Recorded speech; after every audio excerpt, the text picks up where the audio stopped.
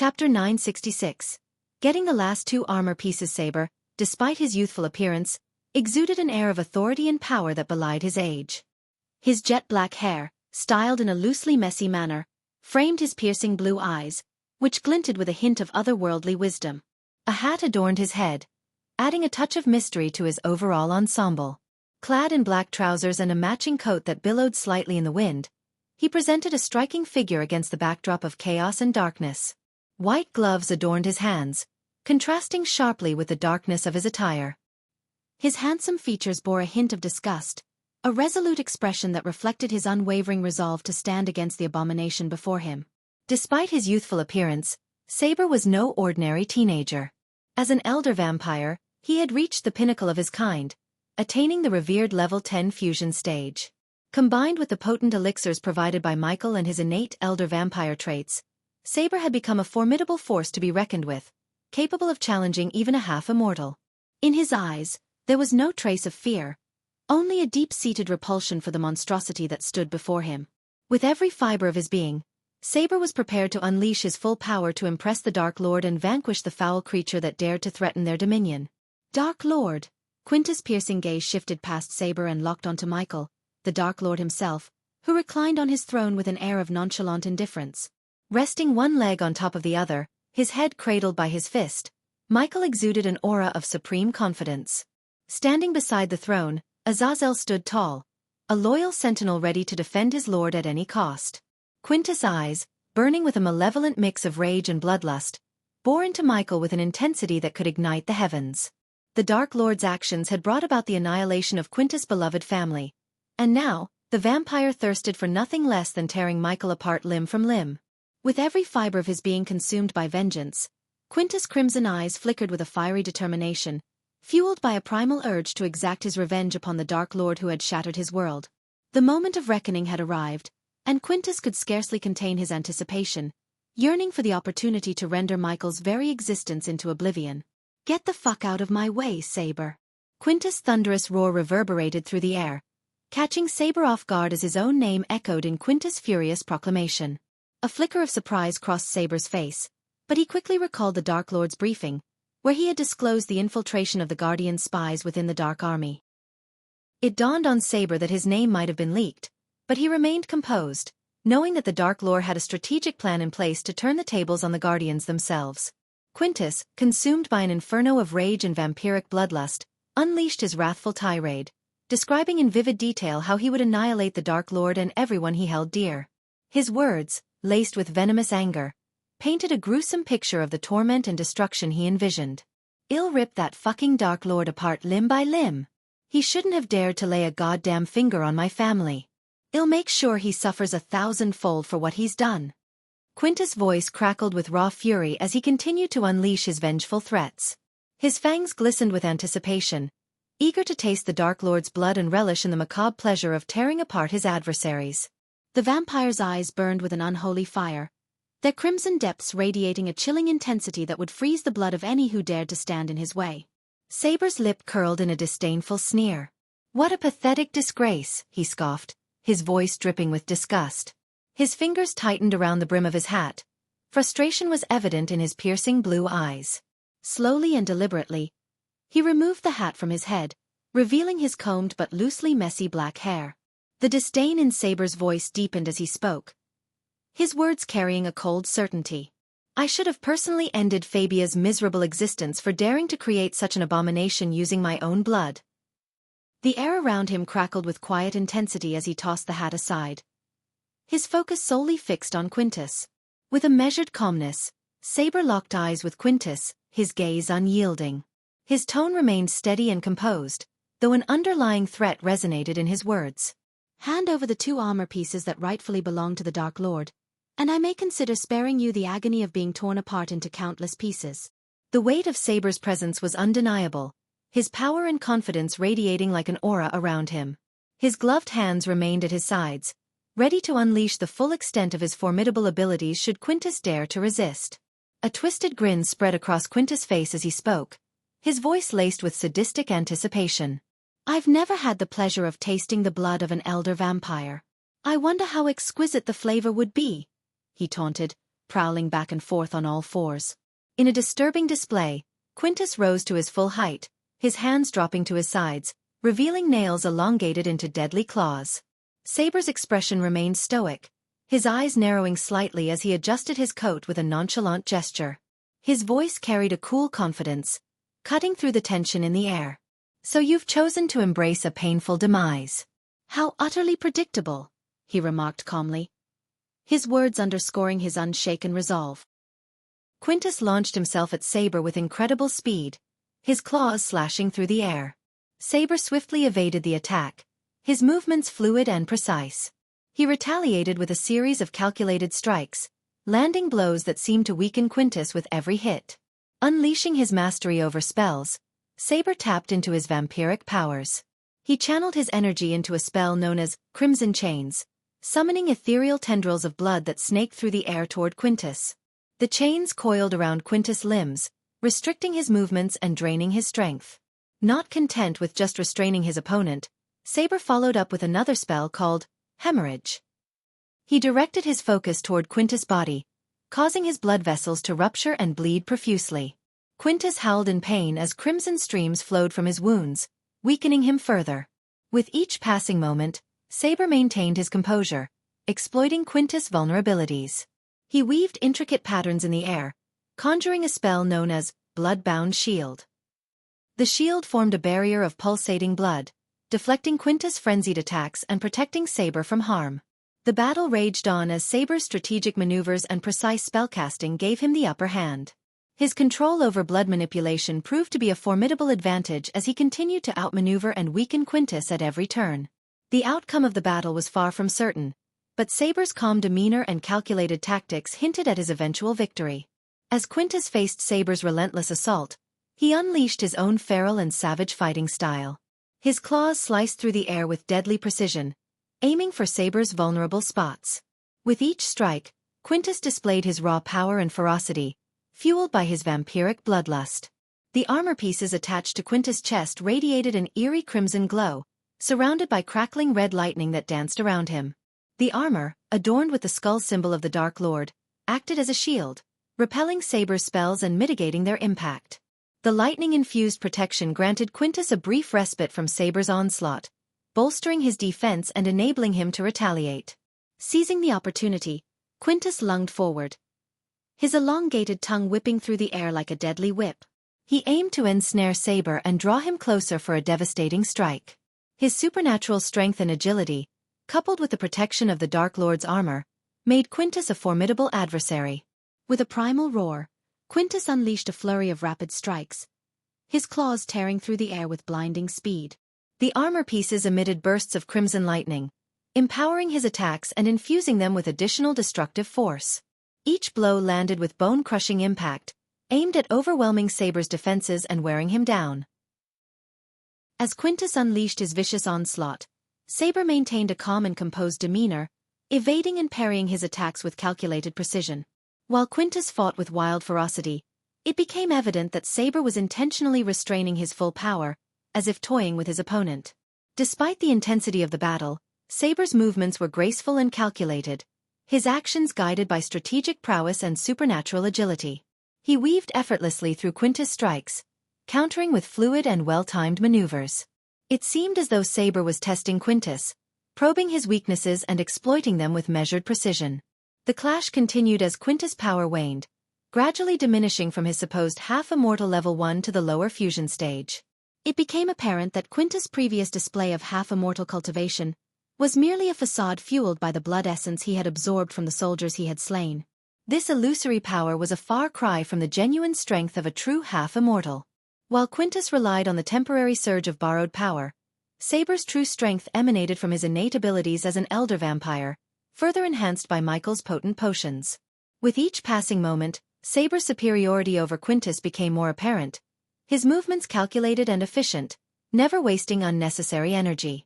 Saber's measured approach conveyed a sense of confidence and assuredness.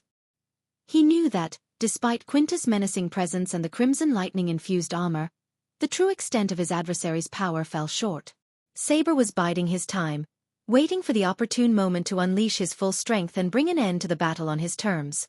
With a swift agility, Saber gracefully evaded Quintus' frenzied attack, sidestepping his slashing claws and darting past his menacing tongue. In a display of sheer strength, Saber seized Quintus' elongated tongue in a firm grip, yanking him closer with a forceful pull. With a concentrated focus, Saber channeled his power into a single devastating punch that sent Quintus hurtling through the air, crashing into a nearby structure with a resounding impact. As the dust settled, Saber slowly removed his gloves, revealing his pale, flawless hands. His once calm and composed expression transformed into a resolute determination, and his piercing blue eyes underwent a gradual metamorphosis, the tranquil hue shifting to a vibrant crimson red, reflecting the intensity of his unleashed power.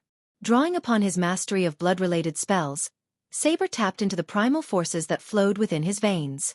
In a seamless motion, he began weaving an intricate pattern with his outstretched hands, conjuring the essence of blood itself.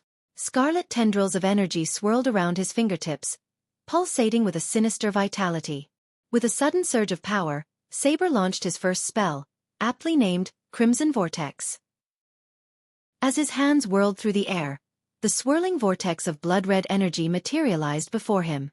It expanded rapidly, engulfing the surrounding area with a hypnotic crimson glow. The sheer force of the vortex created a vacuum, drawing Quintus toward its center. Saber's second spell, Veins of Nightfall, complemented the crimson vortex, adding an ethereal touch to his onslaught.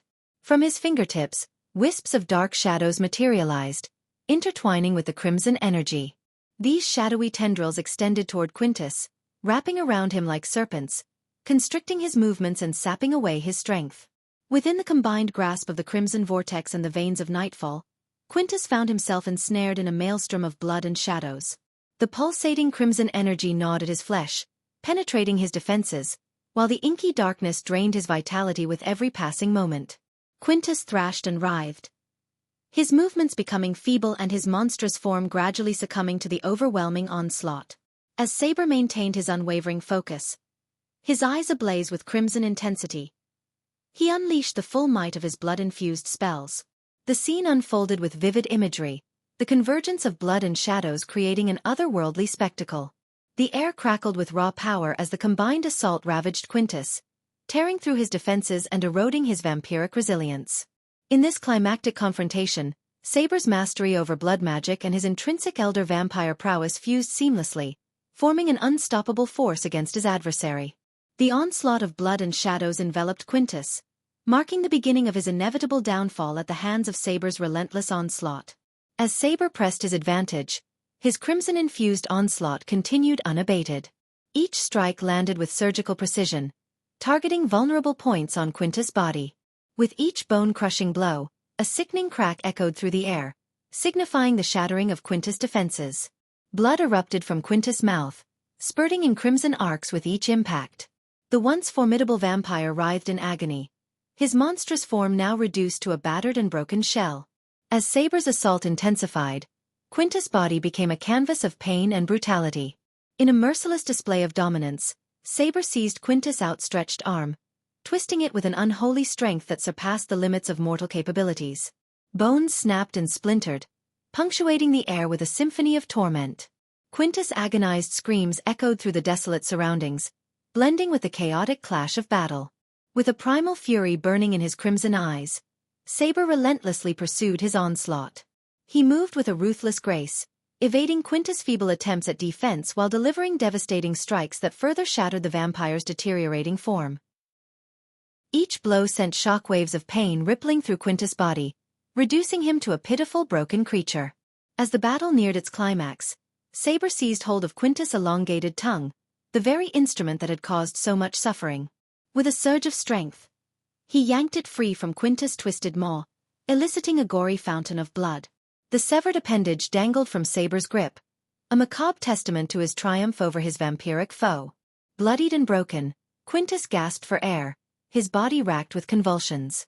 His once formidable presence was reduced to a pitiful heap, limbs twisted and mangled. Every inch of his being bore the marks of Saber's merciless assault, a testament to the unleashed fury of a determined elder vampire. The battlefield was drenched in a ghastly tableau of crimson, the very life essence of Quintus spilling out in torrents. The air hung heavy with the metallic scent of blood, mingling with the acrid tang of decay. The scene bore witness to the raw brutality of the encounter, a visceral display of the consequences faced by those who dared to challenge Saber's unyielding resolve. The once formidable Quintus lay broken and defeated, his monstrous visage reduced to a shattered husk. The battle had reached its horrific conclusion, leaving a trail of devastation in its wake. With Quintus lying broken and defeated, Saber approached the fallen vampire, his gaze filled with disdain. He reached down, his gloved hand closing around the 2 armor pieces that adorned Quintus' chest. With a powerful yank, he tore them from their resting place, causing Quintus to roar in a mixture of pain and fury. At that moment, Saber's voice cut through the air like a blade, his tone laced with a cold superiority that pierced Quintus' wounded pride. "You are nothing more than a pitiful byproduct of twisted experiments," he hissed, his words dripping with contempt. "A mockery of what it means to be a vampire, born from the meddling of inferior beings." As Quintus writhed in agony, his monstrous form battered and broken, Saber towered over him, radiating an aura of dominance. Without a hint of mercy, Saber raised his boot high above Quintus' head, the final blow poised to descend. The weight of his conviction fueled the force behind his strike, amplified by his unyielding determination to rid the world of this abomination. In a resounding act of retribution, he brought his foot crashing down, meeting Quintus' skull with devastating force. A sickening crunch reverberated through the air as bone shattered and flesh gave way beneath Saber's merciless assault. Quintus' head crumpled beneath the impact, reducing it to a gruesome, unrecognizable pulp of blood and shattered fragments. Saber's boot remained firmly planted on the remains, a symbol of his triumph and a testament to the unyielding power he possessed. The battlefield was silenced, save for the faint echoes of Saber's victorious blow. The lifeless body of Quintus lay motionless, a grim reminder of the consequences that befell those who dared to cross the Dark Lord. After dealing the final blow to Quintus, Saber turned his gaze towards Michael, who sat regally upon his throne, observing the aftermath. As he reached Michael's side, he gracefully dropped to one knee, a sign of reverence and submission. With a solemn gesture, he extended his hand, presenting the 2 armor pieces he had ripped from Quintus' chest. Michael, his eyes gleaming with satisfaction, rose from his throne, accepting the offered artifacts. As his fingertips made contact with the ancient armor, a surge of power coursed through the pieces, causing the crimson-red lightning that once encircled them to dissipate. It was as if they had found their rightful place in the presence of their true creator. Carefully, Michael placed the armor pieces into his system storage, a secure sanctuary for precious relics. Michael unsheathed his dark swords as the blades hummed with a dark energy that resonated with the very essence of their master. Drawing closer to Saber, Michael touched the tip of his sword against the vampire's shoulder, the cold metal making contact with his flesh. The weight of the moment hung in the air, anticipation and significance intermingling. "This was the final test I had prepared for you, and you have exceeded my expectations, as I always knew you would," Michael spoke with a voice that carried both authority and admiration. His words held the weight of a solemn declaration. "From this day forward, you shall bear the title of the King of Nightwalkers. I bestow upon you this honor, recognizing your unwavering loyalty and unwavering strength." Chapter 967. Evil armor pieces. As soon as Saber dealt the final blow to Quintus, chaos erupted in the aftermath. The Spartan soldiers of Giselle, driven by their duty to capture anyone associated with the Dark Lord, found themselves facing the very embodiment of their mission. Their spears were raised, forming a defensive barrier around Michael and Saber, unsure of how to confront the Dark Lord himself. In that critical moment, Michael's actions surprised them all. Instead of unleashing his wrath upon the soldiers, he defied their expectations and ascended gracefully into the sky. The soldiers watched in awe as the Dark Lord vanished from their sight, leaving behind a lingering sense of both relief and bewilderment. The encounter challenged their preconceived notions and left them questioning the nature of their mission. Upon arriving at the Dark Castle, Michael wasted no time. He swiftly made his way to the portal room, its eerie aura beckoning him toward the unknown. With Eladir by his side, they stepped through the swirling vortex, entering the realm of their secretive forge. In the dimly lit chamber, Michael carefully arranged the 5 armor pieces upon a sturdy table. He scrutinized each fragment, his eyes tracing the intricate details alongside Eladir. Together, they embarked on a meticulous examination, seeking to unravel the secrets embedded within the ancient relics. Eladir's voice echoed through the forge, tinged with uncertainty. "There must be additional armor pieces. These 5 alone won't suffice to forge a complete armor. Michael had always sensed a lingering incompleteness about the collection of armor pieces. Even at best, assembling them would only result in a partial chest plate. Silently, he picked up the 5 fragments, carefully aligning them together like an intricate puzzle. As the pieces interlocked, a subtle transformation occurred. The armor emanated a dim, crimson glow. A slender tendril of ominous dark smoke escaped from the assembled armor pieces, swirling and coalescing into a tangible sentence. The words materialized before Michael and Eladir, their meaning etched into the air. Do not rely on me for everything. Forge your own path and armor. These 5 fragments are merely a small part of a greater puzzle. Complete your armor according to your own life and future. The message hung in the forge, its weight sinking into Michael's consciousness. He felt a mixture of intrigue and determination, realizing that he had to embark on his own journey to shape his destiny and create a formidable armor that aligned with his individual path. The challenge was clear: to find the missing pieces and forge a unique armor that reflected his own life's journey. Damn. Sometimes I can be a real asshole, huh? Michael let out a frustrated sigh, feeling a mix of irritation and self-reflection. It dawned on him that the previous Dark Lord had deliberately left him with incomplete armor, placing the burden of completing it squarely on his own shoulders. The realization gave him a glimpse into the complex and sometimes manipulative nature of his predecessor. Meanwhile, Eladir seemed unperturbed by the previous Dark Lord's intentions as he focused his attention on the armor pieces. His fingers delicately traced the surface, exploring every crevice and contour. With a sense of excitement, he beckoned Michael to take a closer look. Look here, my lord. Eladir pointed to the seemingly plain black surface of the armor pieces. At first glance, Michael saw nothing remarkable, but as he peered closer, his eyes discerned the presence of minuscule, intricate runes. These markings, invisible to the naked eye, adorned the surface of the armor pieces, their purpose and meaning concealed within their cryptic forms. Curiosity piqued, Michael turned to Eladir, his eyes filled with anticipation. He sought the rune master's expertise, hoping for insights into the enigmatic runes etched upon the armor pieces. However, to his astonishment, he noticed a flicker of fear in Eladir's expression, an unease that sent a ripple of concern through Michael's mind. What do these runes signify? Michael inquired, his voice laced with both intrigue and a tinge of apprehension. He expected Eladir, as the sole rune master in the service of the previous Dark Lord, to possess knowledge beyond his own. Eladir hesitated for a moment before responding, his voice tinged with a mix of caution and genuine surprise. These runes. They surpass any complexity and power I have encountered in my years of study. I can't claim them as my own. They bear an uncanny resemblance to the runes you once entrusted me to engrave in the mortar. It's highly likely that these runes are the handiwork of the previous Dark Lord. Michael's mind spun with possibilities as he considered the implications. His previous self, having delved into the realm of rune mastery, had left a mark on the very armor he now held. Yet, the intensity of fear reflected in Eladir's eyes puzzled him. Are you suggesting that my previous self became a master of runes? Michael mused aloud, his voice laced with intrigue. As he mulled over the notion, he couldn't shake the disquieting realization that there was more to these runes than met the eye. The aura of fear surrounding Eladir only deepened the mystery, prompting Michael to probe further. Eager for clarity, Michael pressed on, his tone laced with a mix of curiosity and concern. But why do you appear apprehensive, Eladir?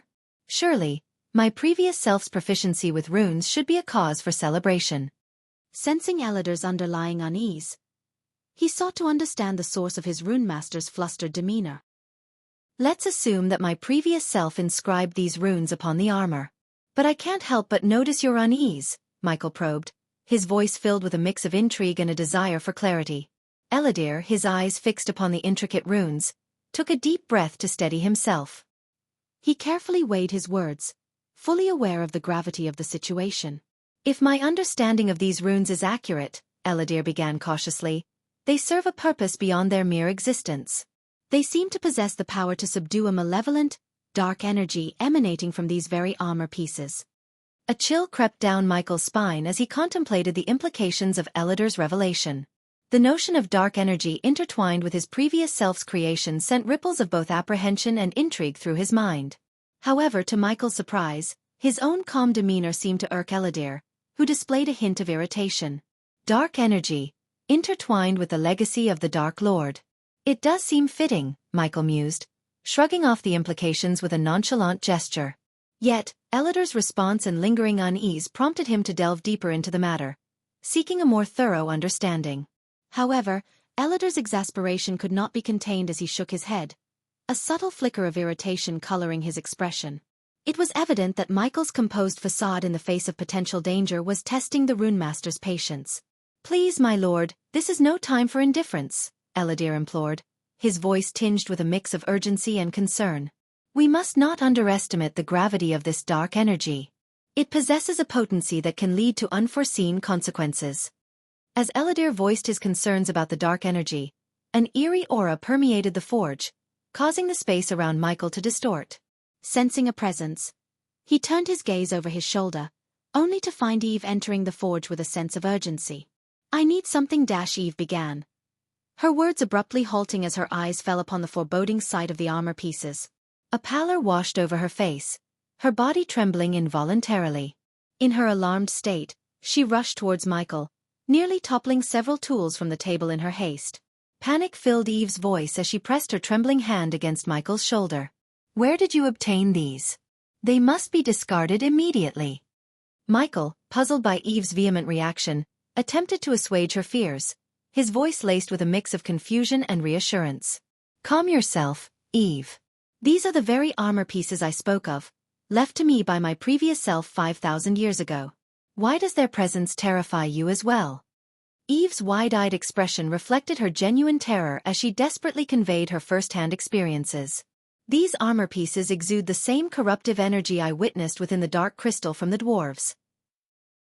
It possesses an insidious force that twists and corrupts, transforming even the noblest of beings into mindless fiends consumed by an insatiable thirst for power. We cannot allow this darkness to take hold. We must rid ourselves of these accursed pieces before they taint our very souls."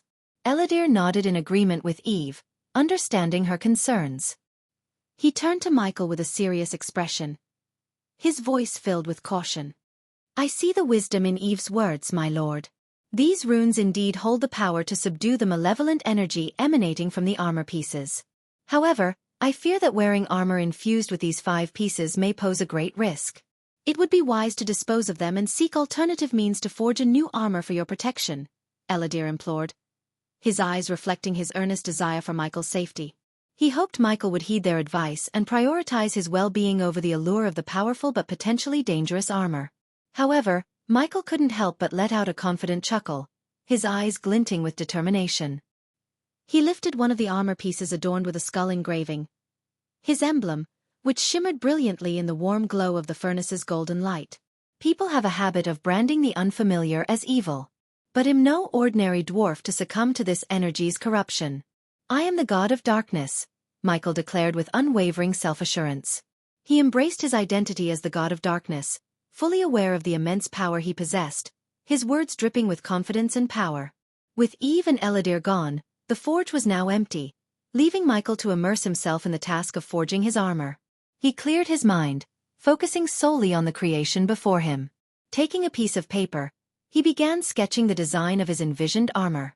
The chest plate took shape, adorned with a fearsome skull, its crimson eyes staring out with an aura of menacing power.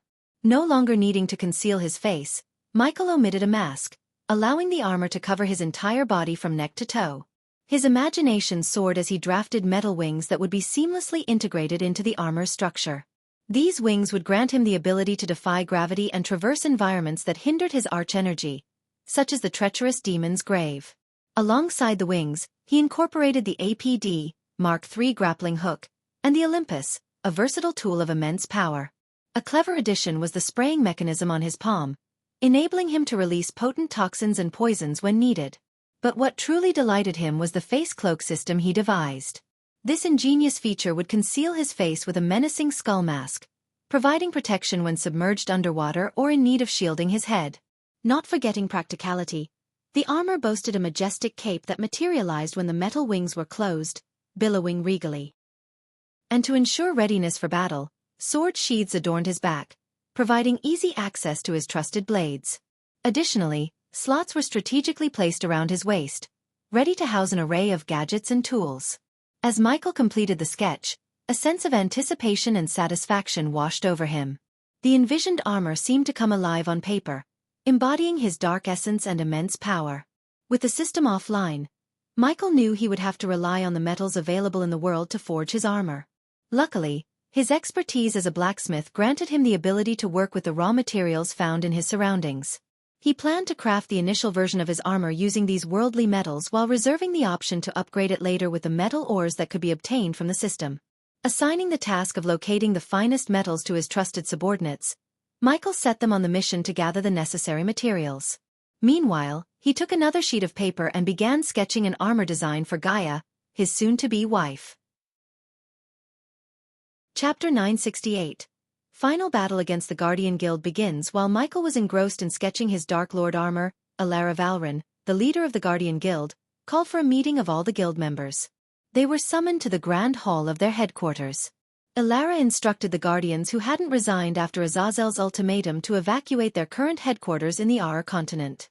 Instead, she urged them to regroup at their headquarters in the Azer continent. Ideally, Alara would have preferred to confront the Dark Lord from their Aur continent stronghold, as it provided better defensive advantages. However, the Empress of Aur had issued a mandate for them to vacate the continent entirely. The Empress was concerned about Aur becoming a target for the Dark Lord's forces.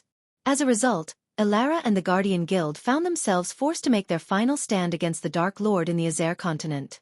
Their headquarters, a formidable structure, stood proudly on Hulwick Isle, a solitary island named in honor of the second Supreme Guardian of the Guild.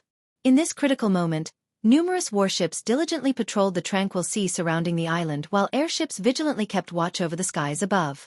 Inside the majestic Grand Hall, Alara commanded attention as she stood upon a raised stage, gazing out at the assembled guardians before her. This unwavering group of 600 loyal guild members, united by their unwavering dedication, had refused to heed the Dark Lord's ominous ultimatum and resign from their posts. They stood resolute, prepared to face the Dark Lord head-on, even if it meant sacrificing their very lives for the guild they held dear. In a remarkable display of unity and discipline, the Guardians arranged themselves in a precise formation within the hall. With military precision, they stood shoulder to shoulder, their unwavering resolve mirrored in their steadfast alignment. Standing tall behind Alara Valrin, the esteemed Alpha Guardian of Hunter Guardians, were Roshan, the Alpha Guardian of the Beast Guardians, donning his formidable armor.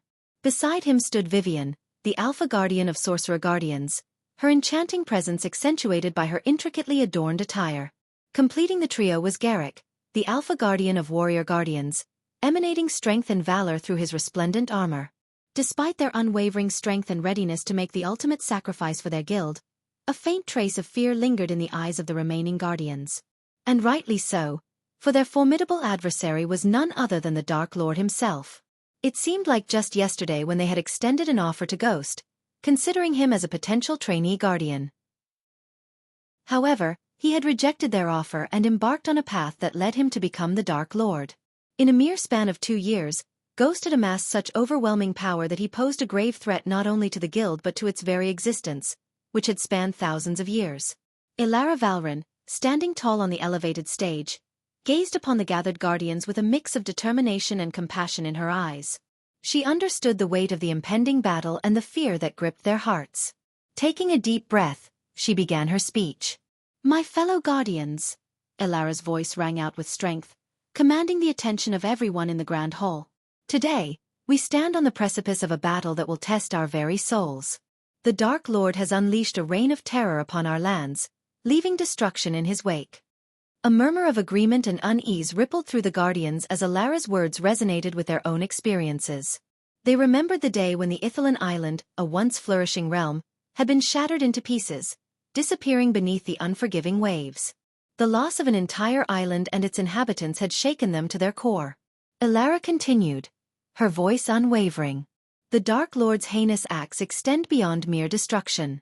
He has ruthlessly wiped out the noble royal family of Thusia, eradicating their legacy and bringing pain to our realm. His power knows no bounds, and his thirst for dominance threatens everything we hold dear." The Guardians listened intently, their expressions a mix of sorrow, anger, and determination. Each one had felt the sting of the Dark Lord's actions, the personal losses they had suffered at his hands. But Alara's words kindled a fire within them, reminding them of their duty as protectors. "But we, my dear guardians, we are the light in the face of this darkness," Elara proclaimed, her voice filled with conviction. "We have trained for this moment, honing our skills, and cultivating our indomitable spirit. We have pledged our lives to defend the innocent, to safeguard our realms from the forces of evil."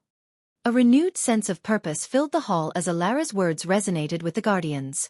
They straightened their postures, their eyes shining with a flicker of hope amidst the impending storm. "Our unity is our greatest strength," Elara continued, her voice rising with fervor. "Together, we shall stand against the Dark Lord, united by our unwavering loyalty to the Guild and our unwavering belief in the power of good. We will not falter, nor will we yield, for we are the protectors of light and guardians of justice." A surge of determination coursed through the hearts of the guardians, their spirits lifting as they absorbed Elara's words. They knew the road ahead would be perilous, but they were resolute in their mission to confront the Dark Lord. As Elara concluded her speech, the grand hall resounded with thunderous applause and fervent cheers. The guardians, their fears momentarily set aside, embraced the strength that came from their unity. Emboldened by the guardians' response, Elara Valrin raised her hand, gesturing for silence. The hall fell into hushed anticipation as all eyes remained fixed on her. "But let us not forget," Elara's voice carried a note of solemnity, "that this battle will demand everything from us. It will test our resolve, our courage, and our faith. We must be prepared to face our darkest fears, to confront the very embodiment of evil that stands before us." A somber silence settled over the room, the weight of Elara's words sinking in. The guardians exchanged glances, a mixture of determination and trepidation mirrored in their eyes. They knew the path ahead was fraught with danger, but they were not alone.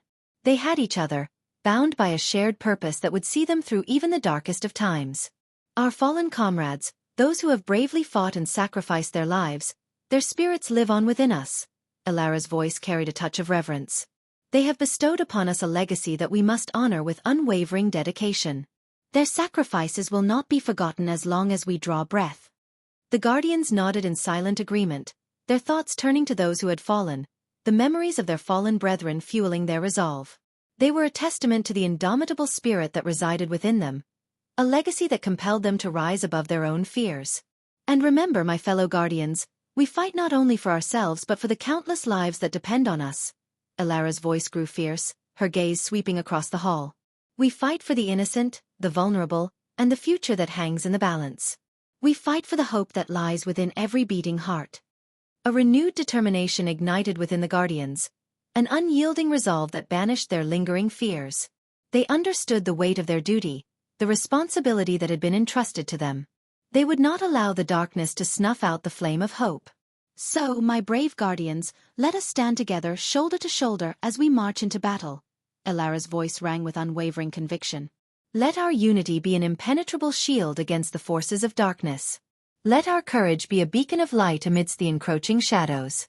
And let our unwavering resolve be the weapon that shatters the tyranny of the Dark Lord." A thunderous roar erupted from the guardians, their spirits soaring with newfound determination. The grand hall vibrated with their resounding cheers, echoing throughout the headquarters, a testament to their unbreakable spirit. When the echoes faded, Elara Valrin stepped down from the stage, her heart filled with pride and gratitude. She knew that this battle would be their greatest challenge yet, but she had faith in the Guardians' unwavering spirit and their unyielding dedication to the cause. As Elara delivered her impassioned speech, Salisi, accompanied by Evan, made their way into the underground treasury beneath Hulwick Isle.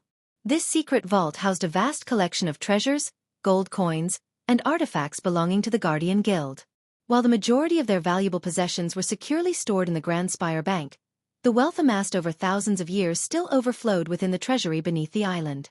It was a testament to the Guild's long and prosperous history, a repository of immeasurable value awaiting its guardians' safekeeping. In the midst of the tranquil blue underwater surroundings, Salisi found herself floating, knowing well that it was merely an illusion. She held a golden cube in her hand, recognizing its true purpose. With a simple flick of her wrist, Salisi activated the cube, deftly maneuvering it in intricate patterns. As the cube responded to her touch, a brilliant beam of light burst forth, shattering the illusion that had concealed the treasury before her. And as the radiant light expanded, it unraveled the hidden defenses, dispelling the protective arrays and ancient runes that guarded the treasury. A magnificent marble edifice safeguarding the guild's amassed wealth from potential intruders. With a graceful drift, Celici and Evan floated into the treasury, their movements unhurried and deliberate. The golden cube they possessed held immense value for the Guardian Guild, as it contained precious drops of blood from all the Supreme Guardians, including Noah. This extraordinary artifact granted unparalleled access to the Guild's vast array of buildings, safe houses, and countless hidden treasures. Guided by the cube entrusted to her by Alara, who assumed leadership in the absence of a Supreme Guardian, Celici ventured boldly into the treasury, scarcely concerned about the intricate security mechanisms in place. As Celici and Evan stepped into the treasury, an imposing sight awaited them. A towering golden door flanked by 2 colossal metal soldiers, each standing 15 feet tall. These formidable guardians formed the final barrier before accessing the vault, wielding enchanted weapons capable of vanquishing even immortals. In the face of this awe-inspiring defense, Evan couldn't help but express his fear, his eyes betraying his apprehension. He turned to Celici, seeking reassurance. "Are we really going through with this?" he asked, his voice tinged with uncertainty, his gaze fixed on the towering metal sentinels. Celici remained composed, exuding a calm confidence that belied the danger that lay before them. "Don't worry," she replied, her voice steady. "As long as we possess this." Celici raised the cube high, causing rays of light to emit from the metal guardian's eyes. The beams of light scanned the cube, as well as Celici and Evan themselves. In response, the metal guardians raised their swords, clutching them against their chests, before forcefully plunging them into the ground. With a resounding impact, the runes adorning the golden door ignited, casting an ethereal glow. Slowly, the massive door began to creak open, unveiling the boundless wealth that lay within the vault. When the vault door swung open, a breathtaking sight unfolded before Celici and Evan. The chamber was bathed in a mesmerizing glow emanating from the vast array of treasures within. It was a treasure trove beyond imagination, a cornucopia of wealth that seemed to stretch to infinity. A sea of golden coins, glinting with a mesmerizing brilliance, cascaded like waves upon the chamber's floor. Gems of all colors and sizes adorned ornate pedestals, casting dancing prisms of light that painted the walls with a kaleidoscope of hues. Ancient artifacts, intricately carved and pulsating with hidden power, stood proudly on display, their mystical energies palpable. Spell scrolls, their delicate parchment inscribed with arcane incantations, lined shelves alongside enigmatic books filled with forgotten knowledge. Weapons of legendary craftsmanship, their blades glimmering with an otherworldly sheen, exuded an aura of invincibility. Evan's eyes widened in disbelief, his jaw dropping at the sheer opulence that surrounded them. He stood frozen, awestruck by the wealth and power contained within the vault. The sight overwhelmed him, leaving him momentarily speechless. Meanwhile, Celici remained composed, her gaze sweeping across the treasures with a sense of familiarity. A sly smile graced her lips, hinting at secrets known only to her. She basked in the splendor, unaffected by the overwhelming magnitude of the wealth before her. The glimmering light cast enchanting reflections on her face, accentuating her confidence and a touch of mischief in her eyes. She possessed an understanding of the vault's secrets, a knowledge that imbued her with a calm assurance even amidst the staggering riches that surrounded them. "We can't simply allow the Dark Lord to claim all of this for himself," Celici declared firmly, her eyes focused on the vast wealth before them. "Though the Guardian Guild may face its demise, we mustn't let these treasures slip through our fingers. They can become the means for the Shadow Clan to grow stronger and eventually confront the Dark Lord." Evan hesitated, his inner conflict apparent in his voice. "It doesn't sit right with me, my lady," he confessed, his heart and mind wrestling with the notion of looting the Guardian Guild's treasury instead of standing united with the other Guardians against the Dark Lord. Deep down, he knew Saelsis' words held truth. Allowing the Dark Lord to seize these riches would only serve to bolster his power. Saelsis' expression softened, understanding Evan's moral dilemma. "Evan, strive to be good, but remember, sometimes the path to victory requires making difficult choices," she advised, her tone gentle yet resolute. She picked up a golden coin from the floor, the weight of her decision evident. "We can't be too idealistic in these dark times. We must adapt to the circumstances and use what resources we have wisely. It's for the greater cause." Evan nodded, his features reflecting a mix of uncertainty and resignation. He realized that in the face of impending destruction, Preserving these treasures for a future battle against the Dark Lord was a pragmatic and necessary step. It was a bitter pill to swallow, but he understood the necessity of their actions. Together, Celici and Evan would secure the guild's wealth, transforming it into a beacon of hope for a brighter future, even as the shadow of the Dark Lord loomed over them all. Chapter 969. The day before the final battle in the armory of the Guardian Guild, Alicia stood surrounded by an array of gleaming armors. Her fingers caressed the smooth surface of the silver armor bestowed upon her by Noah as a wedding gift. The armor exuded an ethereal aura, adorned with intricate runes that glowed softly, as if alive with ancient magic. A chilling mist swirled around the armor, enveloping Alicia in an icy embrace. With every piece she donned, Alicia felt a surge of power and purpose. The armor covered her from head to toe, its design both elegant and formidable. The helmet was crafted with precision, revealing only her face while concealing the sides, adding an air of mystery to her presence. The silver hue of the armor shimmered in the light, reflecting her determination and unwavering commitment to the Guardian Guild's cause. With Noah's absence and the imminent confrontation with the Dark Lord looming, Alicia embraced her role as the leader of the Guardian Guild. As Noah's wife, she felt compelled to step forward and guide the Guardians in the face of this dire threat. Donning her armor, Alicia carried the weight of responsibility on her shoulders, determined to honor her connection to Noah and protect the guild. As the elite team of Guardians, handpicked by Noah himself, witnessed Alicia preparing for battle, a surge of pride and courage coursed through their veins. They knew that Alicia's presence at the forefront would inspire them to fight with unwavering resolve. Each Guardian, with their own unique skills and unwavering loyalty, looked to Alicia as their beacon of hope and strength. Among them, Neela stepped forward, her gaze filled with concern. Recognizing the immense danger they faced, she approached Alicia and assisted in securing the armor, her hands deftly fastening the straps. "My lady, I beg you to consider what I've asked of you. Please, for the sake of your safety, leave this place," Neela pleaded, her voice filled with genuine concern. She couldn't bear the thought of losing Alicia, and the weight of disappointment they would carry in the eyes of Supreme Guardian Noah if something were to happen to her. Alicia looked at Neela. Her expression was resolute yet understanding. She gently shook her head, her determination unwavering. "Neela, I am not facing the Dark Lord merely as a Guardian captain. I am facing him as a Winston, as Noah's wife," Alicia explained firmly. The stripping of Noah's title as the Supreme Guardian held no weight in her heart. To her, Noah would always be the embodiment of that role. It was her duty as his wife to confront any threat that endangered the guild they both held dear. Neela, aware of Alicia's history with the Dark Lord, continued her plea, hoping to break through Alicia's resolve. "My lady, I understand the pain and anger that resides within you. But we cannot allow those emotions to cloud our judgment. None of us can single-handedly stop the Dark Lord from destroying our guild. We all know the uphill battle we face. However, if you survive this, we will eventually prevail in this war against the Dark Lord. The Supreme Guardians need you more than us, my lady." Neela's words were heartfelt, carrying the weight of the guild's concerns. She reminded Alicia of the Dark Lord's despicable actions, recounting how he had humiliated her brother Peter during the battle tournament of Elon, reducing him to a mere mop for the floor. The Dark Lord had then exposed Peter as the vigilante, resulting in his house arrest by the Guardians. And finally, in a heart-wrenching moment, Alicia had witnessed the Dark Lord teleport Peter into the very cage where she had captured him, leading to Peter's tragic demise before her eyes. To add to the pain, Alicia's own family blamed her, believing that if she had let go of her hatred towards the Dark Lord, Peter might have been spared. The consequence was her family exiling her. As Neela spoke, Alicia listened intently, her emotions stirred.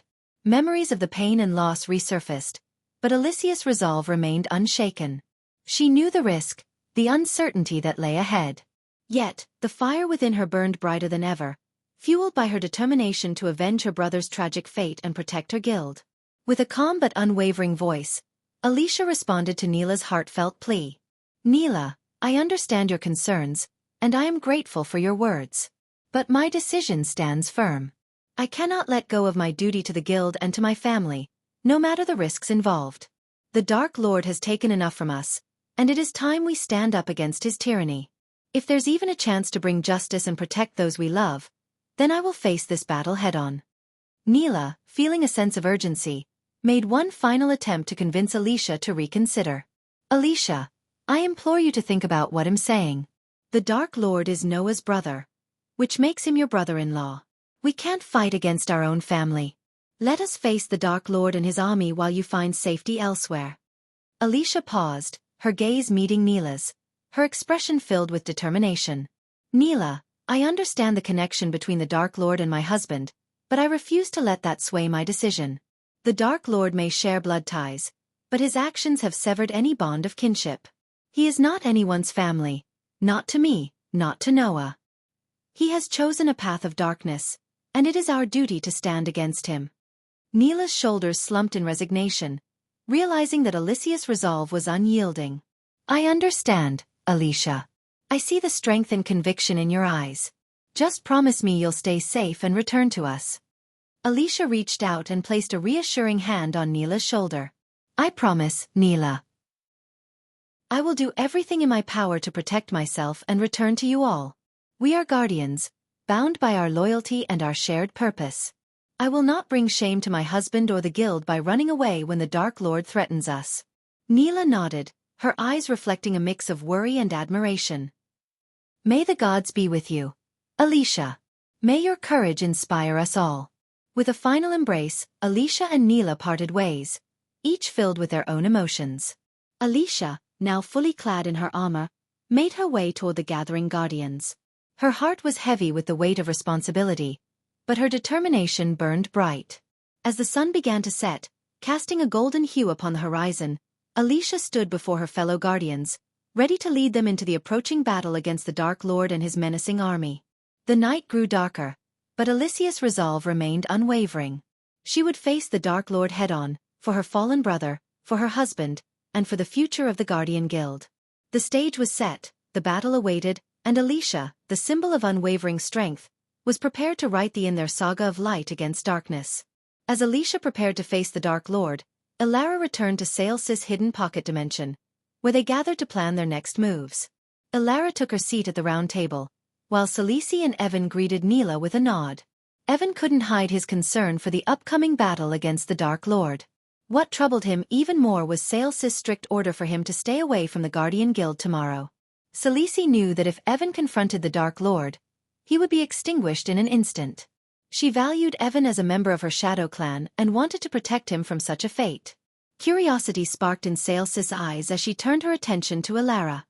So, Elara, how did your meeting with the Council of Immortals and the leaders of the great clans go? Saelsys' smile revealed her amusement, as she already anticipated the outcome. Elara let out a frustrated sigh, her expression filled with a mix of annoyance and anger. It was a complete waste of time.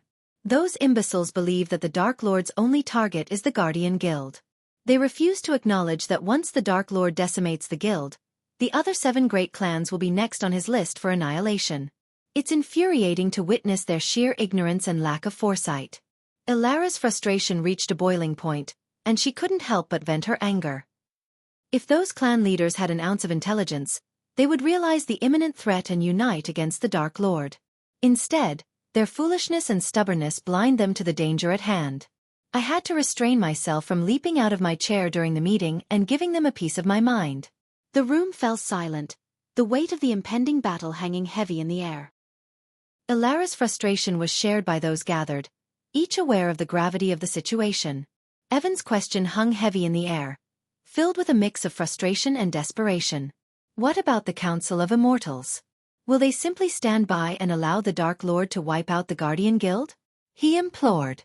Elara's voice dripped with exasperation as she replied, her frustration barely contained. Those spineless cowards are no better than the clan leaders. At least they had the audacity to admit their inability to challenge the Dark Lord, rather than spewing feeble excuses, she exclaimed, her emotions raw and unfiltered.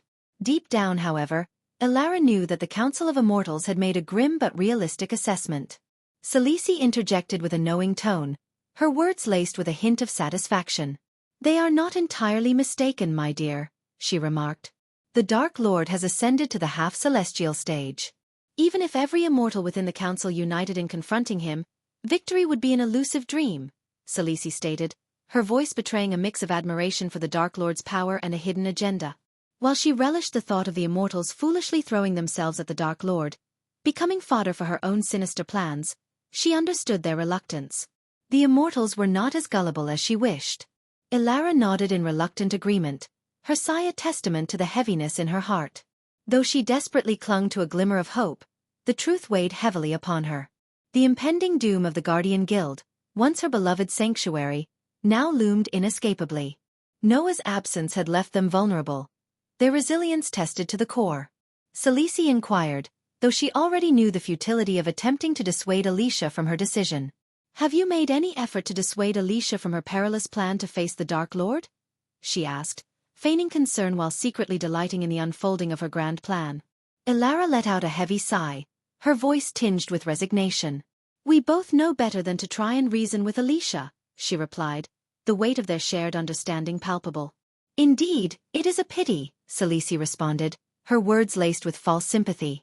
However, her true feelings betrayed a twisted delight at the pieces of her grand design falling perfectly into place. But can we truly blame Alicia for her unwavering determination to confront the Dark Lord? After all, he has ruthlessly shattered everything that held meaning for that poor girl, Celice added, recalling the atrocities the Dark Lord had committed against Alicia. Deep within the recesses of Celice's dark heart, a twisted delight simmered as she heard the news of Alicia's impending battle against her own brother-in-law, the Dark Lord. Celice understood the deep-seated animosity between them, fueled by the unspeakable pain the Dark Lord had inflicted upon Alicia and her loved ones. She relished the anticipation, for she knew the Dark Lord's merciless nature all too well. Celice's cunning mind envisioned the aftermath of Alicia's tragic demise at the hands of the Dark Lord. She foresaw the inevitable wrath that would consume Noah, Alicia's husband and the former Supreme Guardian. Despite their shared blood, Celice knew that Noah's love for Alicia ran deeper than any familial bond. The news of her death would be a catalyst, shattering the tenuous connection he had once held with his treacherous brother. With calculated ruthlessness, Celice saw the path she had laid before her, like a macabre chessboard. Alicia's demise would serve as the catalyst, igniting the flames of a long-awaited war between the two brothers. It was a malevolent plan, meticulously crafted to exploit their familial ties, manipulating their emotions to orchestrate a battle that would rend the heavens asunder. As Celice reveled in the darkness of her scheme, her eyes gleamed with a sinister satisfaction. She knew that Alicia's sacrifice would be the catalyst for the grand confrontation she had longed for, a clash of titanic forces that would shake the very foundations of their world. The anticipation coursed through her veins, fueling her wicked ambitions, as she eagerly awaited the tragic chain of events that would set brother against brother in a battle of unfathomable proportions. In the twisted tapestry of fate, the threads wove a cruel and heartbreaking tale for the two brothers, Michael and Noah, bound by blood yet torn asunder by destiny. Their paths diverged, leading them down contrasting roads that would inevitably intersect in a tragic collision. Michael, consumed by an all-consuming love for his wife Gaia, stood as a formidable guardian, willing to commit unspeakable acts to alter her fateful demise. He would willingly unleash devastation upon any who dared threaten her, forsaking the bonds of morality in a desperate attempt to rewrite her destiny. The depths of his devotion knew no bounds, his actions fueled by an insatiable desire to protect his beloved. Meanwhile, Noah, the other brother, faced the harrowing possibility of losing his own wife Alicia, in the clutches of his own brother. The intricate web of fate had entangled their lives in a macabre dance, where the relentless whims of destiny eclipsed familial ties and blood connections. The cruelty of their intertwined destinies was a bitter reminder that even the strongest bonds could be severed by the relentless hands of fate. The path laid before them was one of anguish and despair, where the choices they made and the actions they took would inevitably lead to a tragic confrontation. The very fabric of their existence seemed woven with an inherent cruelty, as the brothers found themselves caught in a web of love, loyalty, and the ultimate betrayal. Chapter 970. On the day of the final battle, new DBS chapter will be out tomorrow and the schedule will also be resumed. The long-awaited day of the battle against the formidable Guardian Guild had finally arrived. Despite the immense power and history held by this ancient guild, Michael remained surprisingly calm and even found amusement in the situation. A carefree whistle escaped his lips as he strolled out of the portal room, his confidence unshaken. Due to the tradition that prohibited him from seeing his bride, Gaia, until their wedding day, Michael couldn't help but sigh as he imagined the sheer beauty that would radiate from her when she adorned her wedding dress. With a sense of anticipation, he made his way to his temporary room, where his garments awaited him. As Michael made his way through the corridor, His robes were tarnished with dust and dirt from the ongoing process of forging his armor. He understood the importance of looking his best when facing the Guardian Guild, a moment he had been eagerly awaiting. It was during this walk that Azazel, his loyal demon butler, approached him from one of the rooms and respectfully greeted him. "My lord, Lord Saber is en route to the Lord Information. We can expect to receive information about rare metals within a day," Azazel informed, his voice filled with unwavering loyalty. "Excellent," Michael replied calmly, his focus unwavering. "I shall delve deeper into the properties of these metals and convey to Lord Saber the exact specifications required to complete my armor." While Michael could have easily completed his armor using ordinary metals, he held an unwavering desire for both his own and Gaia's armor to be extraordinary. To achieve this, he sought the finest metals available, ones that remained concealed from his knowledge until now. Deep down, he knew that the Lord Information possessed secret insights into the unique metals that existed within this world, knowledge that he yearned to acquire. As Michael proceeded, he inquired about the progress of the wedding preparations. "Brother Ghost." Suddenly, a playful and excited voice reverberated through the corridor, catching Michael's attention. A smile crept across his face as he recognized the voice. Turning around, he was met with the sight of Cindy emerging from seemingly nowhere. With uncontainable joy, she dashed towards Michael, enveloping him in a tight embrace. Jumping up, she clung to his waist, showering him with wet kisses on his cheek. Cindy had grown considerably since they last saw each other. No longer the little 7-year-old who could barely reach Michael's knee, she had blossomed into a charming young girl. Her height now reached his waist, and her growth in power was evident as she had achieved the core formation stage. Yet, despite these transformations, Cindy still retained her childlike demeanor in Michael's presence. Playfully, she clung to him like a peppering him with affectionate kisses and rubbing her cheek against his. "Oh, how much I've missed you!" Cindy exclaimed, elongating her words while maintaining her tight embrace. "I missed you too." "I'm glad you've emerged from your seclusion," Michael replied warmly. Continuing their walk together, Cindy remained perched on his waist, a symbol of their unbreakable bond. "You know, Missy, you shouldn't act like a in front of everyone anymore. You're all grown up now," Michael gently chided, playfully pinching her nose. "Yes, my little lady. Our Lord has a reputation to uphold as the Dark Lord," Azazel chimed in, but Cindy simply responded by sticking her tongue out and making a funny face at him. Azazel, the lone and fearsome demon in the world, couldn't help but chuckle and sigh in amusement. To Cindy, no one could strike fear into her heart, not even the vampires. She had long become like Michael's adorable little sister, even before he ascended to the position of the Dark Lord. Even in the face of a world that trembled before the might of the Dark Lord and the Dark Queen, Cindy felt no fear. She continued to play and interact with them as she always had. Cindy's innocent, playful, and adorable nature endeared her to everyone in the Dark Army. However, her sweetness didn't define her entirely. Under the tutelage of Gaia, the Dark Queen herself, and Eve Voldegard, Cindy received rigorous training in combat arts. Saber and Trista took charge of teaching her blood spells, while Eladir instructed her in the mystical arts of runes. Despite her tender age, Cindy understood the harsh realities of the world, and she dedicated herself wholeheartedly to her training. Michael, as much as he adored Cindy, didn't want to shield her from the brutalities of the outside world. Instead, he was determined to prepare her to face it head-on and stand beside him as a ruler. Even though Cindy wasn't a prodigy when she was born, Michael spared no expense or effort in cultivating her potential and transforming her into a formidable force. "He may be the Dark Lord to others, but not to me, Uncle Azazel," Cindy replied, her tone filled with playful defiance. "Oh, so you think him not a bad person, huh?" Michael teased, a mischievous glint in his eyes.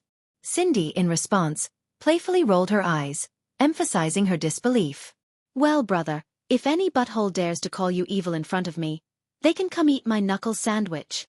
Cindy clenched her small fist and demonstrated a mock punch in the air, evoking laughter from both Michael and Azazel. "I feel so protected," Michael chuckled, reaching out to ruffle Cindy's hair, much to her protest. Lost in their light-hearted banter, Michael momentarily forgot about the impending war with the Guardian Guild and stepped outside the castle. As they walked, Cindy excitedly shared a funny story with Michael, recounting how she had defeated a group of vampires. Cindy's eyes sparkled with enthusiasm as she began her tale. "Oh, brother, you won't believe what happened. So, I was training against a group of vampires. At first, I was a bit scared, because they're all fast and strong and have those sharp fangs. But then I thought, hey, I'm Cindy, the Dark Lord's cute little sister, Michael chuckled, encouraging her to continue. Cindy grinned and continued. So I stood there, facing those vampires with all my might. I shouted, prepare to be defeated, you blood-sucking creatures. And guess what? They actually listened to me. I mean, who knew vampires had a sense of humor? Michael couldn't help but laugh at Cindy's adventurous spirit. And then, Cindy continued, her eyes gleaming with excitement, I unleashed my secret weapon, the tickle attack. I tickled them with all my might, and those vampires started squirming and giggling like crazy. They couldn't even fight back because they were too busy trying to catch their breath. Michael burst into laughter, imagining the comical sight. And that's how I defeated the vampires, brother.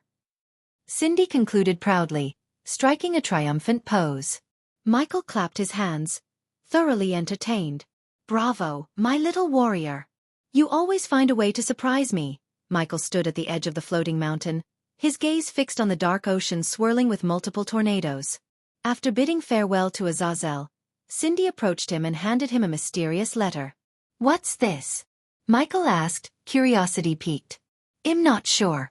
Aunt Adelia asked me to give it to you once I emerged from seclusion, Cindy replied, her eyes brimming with curiosity.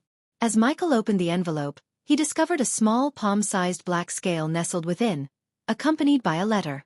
Unfolding the letter, he read Adelia's words carefully. My lord, if you're reading this, it means I haven't returned to the castle, and you're likely searching for me. I can't disclose everything in this letter, but I have provided a secret ritual on the back that can help trace my location using this scale. Please send Azazel, and only Azazel, to me. I will explain everything upon my return. I wonder where she vanished to, Cindy inquired, her eyes filled with curiosity, as Michael carefully folded the letter and returned it to her. Cindy, I want you to take this letter to Uncle Eladir. He will know what to do. And once you've given him the letter, go and inform Gaia that her mother is safe and will be returning soon, Michael instructed, gently lowering Cindy back to the ground. All righty then, Cindy responded, placing a hand over her heart and assuming a playful, loyal soldier stance. Michael chuckled and planted a tender kiss on her back before she set off on her mission to deliver the letter to Eladir. As Cindy disappeared from Michael's sight, his enchanting smile dissolved, replaced by a cold and ruthless expression. With a swift motion, he vanished from the edge of the mountain, leaving behind a trail of lightning in his wake. In an instant, he materialized in his temporary room, where all his belongings had been relocated in preparation for his impending wedding. Before him stood a meticulously arranged wardrobe filled with an array of dark attire. Without hesitation, Michael reached for a long coat, a sleek black turtleneck, and a pair of matching trousers. With a swift flick of his wrist, he discarded his previous garments, cleansing himself with arcane energy before adorning his new attire. The transformation was complete. Next, Michael donned his fingerless gloves, the symbols of his power and prowess. He secured his formidable dark swords upon his back, their menacing presence a clear warning to any who dared to cross his path. Slipping into the long coat, he fastened it with purpose, each button a reminder of his indomitable will. Finally, he laced up his shoes, ensuring every detail of his formidable ensemble was in place. In this attire, Michael exuded an aura of sheer strength and determination, ready to confront the formidable challenge that awaited him, the Guardian Guild. In the tranquil Hulwick Isle, a sense of anticipation hung in the air as the Guardians prepared for the imminent arrival of the Dark Lord and his formidable army. The vast expanse of the sea surrounding the island was meticulously patrolled by vigilant guardians, their watchful presence ensuring the safety of their home. Above, the skies were adorned with the majestic airships of the Guardian Guild, standing as a testament to their strength and unity. Yet, despite the Guardian's stern instructions to the contrary, a multitude of onlookers had gathered in the skies, hovering at a safe distance from the isle. These curious spectators, numbering in the thousands, yearned for a glimpse of the impending clash between the Dark Lord and the Guardian Guild, ignoring the Guild's firm reminder that this was not a mere spectacle but a harrowing war. Yet, their fascination with the unfolding events outweighed their concern for their own safety. Undeterred by the Guild's warnings, the onlookers remained steadfast in their desire to witness the clash of these colossal forces. However, they were not foolhardy, recognizing the inherent danger. Each individual maintained a safe distance, equipped with an array of gadgets and protective spells to shield themselves from the catastrophic shockwaves that would undoubtedly be unleashed. Among the spectators, even the esteemed Empress of Aur graced the scene, accompanied by a gathering of kings and queens. The magnitude of this momentous event was not lost on them, for it was a rare occurrence to witness such a formidable war between the Dark Lord and his imposing army pitted against the Guardian Guild. Hearts raced with anticipation as the stage was set for a monumental clash that would leave an indelible mark on history. The group of rogue cultivators and news reporters floated in the sky, a safe distance from the Hulwick Island, their faces etched with fear and anticipation. The air was tense, heavy with the weight of an imminent war between the Dark Lord and the Guardian Guild. Their voices carried a sense of urgency and concern as they engaged in a somber discussion. One of the older cultivators, his eyes filled with worry, broke the silence. "Do you think there's any chance for peace talks between the Dark Lord and the Guardian Guild? Is it possible to avoid this destructive war?" A younger cultivator, his brow furrowed, replied, "I'm not sure. The Dark Lord has shown little inclination towards diplomacy in the past. He has always relied on his formidable power and relentless pursuit of his goals." A news reporter chimed in, his voice filled with apprehension. "But what if the Dark Lord emerges victorious? Will he show any mercy to the Guardian Guild, especially considering his brother was the previous Supreme Guardian?" The group fell into a contemplative silence, their gazes fixed on the distant Hulwick Island. It was a moment of reflection, where the weight of family ties and the potential consequences of the war were considered. Another cultivator, his voice tinged with uncertainty, spoke up. "We can't predict the Dark Lord's actions. His true nature is shrouded in darkness, and he has always been an enigma. But knowing their shared bloodline, perhaps there is a glimmer of hope for a resolution." The news reporters quickly jotted down the conversation, capturing the conflicting emotions and the fragile thread of hope that lingered in the air. A seasoned cultivator, his voice steady yet filled with doubt, added, "Even if the Dark Lord is victorious, will he spare the Guardian Guild out of familial bond? Or will he use this as an opportunity to consolidate his power and eliminate any potential threats?" The discussions continued, the cultivators and reporters wrestling with their fears and grappling with the unknown. The sky above the Hulwick Island remained ominous, mirroring the uncertainty that permeated the conversation. As the dialogue progressed, hope and despair intertwined, their voices echoing through the air. The rogue cultivators and news reporters floated in the sky, their shared trepidation binding them together, united in their quest for understanding amidst the impending storm. Unbeknownst to them, the Guardians stood resolute, fully aware of the gravity of the situation. Their steadfast determination mirrored the unwavering waves beneath them, ready to face the imminent threat with unwavering resolve. The stage was set, the world poised to witness a battle that would shape the destiny of both the Guardians and the Dark Lord. Chapter 971. Michael vs. Alicia I. As the minutes ticked away, the sun embarked on its journey toward the horizon, casting a golden glow over the land. The Hulwick Island, shrouded in darkness, exuded an air of foreboding that sent shivers down the spines of the onlookers. Fear clung to them like a heavy cloak, their hearts pounding with trepidation. Amidst the onlookers, the Guardians stood tall and resolute, their unwavering loyalty to the Guardian Guild eclipsing their own fears. Those who had harbored doubts about facing the Dark Lord had fled, leaving behind a steadfast core of Guardians ready to defend their cause. As twilight descended upon the Azer continent, the Guardians on the airship sprang into action. They brought forth massive crystals infused with potent magic and activated the ancient runes etched upon them. Like radiant beacons, these crystals emitted a brilliant light that pierced through the encroaching darkness, illuminating the entire island. The atmosphere crackled with anticipation, drawing thousands of cultivators to gather at a safe distance, both in the skies and on the ground.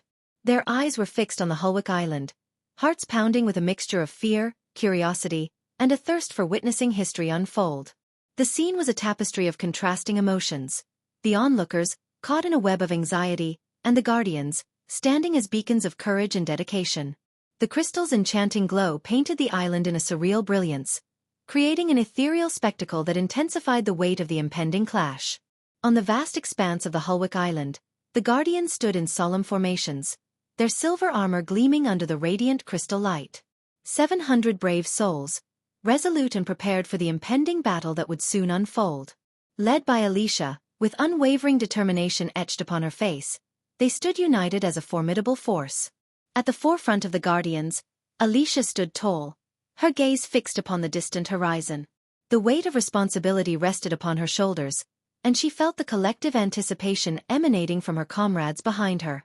With each passing moment, the air grew heavy with a sense of impending doom, the tension palpable. Alicia's eyes, sharp and focused, scanned the horizon. She knew that at any second, the Dark Lord and his army could descend upon them.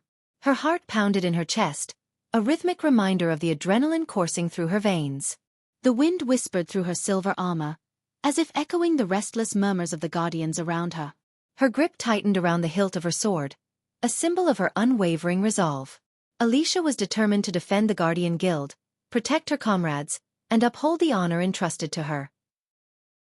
She had trained relentlessly, honing her skills and harnessing her inner strength for this very moment.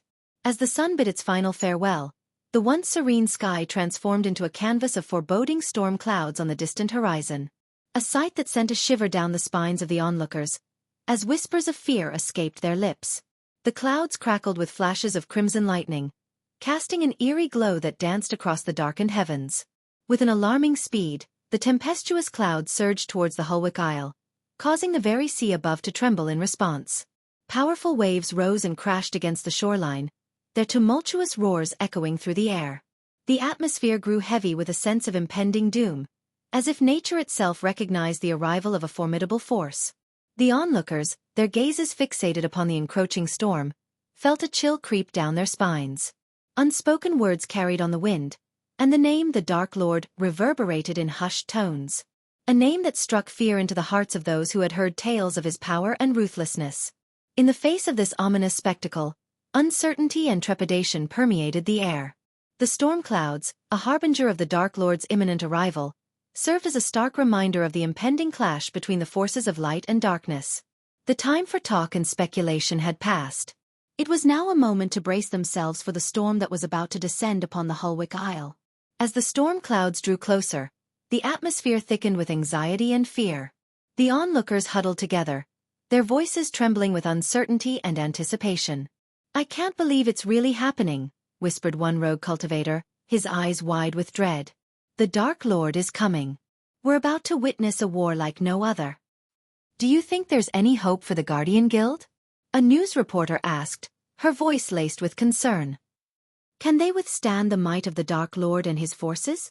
A cultivator, his face etched with worry, shook his head. "I'm not sure. The Dark Lord has conquered every obstacle in his path. It feels like nothing can stop him. But what about the previous Supreme Guardian? They were siblings, right?" a young cultivator inquired, his voice quivering. "Wouldn't the Dark Lord show mercy to his own flesh and blood?"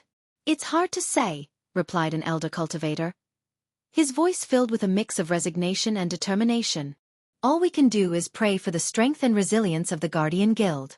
They have trained for this moment, and they will fight with everything they have." The Guardians swiftly formed their defensive positions, organizing themselves with precision and discipline. Warships on the sea and airships in the sky adjusted their formations, ready to protect the island. Meanwhile, Alicia gracefully soared into the air, her departure leaving a powerful shockwave resonating through the ground. She positioned herself in the sky, ready to face the Dark Lord directly. As the storm clouds dispersed, a hushed silence fell upon the scene. To the astonishment of everyone present, there stood Michael, alone and composed, suspended in the sky. Contrary to their expectations, there was no army accompanying him. He exuded an air of confidence, a calm smile playing upon his lips. His long black coat billowed in the wind, and his black sunglass concealed his true emotions, leaving onlookers guessing. The Guardian Guild's army watched in disbelief, their gazes locked on the enigmatic figure before them. They had braced themselves for a full-scale war, expecting a vast army to oppose them. Yet, there stood the Dark Lord, seemingly unperturbed by the lack of reinforcements. It was a perplexing sight that sent a ripple of uncertainty through their ranks. Whispers of confusion and disbelief spread among the Guardians and the onlookers. They questioned the reason behind the Dark Lord's solitary appearance. Was this a calculated move? Or had something unexpected occurred? As they sought answers, tension hung heavy in the air, a palpable energy that heightened their anticipation. Michael, unfazed by the gazes fixed upon him, continued to wear his enigmatic smile. His presence alone held a powerful aura, casting a shadow of uncertainty over the Guardian Guild. Michael's gaze locked with Elysius, their eyes meeting amidst the tense atmosphere. With a casual gesture, he cracked his neck and flexed his knuckles, projecting an air of nonchalance. Alicia, her voice amplified by the prevailing silence, accused him with contempt. "What do you intend, you murderer? Where is your army?" Her words reverberated across the field, capturing the attention of all present. Yet, Michael's response was a mere chuckle, unfazed by her accusations. "An army is unnecessary to deal with your puny guild. I have a personal debt to settle with your organization, and I intend to do so with my own hands," he retorted, casting a fleeting glance at the amassed Guardian Guild forces. In the face of 700 guardians, numerous warships dotting the sea, and a myriad of airships in the sky, accompanied by formidable cultivators and weapons, Michael exhibited no signs of trepidation. Instead, it was the guardians themselves who began to quiver at the sight of his half-celestial stage cultivation. Their loyalty and bravery wavered as they came face to face with the notorious Dark Lord. "What did you do with Noah? Where is he?" Elysius' unexpected question caught Michael off guard. It was evident that she believed he held some responsibility for Noah's disappearance following the Nagaland War. Yet, as always, Elysius' assumptions were misguided. While it was true that Michael had dispatched his minions to search for Noah, he had no involvement in the Guardian Guild leader's vanishing act. In truth, Michael himself wondered about Noah's whereabouts. However, now was not the time for discussions about Noah. His purpose here was to eradicate the Guardian Guild from existence, to leave no trace of their presence in this world. "I couldn't care less about your husband," Michael scoffed, his voice laced with disdain. He took pleasure in taunting Alicia, knowing it would provoke a reaction. "But perhaps you should feel grateful. If he's still alive, he might attempt to rescue his beloved guild," Michael sneered, a wicked smirk playing on his lips. The mention of Alicia's husband struck a nerve, causing her to clench her fists tightly. "And if your husband didn't hold such an unwavering devotion to his guild, I have no doubt he would come running to protect you. His cherished wife," Michael added, his words dripping with sarcasm.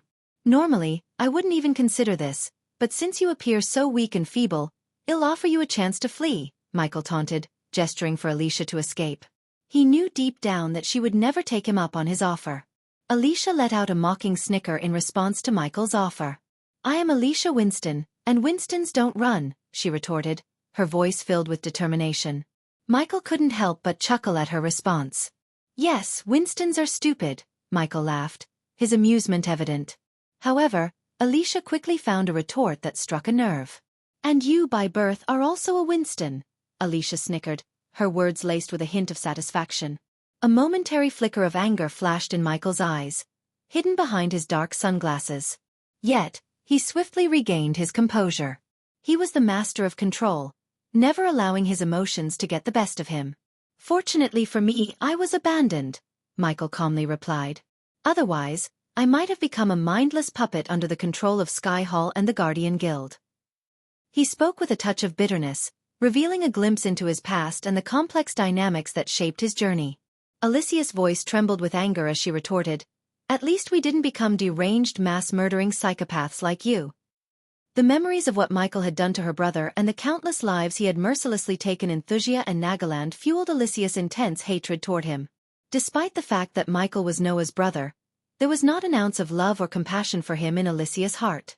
"Ah, the typical facade of righteousness," Michael responded, his tone laced with sarcasm.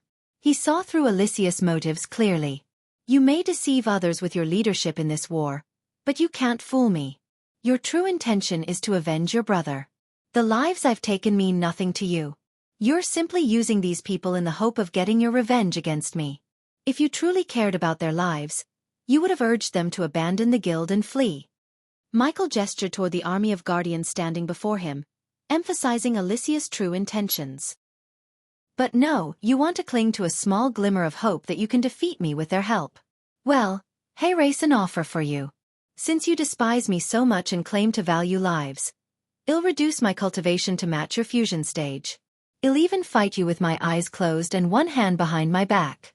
If you manage to make me bleed even a single drop of blood, I will spare the Guardian Guild and everyone here."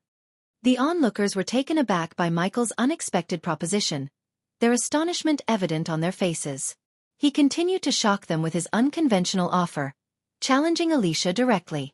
Michael noticed the flicker of temptation in Alicia's eyes as he presented his offer.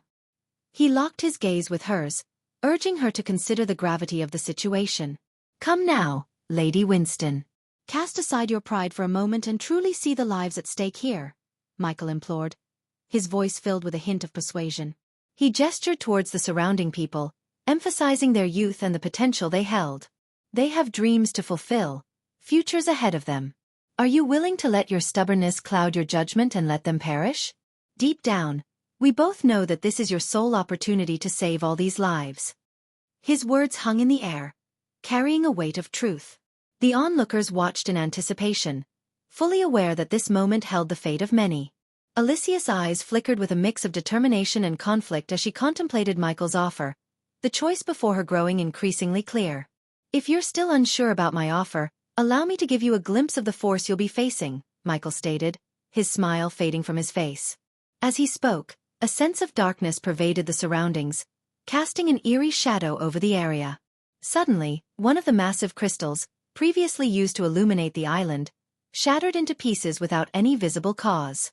The guardians and onlookers stood frozen in shock, witnessing the display of Michael's power. With a slight adjustment of his sunglasses, Michael unleashed two menacing beams from his eyes. The dark beams pierced through the floating warship in the distance, effortlessly slicing it in half. Even the powerful shield generated by intricate arrays failed to protect the vessel. The severed halves tumbled from the sky, crashing into the sea below and erupting in a fiery explosion. The onlookers gasped in disbelief at the sheer destructive force unleashed by Michael. The realization of his immense power settled upon them like a heavyweight. It was a clear demonstration that challenging him would be a formidable task. "I accept," Alicia quickly responded, determined to prevent further loss of life. Michael smiled and removed his sunglasses, placing them around his neck. With a raised hand, he caused a momentary jolt among the army of guardians, causing them to tense, thinking he was about to unleash an attack. However, Michael's amusement was evident as a piece of cloth gracefully flew into his grasp from the island. Deliberately, he tied the cloth securely over his eyes, obscuring his vision. With a swift motion of his wrist, he summoned his legendary weapon, the Doombringer, from his spatial ring. The imposing warhammer possessed a unique design, featuring one blunt head and one pointed head. Engraved with ancient runes and infused with an ice core of immense power, the Doombringer granted Michael the ability to summon intense frost at will. Its black surface gleamed ominously under the moonlight. As he positioned his hand behind his back, Michael's cultivation gradually diminished from the half-celestial stage to the fusion stage. However, this decision was not an act of recklessness or foolishness on his part.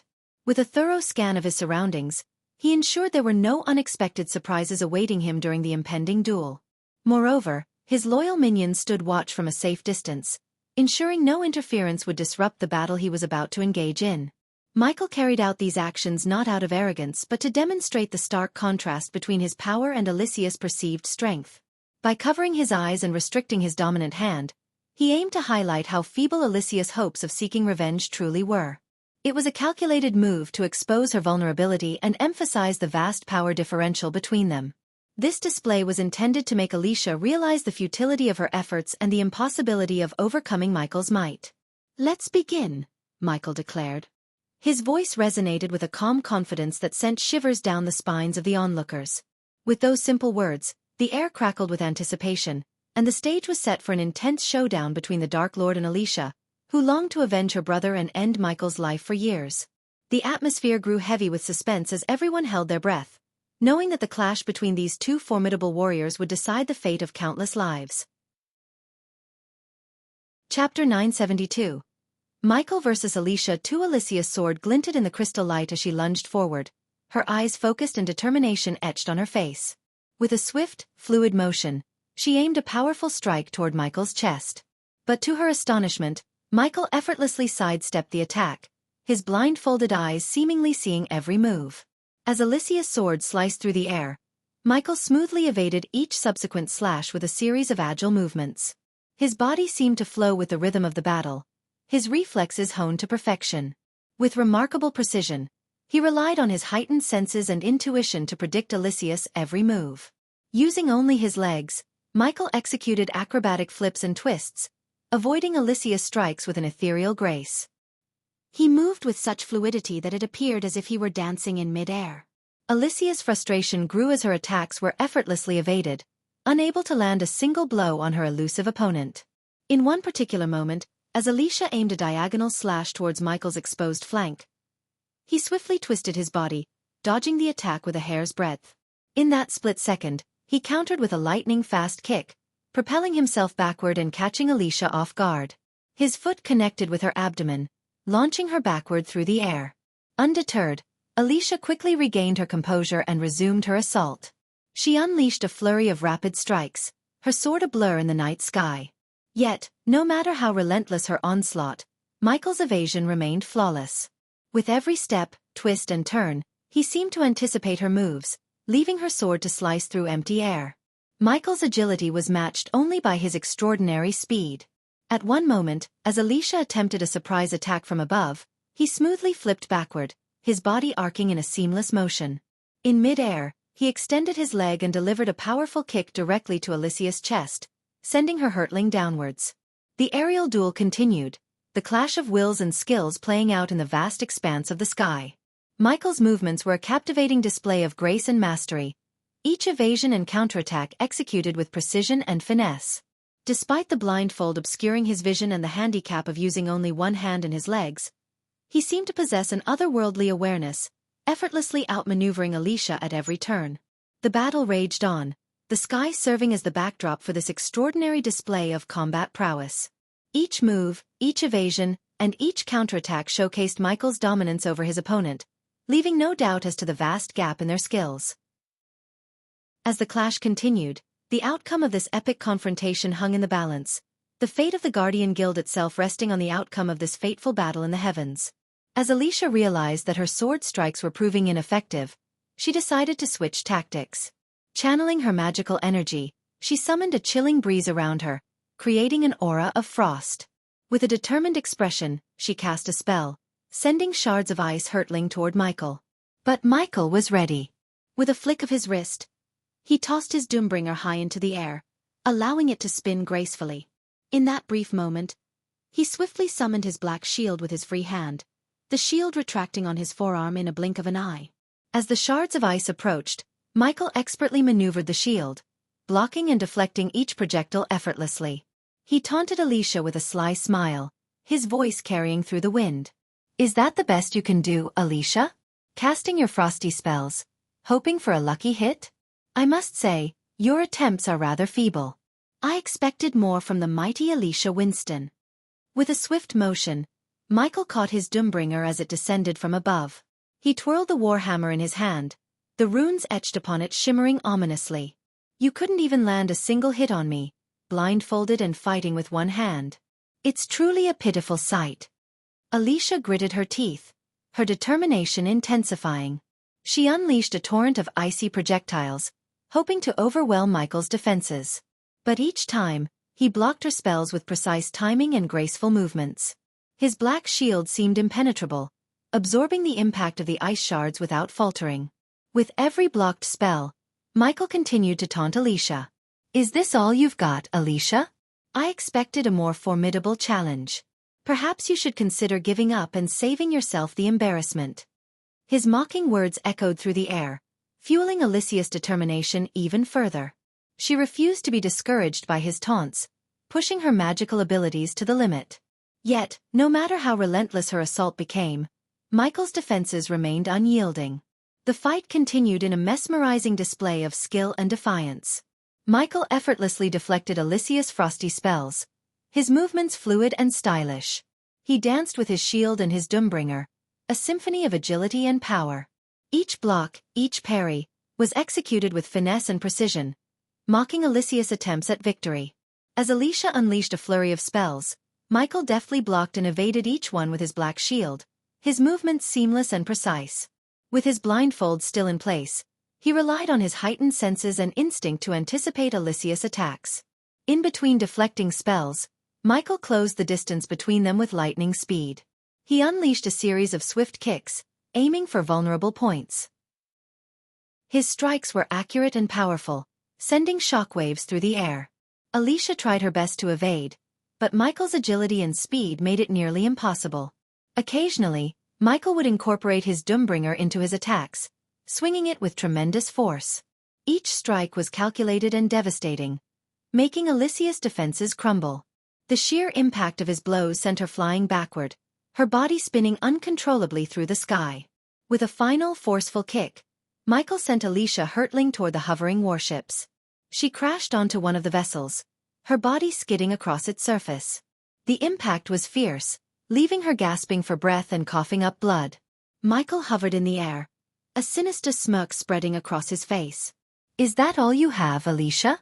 Your feeble attempts are nothing compared to my power. You are outmatched and outclassed."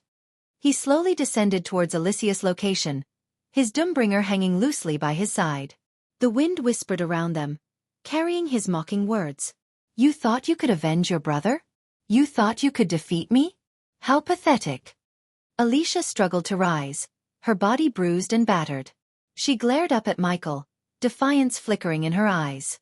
Despite the pain, she summoned the last vestiges of her strength. "I won't give up. I will make you pay." Michael's laughter echoed through the air, a chilling sound that sent shivers down Alicia's spine. "Oh, Alicia, your determination is admirable. But it's futile.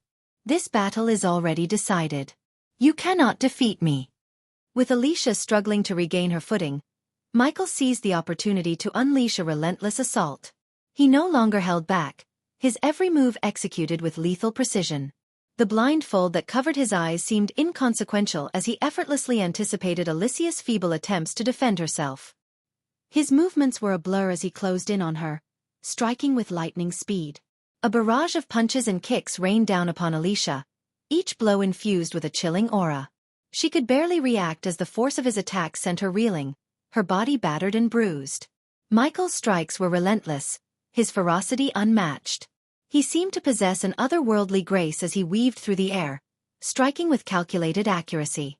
His Doombringer, momentarily forgotten, hung silently by his side, as his bare hands proved to be more than sufficient. No longer mocking, Michael's voice turned cold and menacing. "Did you really think you stood a chance against me, Alicia? You're nothing more than an annoyance." Each blow from Michael sent Alicia spiraling further into despair. She gasped for air, pain coursing through her body with every movement. Desperation fueled her resolve as she tried desperately to muster a counterattack, but her efforts were in vain. Michael's onslaught continued unabated, leaving her defenseless. As Alicia's strength waned, Michael's sadistic laughter filled the air. "Pathetic. You cannot defeat me. Your struggle only makes me laugh." His voice dripped with a cruel satisfaction, relishing in the torment he inflicted upon her. With one final devastating strike, Michael sent Alicia hurtling backward, her body crashing into the remnants of a shattered warship. The impact reverberated through the air, leaving Alicia motionless and battered, her will to fight shattered. Michael hovered above her, a triumphant smirk etched upon his face. "This is your fate, Alicia Winston. Remember it as the price you pay for standing against me." The battlefield fell silent, save for Alicia's labored breaths.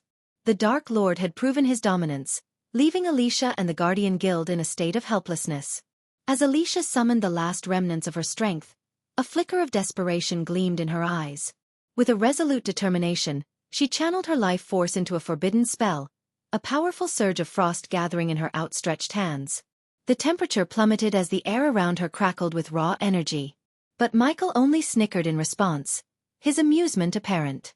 He raised his Doombringer, the ancient ice core within resonating with his command.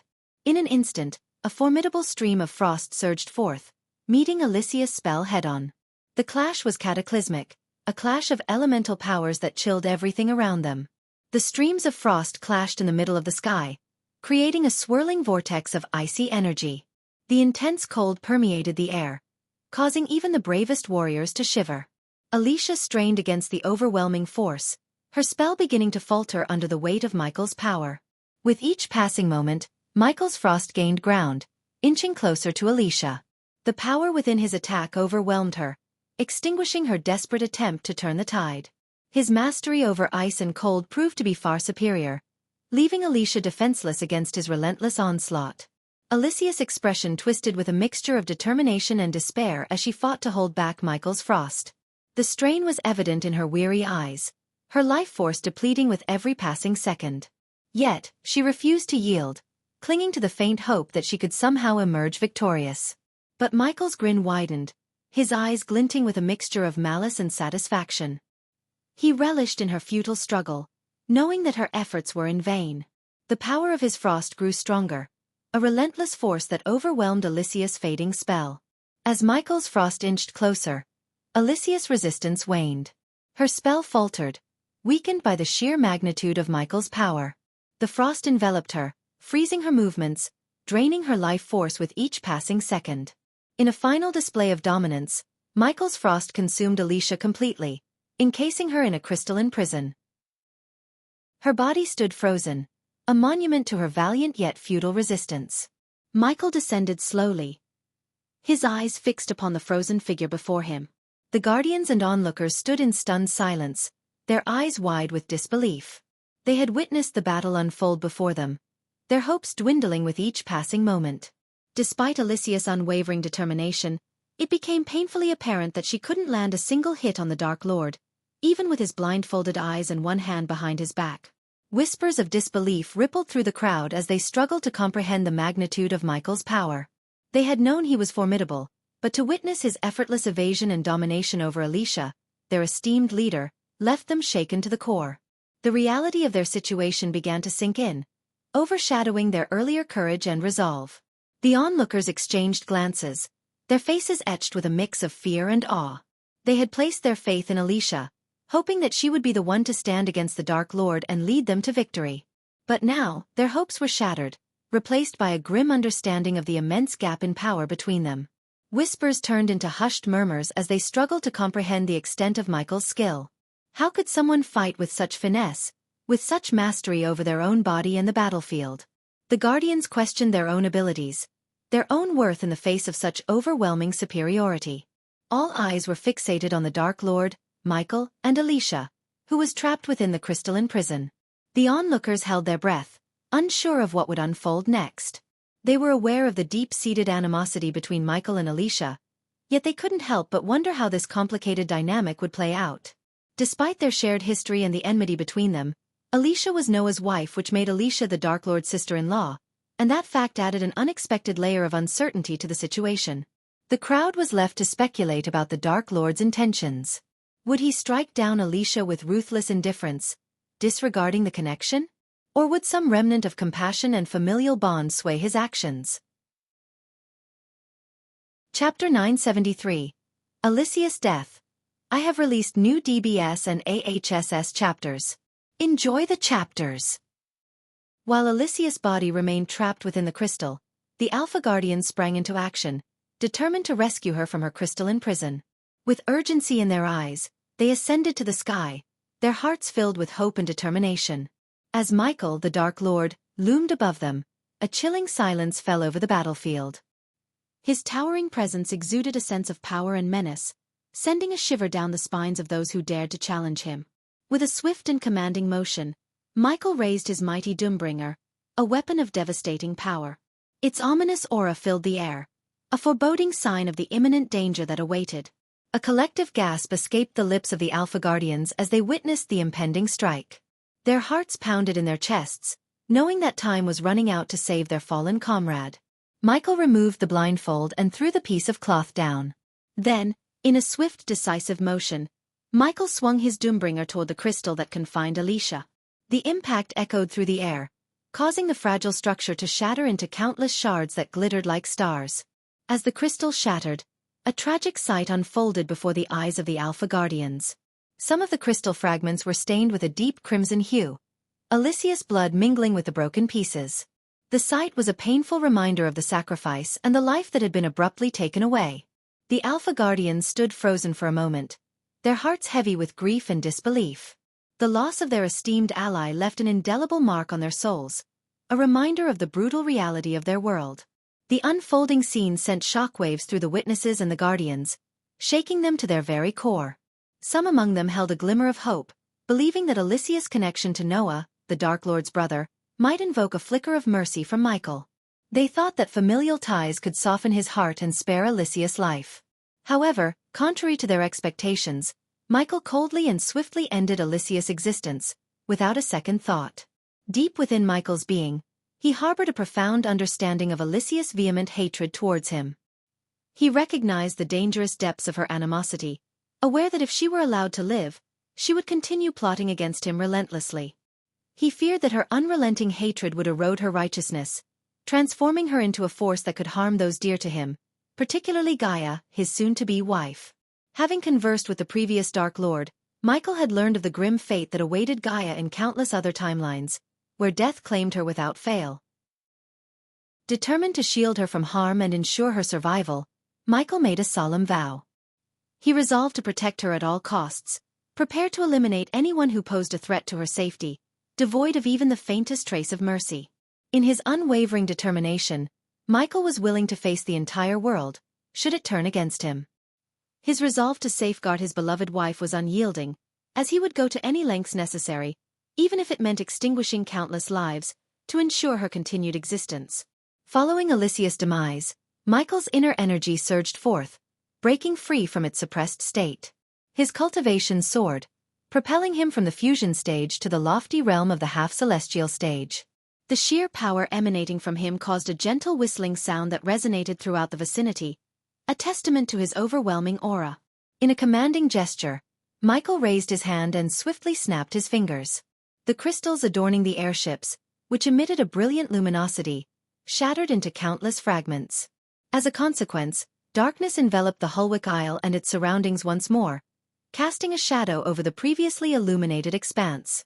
As the darkness engulfed the surroundings, Michael invoked the Cloak of Shadows, a mystical veil that encased him entirely. Within this shroud, his form became obscured, and dark flames flickered ominously around him. Hovering in mid-air, Michael slowly drew his dual dark swords from their scabbards, their blades gleaming with an eerie darkness. Meanwhile, the guardians of the guild stood resolute, prepared to defend their cause and fight to the bitter end.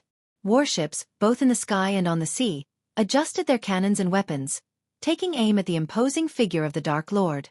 Undeterred by the immense disparity in cultivation, hundreds of guardians ascended into the sky, ready to confront Michael in a valiant aerial battle. As the Alpha Guardians, Roshan, Vivian, and Garrick soared through the sky with their troops, their eyes fixed on their sole adversary, Michael, the Dark Lord. The battle unfolded on a grand scale, with the fate of their world hanging in the balance. Roshan, with his commanding presence akin to a majestic lion, led the charge of the Beast Guardians. Golden-maned and resolute, he unleashed a primal roar that resonated across the battlefield. His fellow guardians, embodying the ferocity of untamed beasts, joined him in a synchronized assault. They pounced upon Michael, their claws tearing through the air with lightning speed, while others summoned the forces of nature to bind and hinder him. Vivian, her fiery-haired visage shimmering with mystic power, commanded the Sorcerer Guardians. Positioned strategically, she wove intricate spells that ignited the sky with bursts of dazzling energy. Her incantations summoned tempests of arcane lightning that crackled and danced, striking at Michael with relentless fury. She conjured swirling vortexes that unleashed gusts of wind, threatening to swallow him whole. Each spell cast by Vivian unleashed devastation, leaving trails of destruction in its wake. Garrick, the seasoned warrior with weathered armor and battle-hardened valor, stood at the forefront of the warrior guardians. His scarred countenance revealed a wealth of experience and determination. With his enchanted blade held firmly in hand, he led his comrades with unwavering resolve. Each swing of his sword sent shockwaves rippling through the air, cutting through the darkness that surrounded Michael. The warrior guardians fought with unyielding strength and skill, their weapons clashing against the formidable Dark Lord. Garrick's mere presence bolstered the morale of the warriors fighting alongside him, each strike they delivered carrying the weight of their collective resolve. The sky became a battlefield as the guardians and their troops engaged Michael, unleashing a symphony of fantastical powers and weapons. Vivian's spells intertwined with Roshan's relentless assaults, creating a tapestry of chaos and destruction. Explosions erupted, showering the heavens with cascades of vibrant colors. Vivian, harnessing the full force of her sorcery, conjured celestial fireballs that streaked across the sky, exploding upon impact with Michael. Each detonation sent shockwaves rippling through the atmosphere, rattling the very foundation of their reality. Roshan, in tandem, channeled ancient elemental forces, his power resonating through the sky. With a mighty roar, he summoned swirling tempests of wind and surges of crackling lightning. The very air around Michael became charged with raw energy, creating a tumultuous storm that threatened to engulf him. Dark clouds converged above, crackling with electricity and unleashing torrents of rain and hail, creating a chaotic backdrop to the battle in the heavens. As the battle raged on, Garrick's focus remained on Michael, the Dark Lord who floated ominously in the midst of the chaos. With an unwavering gaze, he prepared himself for the impending clash, his senses sharpened and instincts honed. Garrick's enchanted blade hummed with latent power, pulsating with the anticipation of the duel to come. Yet before Garrick could engage Michael directly, the clash of their weapons postponed, a powerful gust of wind swept through the sky, momentarily disrupting their trajectory. The wind, an extension of Roshan's elemental forces, buffeted Michael, threatening to knock him off balance. Sparks of electricity crackled around Garrick's armor as the clash of their energies electrified the air. The brilliance of their opposing forces illuminated the battlefield, casting an otherworldly glow on the combatants and their surroundings. As Roshan summoned ancient elemental forces, the sky transformed into a tempest of raging winds and crackling lightning. Dark clouds swirled above, unleashing bolts of energy that illuminated the battlefield with flashes of brilliance. Streams of fire and gushing torrents of water erupted from the heavens, threatening to consume their formidable adversary, who hovered effortlessly in the midst of the chaos. Meanwhile, Garrick, the epitome of warrior prowess, soared through the air with unwavering determination, his enchanted blade gleaming with a radiant aura. He zeroed in on Michael, the Dark Lord, who exuded an aura of dark power and unyielding resolve. With each calculated maneuver, Garrick closed the distance between them, his eyes locked on his target. The clash of their opposing forces was a sight to behold.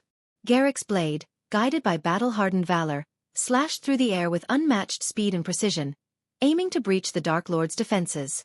Yet, to the astonishment of the onlookers, Michael proved to be an elusive and formidable adversary.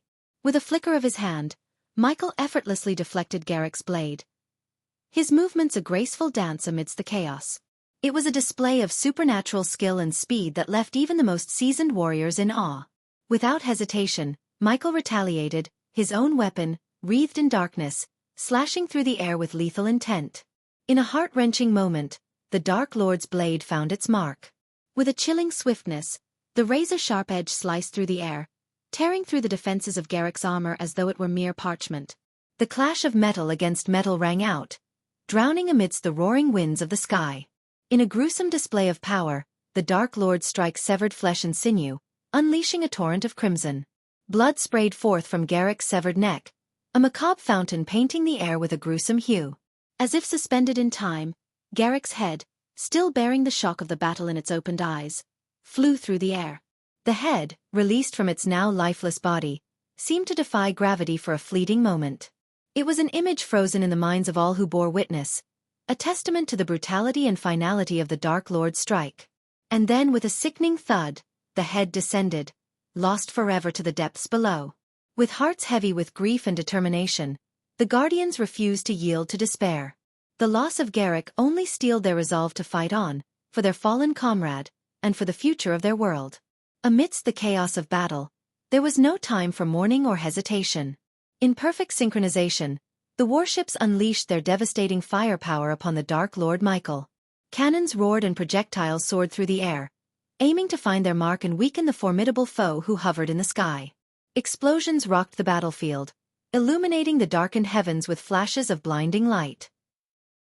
Vivian, her fiery hair blazing with intensity, called upon ancient incantations to summon spells of unparalleled destruction. Arcane energy crackled around her as she unleashed torrents of flames, engulfing the sky in a fiery inferno. Her voice resonated with power as she chanted the ancient words, each syllable carrying the weight of her unwavering determination. Roshan, his commanding presence undeterred by the loss of his comrade, rallied the remaining Guardians. His voice boomed like thunder as he roared across the battlefield, his words echoing through the hearts of all who fought alongside him. For Garrick! For our fallen brethren! We fight for justice and the salvation of our world. Strike with all your might. Show no mercy.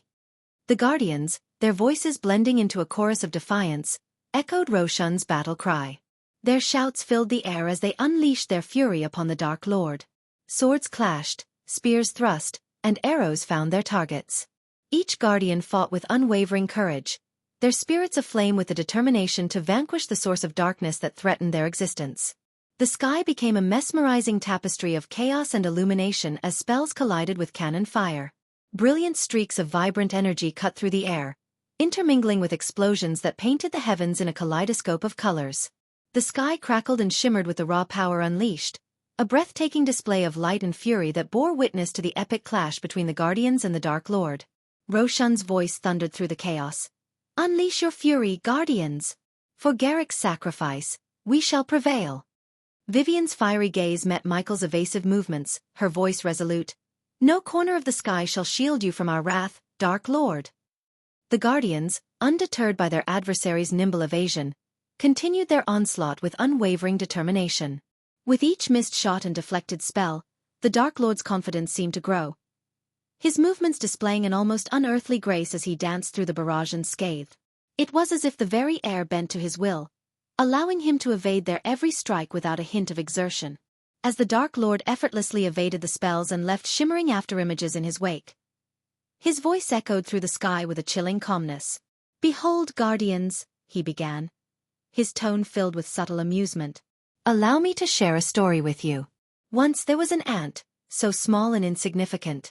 It dreamed of moving a mountain, exerting all its strength to no avail.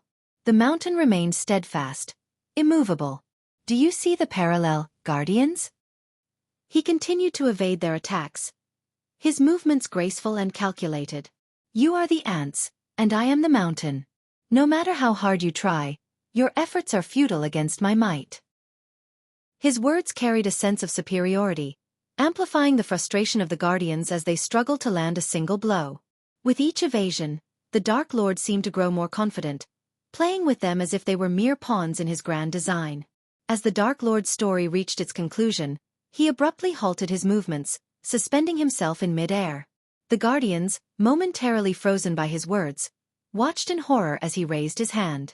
A wave of dark flames surged forth, engulfing the surrounding warships and the Guardians in a torrent of infernal destruction. The once mighty vessels, their cannons still blazing, were reduced to mere embers, consumed by the unstoppable blaze. The Guardians' cries, filled with determination just moments before, were abruptly cut short as the flames licked hungrily at their forms.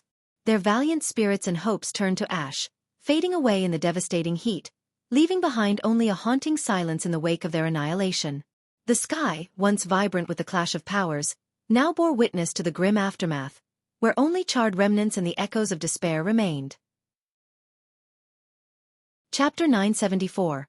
Fall of all Alpha Guardians. The flames of darkness, unleashed from Michael's hands through the power of the Ring of Fire, grew in intensity until they transformed into a colossal wave resembling a crescent moon.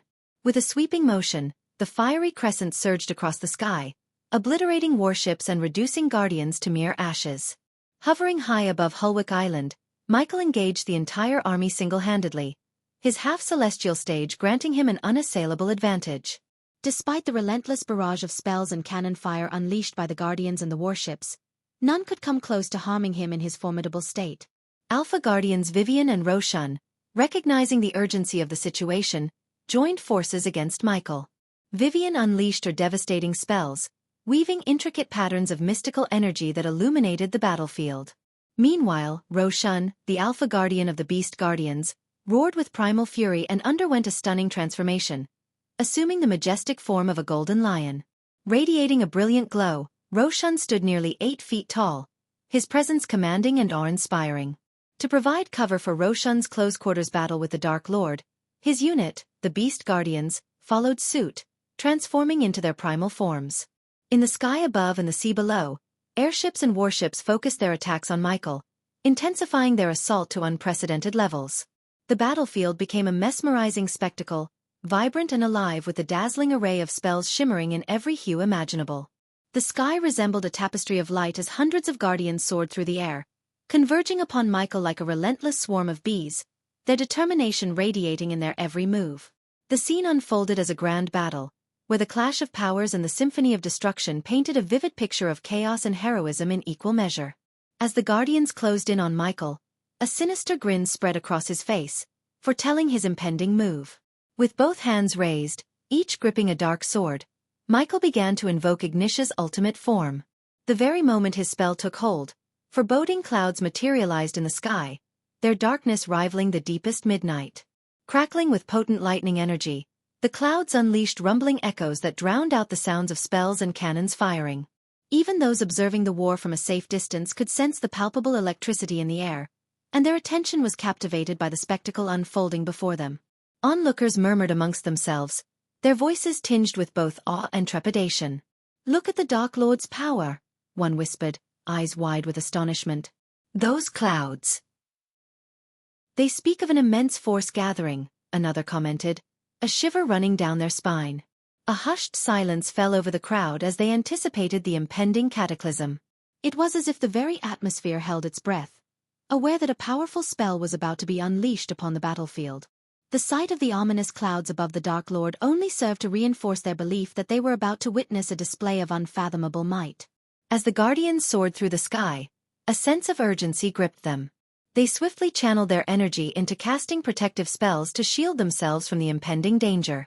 Vivian, in particular, summoned every ounce of her magical prowess to create a massive shield that enveloped the entire group. The shield shimmered with a radiant ethereal glow, its surface rippling with intricate patterns that seemed to dance and shift. The strain of such a powerful spell was evident on Vivian's face. Beads of sweat formed on her brow, and her hands trembled as she poured her energy into the shield. The sheer magnitude of the task began to take its toll on her, evident as a trickle of blood escaped from her nose. Despite the physical weakness creeping over her, Vivian's determination burned bright, fueled by her unwavering commitment to protect her comrades. The shield grew stronger, its luminosity intensifying as Vivian pushed herself to the limit. It stood as a formidable barrier, radiating a sense of stability and resilience. The magical energies within the shield interwove, creating a complex web of protection that warded off any malevolent forces that sought to breach their defenses. It was a testament to Vivian's unwavering resolve as she channeled her magical essence into safeguarding her fellow Guardians, even at the cost of her own well-being. The Guardians in the air abruptly halted their advance toward Michael, seeking refuge beneath the shelter of their protective shields. In that very moment, Michael's chuckle resonated through the expanse of the sky, its chilling sound sending a shiver down the spines of the Guardians. "I can't decide whether to be impressed by your futile efforts or find amusement in them. In the game of kings, it's the pawns who meet their demise first. You all should have abandoned the guild while you still had the chance." Michael sneered at the Guardians, their impending doom a pitiable sight in his eyes. Once, there might have been a glimmer of mercy in his heart, but now it was overshadowed by sheer pity. As Michael's words echoed through the air, a sudden motion caught everyone's attention. With a swift downward motion, his arms unleashed a torrent of black lightning bolts, descending from the ominous clouds above him. The onslaught resembled a merciless rain of electrifying power, effortlessly piercing through Vivian's valiant defense shield that encased the Guardians. The bolts struck their targets with a searing force, overwhelming their defenses like a hot knife through butter. The impact was devastating. The once valiant Guardians, now victims of Michael's wrath, plummeted from the sky in a charred and smoking state.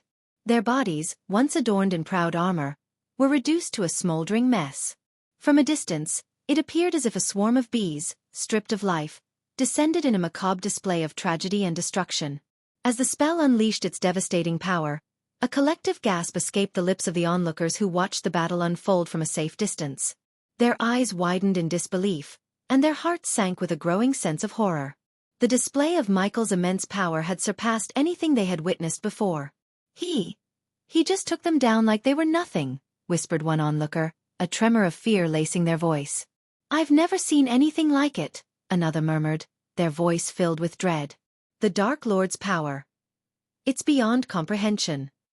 Whispers of fear spread through the onlookers like wildfire, and a sense of trepidation began to overshadow their initial curiosity. The once distant threat had transformed into a living nightmare before their eyes.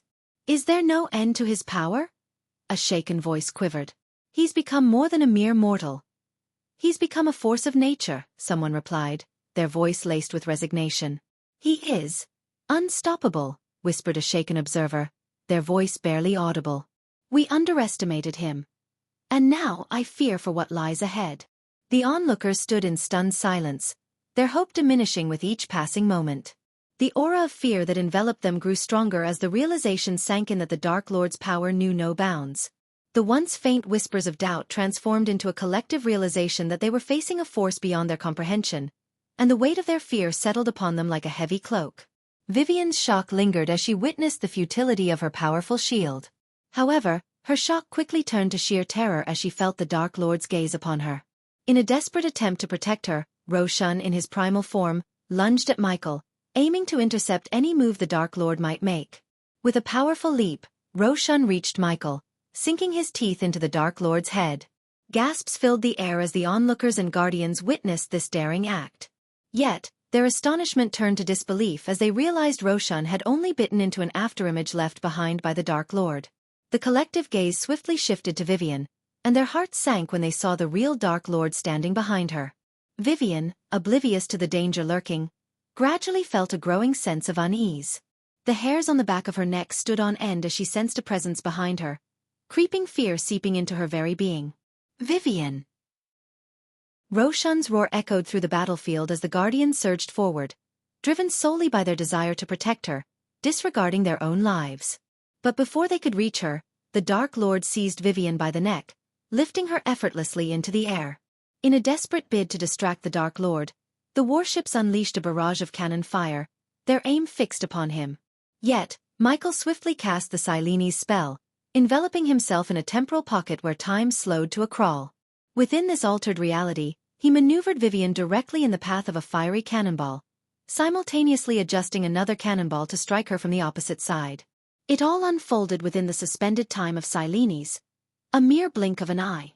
The Guardians and Roshan, their hearts pounding with urgency, had little time to react as they witnessed the two cannonballs collide with Vivian, shattering her bones.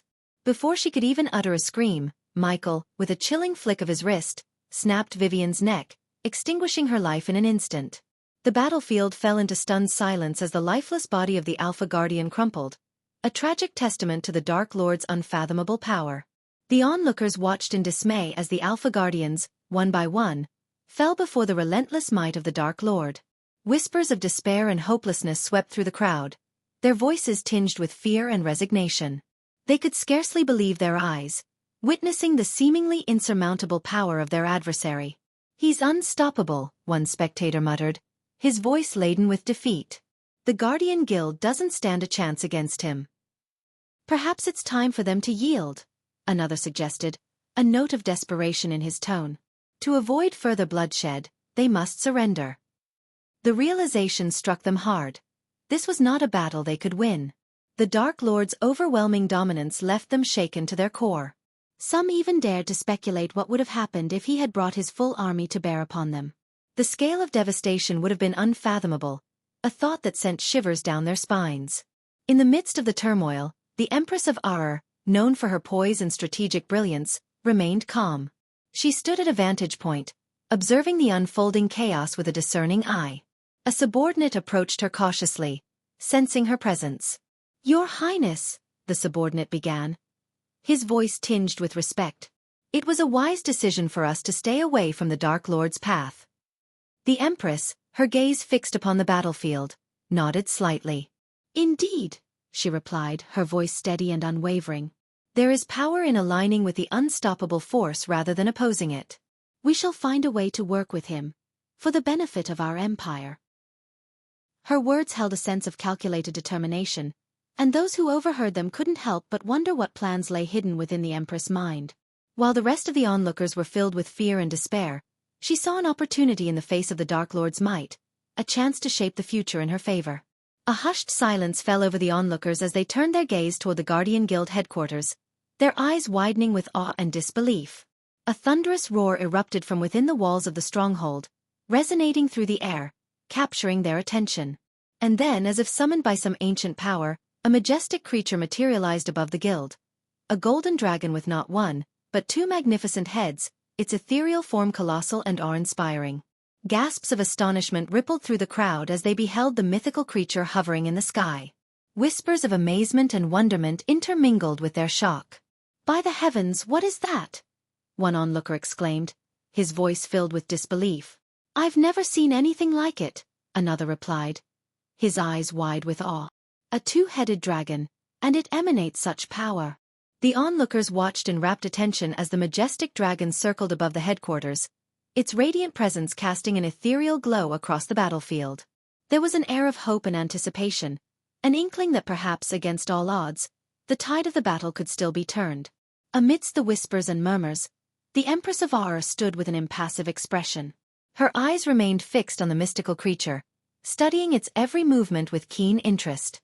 With a calm yet resolute voice, she addressed her companion. "This dragon is one of the Guardian Guild's last line of defense," she stated, her tone carrying a note of determination. "They have unveiled their ultimate trump card.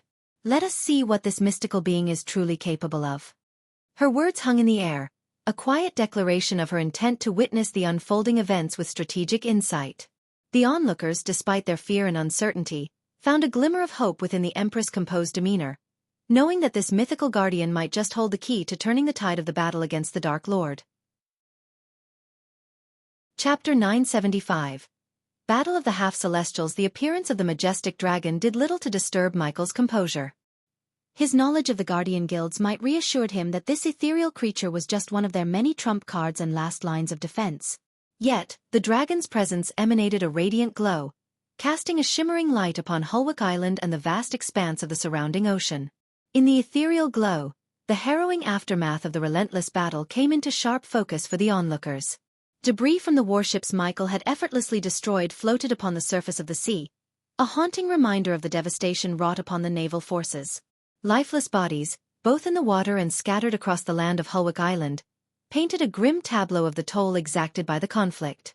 The soil of Hulwick Island, churned by relentless spells and thunderous clashes, seemed to possess an otherworldly shimmer, as if infused with the residual energy of intense magical casting.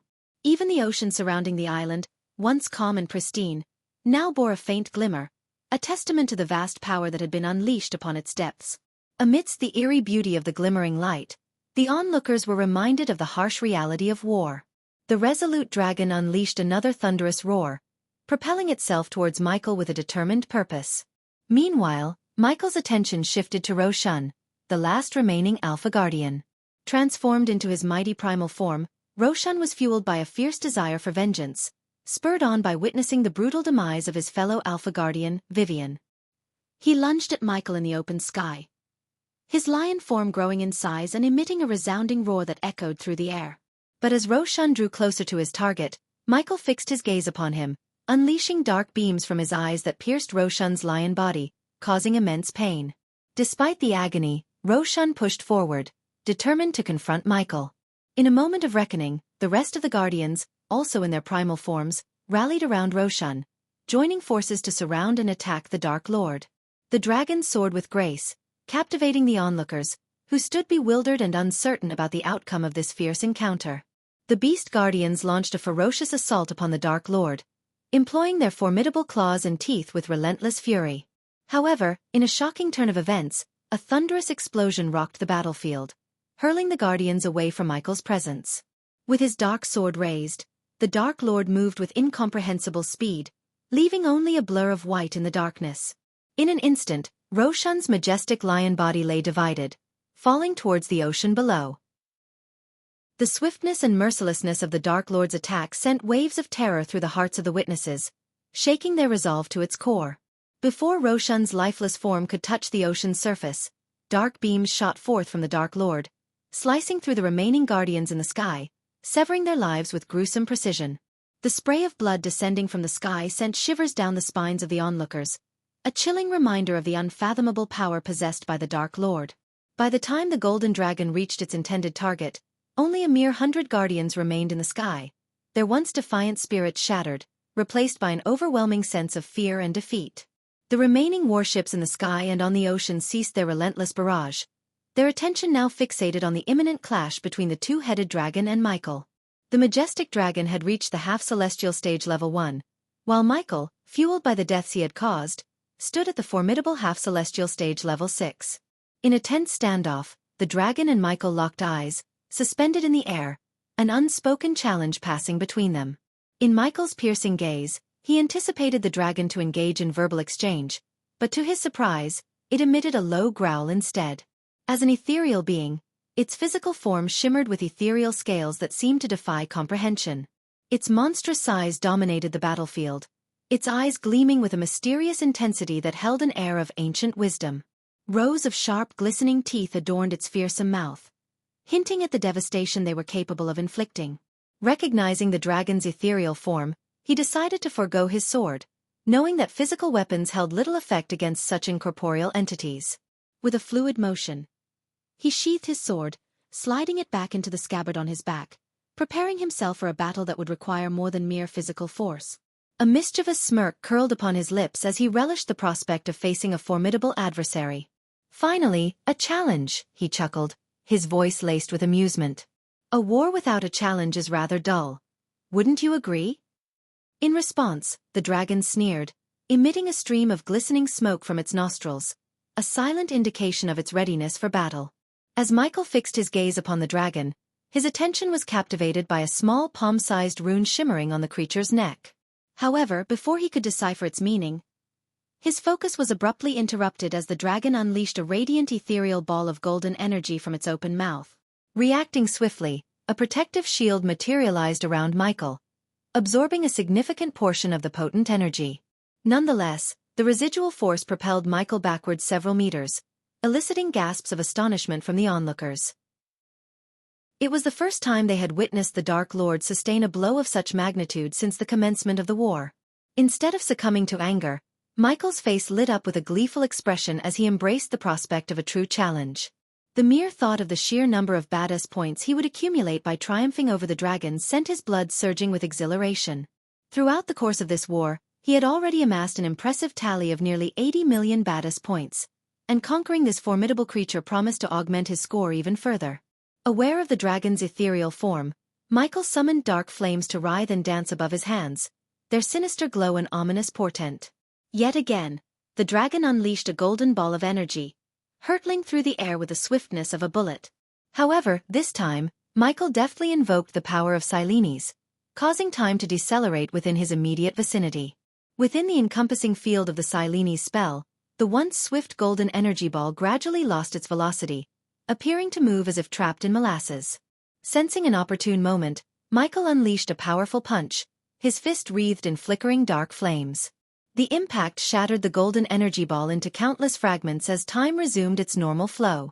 And so, the epic clash between Michael and the dragon commenced. The clash between the Dark Lord and the dragon ignited a spectacular aerial duel in the vast expanse of the sky. The dragon, with its immense size and two menacing heads, unleashed a relentless assault. One head lunged forward, attempting to snap at the Dark Lord with razor-sharp teeth, while the other head continuously spewed forth a barrage of shimmering energy balls. Undeterred, the Dark Lord displayed incredible agility and combat prowess, seamlessly evading the dragon's physical attacks.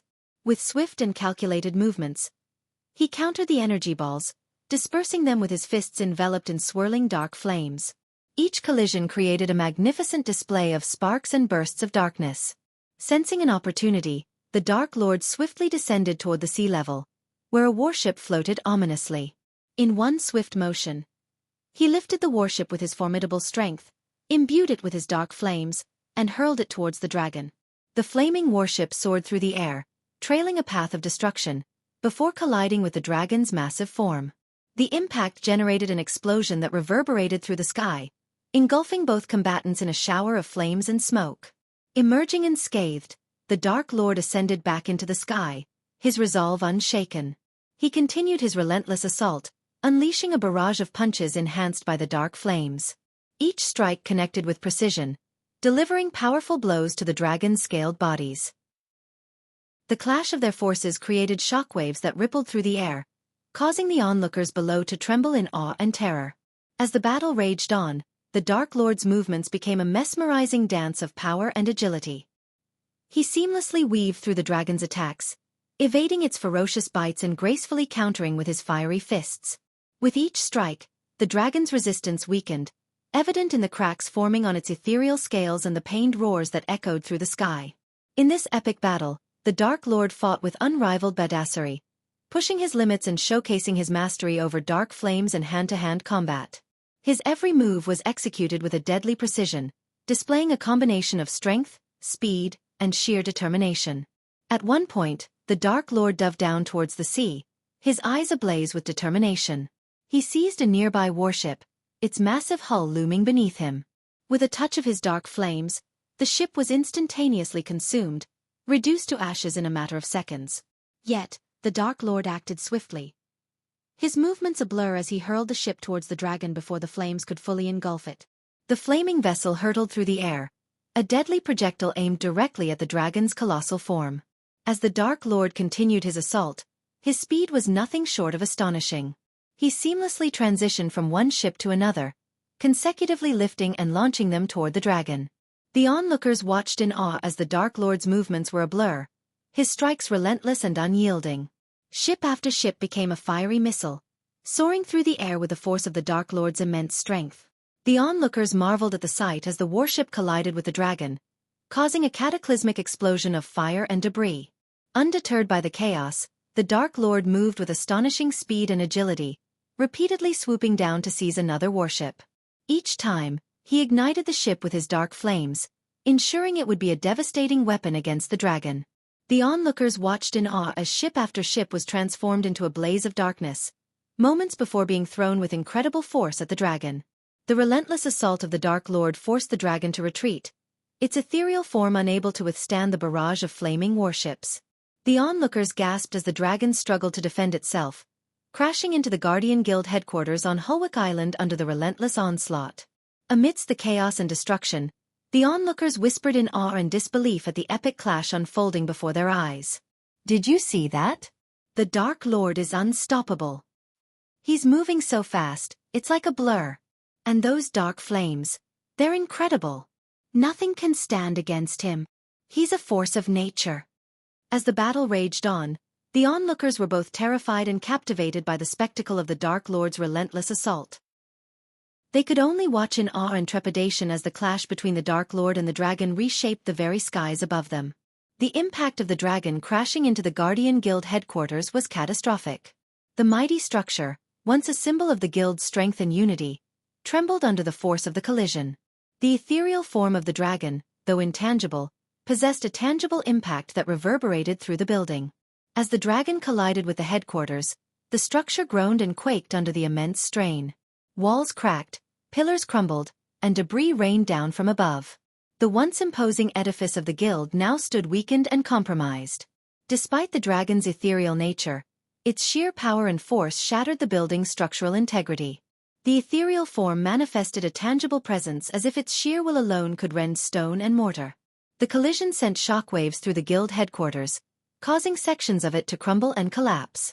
Dust filled the air as the building succumbed to the damage, its once majestic halls now reduced to rubble. The grandeur and history that once resided within those walls were now scattered remnants, lost in the wake of the destructive clash. The onlookers stood in awe and horror as they witnessed the destruction unfold before their eyes. As the dragon crashed into the crumbling Guardian Guild headquarters, the Dark Lord seized the opportunity to unleash another devastating move. With swift agility, he swooped down to the sea level, his dark flames trailing behind him. His eyes gleamed with a sinister determination as he reached out and grasped a multitude of cannons scattered across the warships. With an effortless display of strength, the Dark Lord lifted the cannons, 2 in each hand, while the remaining cannons hovered around him as if under his command.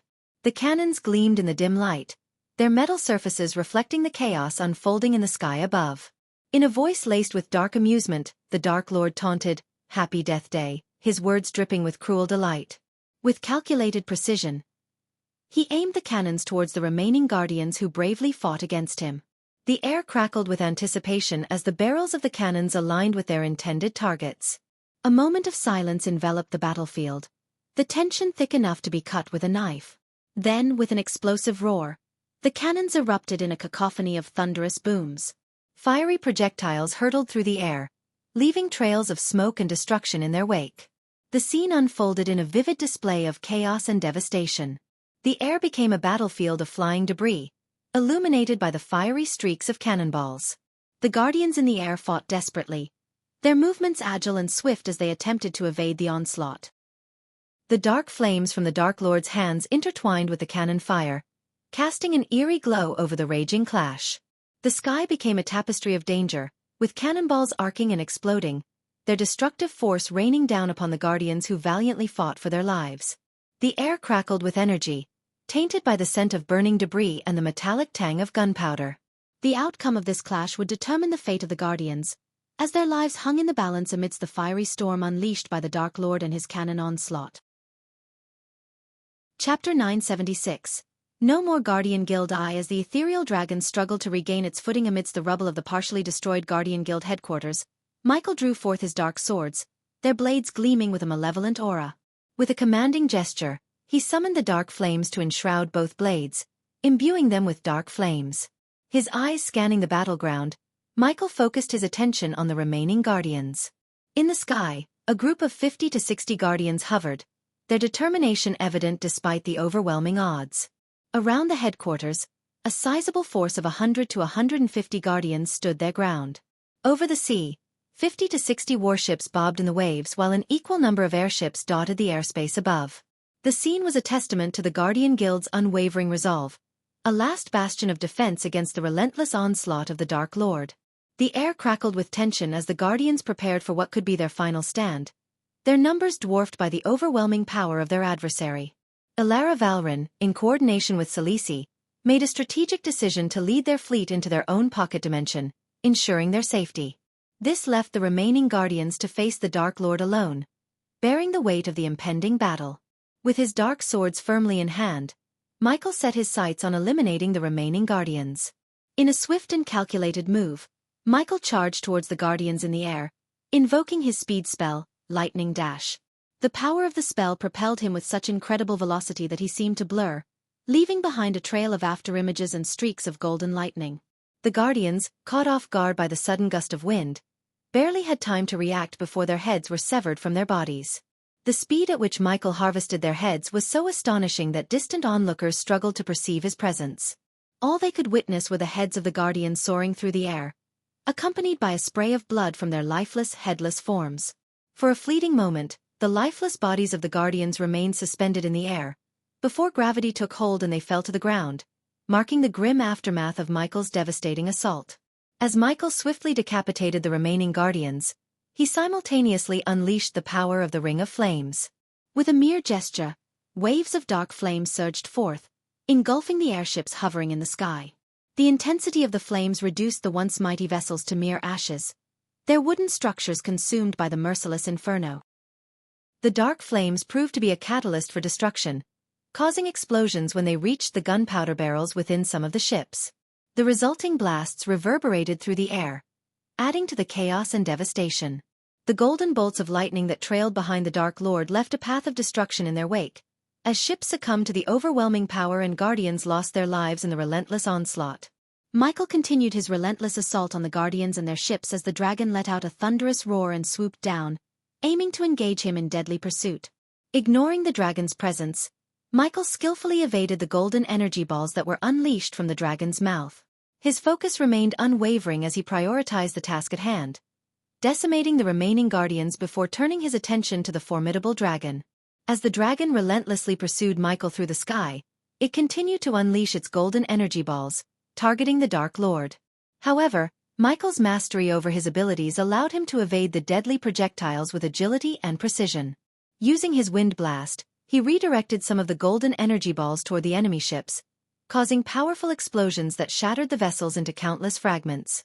The chase between the dragon and the Dark Lord unfolded with breathtaking speed and maneuverability. Michael deftly weaved through the air, executing quick turns and sudden shifts in direction to stay one step ahead of the dragon's attacks. He utilized his heightened senses and exceptional reflexes to anticipate the dragon's movements, narrowly evading its jaws and claws. In a display of strategic prowess, Michael seized every opportunity to retaliate against the Guardians. When the dragon unleashed a golden energy ball, he skillfully directed his wind blast to intercept it, redirecting the destructive force toward the Guardians who dared to challenge him. The explosive impact obliterated their ranks, leaving a trail of chaos and destruction in its wake. The cat-and-mouse chase continued, each maneuver and evasion pushing the boundaries of their respective powers. The dragon's relentless pursuit tested Michael's skill and endurance, but he remained determined and focused, determined to eliminate the Guardians and emerge victorious in this epic clash of forces. The news reporters stood frozen in awe and terror as they witnessed the battle unfold before their eyes. Their faces were pale, and their eyes widened as they exchanged hushed conversations. "By the heavens, have you ever seen such devastation and power?" exclaimed a young reporter with wide eyes, clutching their notepad tightly. Beside them, a seasoned journalist, their hands trembling, shook their head in disbelief. "In all my years of reporting, I never imagined witnessing such a cataclysmic event. The Dark Lord is single-handedly obliterating the Guardian Guild. It's an unfathomable display of power." Their attention remained fixated on the scene below, where the once proud Guardian Guild headquarters now lay in ruins. The shattered remnants of the fortress served as a haunting testament to the relentless assault launched by the Dark Lord. "Look at the destruction unfolding beneath us. The Guardian Guild is crumbling, defenseless against the Dark Lord's relentless onslaught," gasped the young reporter, their voice filled with a mix of shock and fascination. "Every strike he delivers tears through their defenses." The seasoned journalist nodded grimly, their gaze scanning the chaotic battlefield. "Tomorrow's newspaper headlines will shake the world. The fall of the Guardian Guild at the hands of the Dark Lord will send shockwaves throughout the realm." As their attention momentarily shifted to the aerial chase between the dragon and the Dark Lord, a shiver ran down their spines. The dragon's monstrous form and the Dark Lord's swift evasive maneuvers intensified the already gripping spectacle. "Look there! The dragon continues its relentless pursuit," exclaimed the young reporter, pointing to the sky. "The Dark Lord's agility is astounding, dodging the dragon's deadly onslaught with breathtaking precision." The seasoned journalist nodded in agreement, their eyes fixed on the aerial duel. "It's a battle between titans. The Dark Lord stands alone against the Guardian Guild, systematically decimating their ranks with each devastating blow. His power is unmatched." The reporters exchanged nervous glances, knowing they were witnessing history unfold before their very eyes. The magnitude of the battle and the impending headlines they would craft for tomorrow's newspaper weighed heavily on their minds. The imagery of the Guardian Guild's destruction would leave an indelible mark on the world, forever etching the Dark Lord's terrifying power in the annals of history.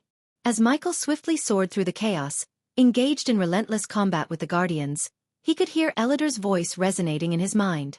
Elidir, observing the war unfold through the spider nestled on Michael's neck, provided valuable guidance from the safety of the castle.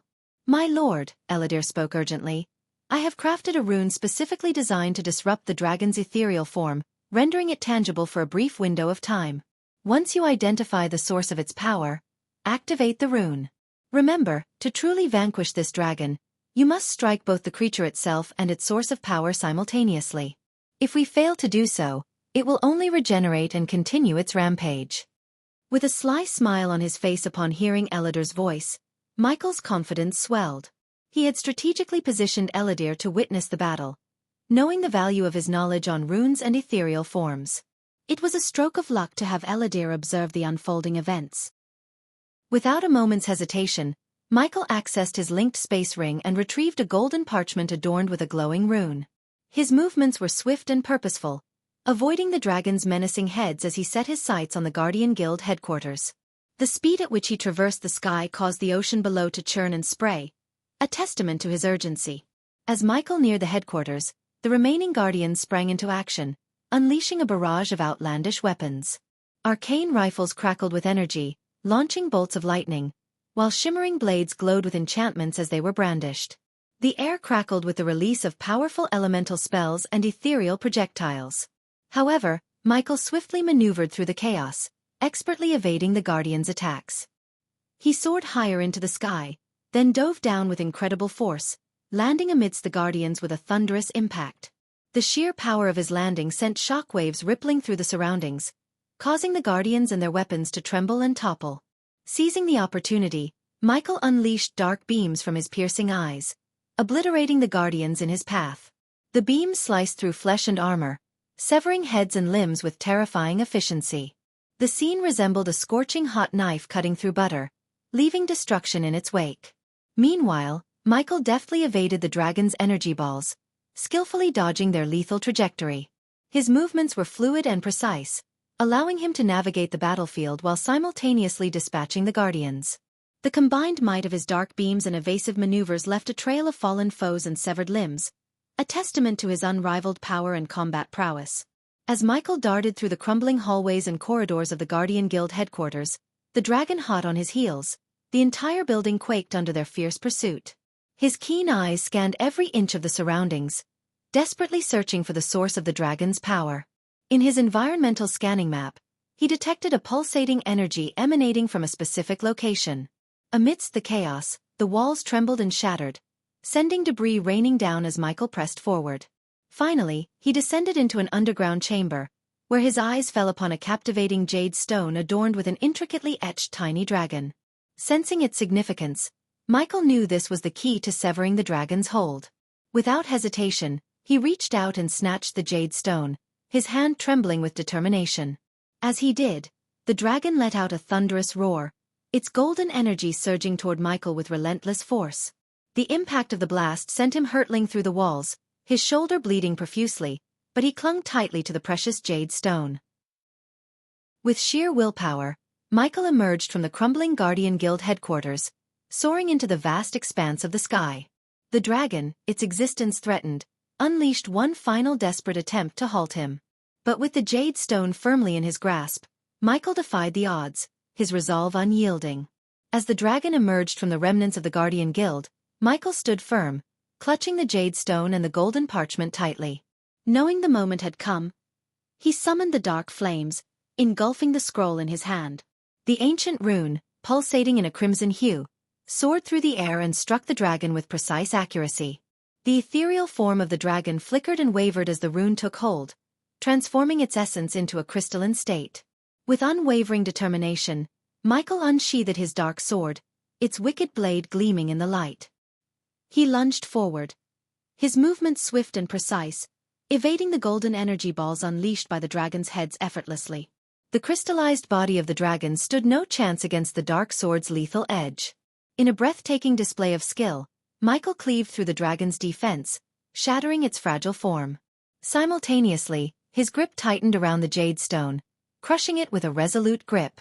The dragon let out a thunderous roar, a final cry of defiance before its entire being shattered into a mesmerizing cascade of golden light. It dissipated into the vast expanse, leaving no trace of its existence behind. As Michael's feet touched the ground, his body slumped forward, the weight of exhaustion finally catching up to him. He took deep, labored breaths, the rise and fall of his chest revealing the toll of the fierce battle he had just endured. Surrounding him, the remaining guardians closed in, their eyes gleaming with a glimmer of victory. They believed him to be weakened, vulnerable, unaware of the secret power that flowed through his veins. Little did they know, concealed beneath Michael's worn exterior, the APD hummed with quiet efficiency. The automatic potion dispenser, an invaluable ally in his arsenal, had already administered its healing elixirs into his bloodstream. The restorative potions worked their magic, mending every wound and revitalizing his weary body. As the guardians closed in, their swords at the ready, their faces twisted into triumphant grins, Michael's eyes flickered with a newfound strength. The weariness that had weighed him down only moments before now transformed into a fierce determination. With renewed vitality coursing through his veins, he straightened his posture, his gaze steady and unyielding. The guardians, oblivious to the invisible wellspring of power that surged within him, prepared to strike. Little did they know they were walking toward their death. Chapter 977 Chapter 977 No more Guardian Guild inside their secluded castle, Celici and Alara observed the ongoing battle between the Dark Lord and the remnants of the Guardian Guild. The once mighty guild now stood in ruins, their defense feeble against the unstoppable force before them. Alara and her fellow council members were left with a bitter realization. The guild's days of glory had come to an end. On the table in front of them, a collection of shimmering golden crystals radiated with potent energy. These precious artifacts held immense power, capable of summoning the formidable guardian dragons. Alara's gaze lingered on the crystals, tempted to employ their strength once more in a desperate attempt to turn the tides. However, Sales's voice cut through the air, bringing her back to reality. Alara, no matter how many crystals we use or how many guardians we summon, they cannot defeat him, Celici spoke with a tone of conviction. These crystals possess a far greater purpose than they ever served in the hands of the Guardian Guild. We must wield their power wisely, for the sake of our own survival. Evan stared at the mirror, captivated by the unfolding war between the Dark Lord and the Guardian Guild. The sight filled him with disbelief. "I can't believe the Guardian Guild is on the verge of annihilation," he murmured, his voice laced with a mix of astonishment and fear. Celici, however, remained composed as she responded, her voice steady and devoid of fear. She understood the true extent of the Dark Lord's power, having observed and studied him extensively. Unlike others who underestimated him, Celici held a deep admiration for his strength. "Believe it, Evan. What you see is only a fraction of the Dark Lord's true power," she said, her eyes fixed on the mirror. Evan's hope dwindled as he pondered the question that plagued their minds. How can we possibly stop him now? If he has already reached the celestial stage, our efforts would be futile.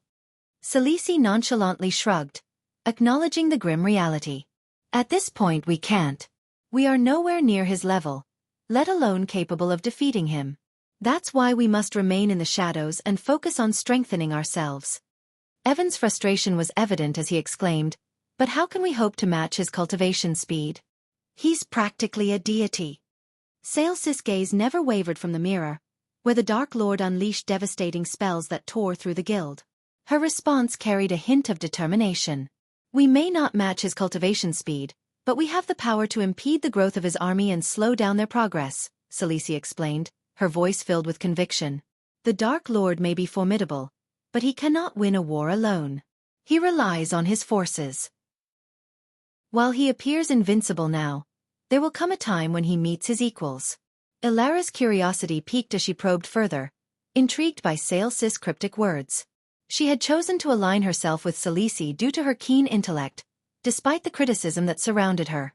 Many within the Guardian Guild disapproved of Saelsis' actions, blaming her for Nagaland's decline into poverty and debt. But Ilara knew better. She understood that Celici had orchestrated Nagaland's downfall for a specific purpose. If Nagaland had remained a powerful kingdom under Gaia's rule, who had now become the Dark Lord's lover, it would have provided the Dark Lord with an unstoppable ally. By reducing Nagaland's strength, Celici ensured that the Dark Lord would have to divert his attention and resources towards rebuilding, thereby lessening the threat he posed. Ilara recognized the dangerous game Celici was playing in the shadows, but she also acknowledged that Celici held many secrets close to her chest. She yearned to unravel these mysteries, beginning with Saelsis' notion of the Dark Lord's match. "Who are these matches you speak of?" Ilara inquired, her eyes fixed on Celici, hoping for a glimpse of the truth. Celici brushed off the question with a dismissive wave of her hand, leaving no room for further probing. "All will be revealed in due time, my dear," she replied, her tone final, indicating that further questioning would yield no answers. Ilara was left to ponder the hidden depths of Saelsis' plans, knowing that there was much more at play than met the eye. As their discussion unfolded, the skies above Hulwick Island darkened, a foreboding omen of the impending devastation. The once raging storm intensified, its fury amplifying with each passing moment. Ilara and Celici watched in awe as the Dark Lord raised his hands, commanding the very elements to his will. The tempest swirled and roared with a newfound ferocity, thrashing the ocean waves into towering tsunamis and spawning violent tornadoes in its wake. Eyes fixed on the sky, the two women witnessed a sight both magnificent and terrifying. Giant meteors materialized amidst the darkened clouds, suspended in the air like harbingers of destruction. Their presence alone threatened to shatter the tranquility of the island and lay waste to everything beneath them. "There it is, his final spell against the Guardian Guild," Celici murmured, her voice tinged with a mixture of astonishment and respect. The magnitude of power displayed by the Dark Lord left her in awe, even as her mind raced with thoughts of outsmarting him. Ilara detected something peculiar in Saelsis' tone, an unexpected admiration and a hidden desire to vanquish the Dark Lord using her intellect and cunning. There was a hunger within Celici, a thirst for victory against insurmountable odds. Meanwhile, Evan, overcome with grief, rose from his seat. His fists clenched tightly, and tears welled up in his eyes. Though he had only been a member of the Guardian Guild for a short time, his admiration for the organization ran deep. From a young age, he had yearned to serve and protect the guild, and it held a special place in his heart. The sight of its impending destruction pained him to his core, touching not only his heart but also his very soul. Celice observed Evan's anguish with a sense of satisfaction. She knew that this pain would stoke the flames of his determination, igniting a burning resolve to stand against the Dark Lord and his formidable army. It was in moments like these that Celice sought to mold her Shadow Clan, infusing them with righteous anger, motivation, and an unwavering drive to combat the Dark Lord with every fiber of their being. As Evan's tears streamed down his face, the Dark Lord lowered his hands, releasing his control over the meteoric entities. With a blazing descent, the celestial fireballs tore through the darkened sky, scorching the very air they traversed. Their trajectory led them unerringly towards the heart of the Guardian Guild headquarters and ultimately, the beleaguered shores of Hulwick Isle. The moment the meteors collided with the Guardian Guild headquarters, a cataclysmic wave of destruction was unleashed upon Hulwick Island. The magnificent building, already marred by the earlier battle between the two-headed dragon and Michael, now faced its final reckoning. The impact tore through its structure, shattering walls and scattering debris in all directions. Once grand halls were reduced to rubble, while elegant towers crumbled into a cloud of dust and ash. But the devastation did not end there. As the meteors struck the island, the very ground quaked beneath its inhabitants' feet. Fissures cracked open, spreading like veins of molten lava through the once peaceful landscape. The island itself seemed to groan in agony as fiery magma surged forth from the ruptured earth, painting the surroundings in a hellish glow. The once idyllic shores became an inferno, engulfed in rivers of flowing lava that devoured everything in their path. The impact of the meteor sent shockwaves rippling through the air, unsettling the atmosphere itself. Winds howled with an otherworldly fury, tearing at the remnants of the Guardian Guild and carrying with them the anguished cries of those left in their wake. The sky, already darkened by the storm, grew even more menacing as the magical energies clashed and mingled. Eerie lightning danced across the heavens, illuminating the chaos below with brief flashes of blinding brilliance. Meanwhile, the sea surrounding Hulwick Island rose in a tempestuous uproar. As if angered by the tumultuous events unfolding on its surface, monstrous waves rose to incredible heights. They crashed against the shores with a relentless ferocity, pounding against the remnants of the Guardian Guild and eroding what little remained of its once formidable structure. The collision of water and land unleashed a torrent of foam and spray, mingling with the scorching heat of the lava and creating an atmosphere of unbridled chaos. Amidst this devastation, the Guardians who had remained on the island found themselves caught in the maelstrom of destruction. Their valiant attempts to defend their stronghold and their cherished guild were rendered futile in the face of such overwhelming power. They were tossed aside like mere playthings by the forces unleashed by the Dark Lord's spell. The survivors, if any, would bear witness to the horrifying scene of their comrades being swallowed by the fiery abyss or swept away by the relentless waves, their brave efforts reduced to naught. As the devastating aftermath of the meteor subsided, Hulwick Island bore the scars of its encounter with destruction. The once solid landmass fractured into jagged fragments, each piece teetering on the brink of oblivion. Like a shattered puzzle, the island's integrity crumbled, and its broken remnants began to sink into the unforgiving depths of the surrounding sea. With an eerie slowness, the fragmented sections of Hulwick Island tilted and shifted as if succumbing to the weight of their own demise. The ground beneath them crumbled and gave way, sending torrents of soil and rock cascading into the churning waters below. Each piece of land, once interconnected, now became isolated, drifting apart from one another in a melancholic dance of destruction. Amidst this scene of despair, the once majestic airships and warships of the Guardians lay battered and broken. These vessels, once symbols of power and protection, now resembled mere charred and smoldering remains. Their mighty frames sagged and splintered as if drained of their very essence. Flames licked at the tattered remnants of sails, devouring the once proud masts and turning them to cinders. With a cruel finality, these remnants of the Guardian's fleet met their fate. One by one, they surrendered to the pull of the ocean's abyss, sinking slowly beneath the surface. The sea greedily claimed them, engulfing the shattered wooden pieces until they were swallowed by the dark depths. The waves, now calmer but still bearing the weight of the recent chaos, whispered mournful laments as they swallowed the remnants of the once proud fleet. All that remained on the surface were fragments of memories and scattered debris drifting aimlessly upon the waves. They served as silent witnesses to the fallen Guardians and the island that had crumbled beneath the weight of unimaginable power. The sea, now a graveyard for the remnants of the island and its defenders, held its secrets close, veiling the tragedy within its eternal embrace. The onlookers, rogue cultivators, and news reporters stood at a distance, their faces etched with shock and terror as they bore witness to the destruction unfolding before them.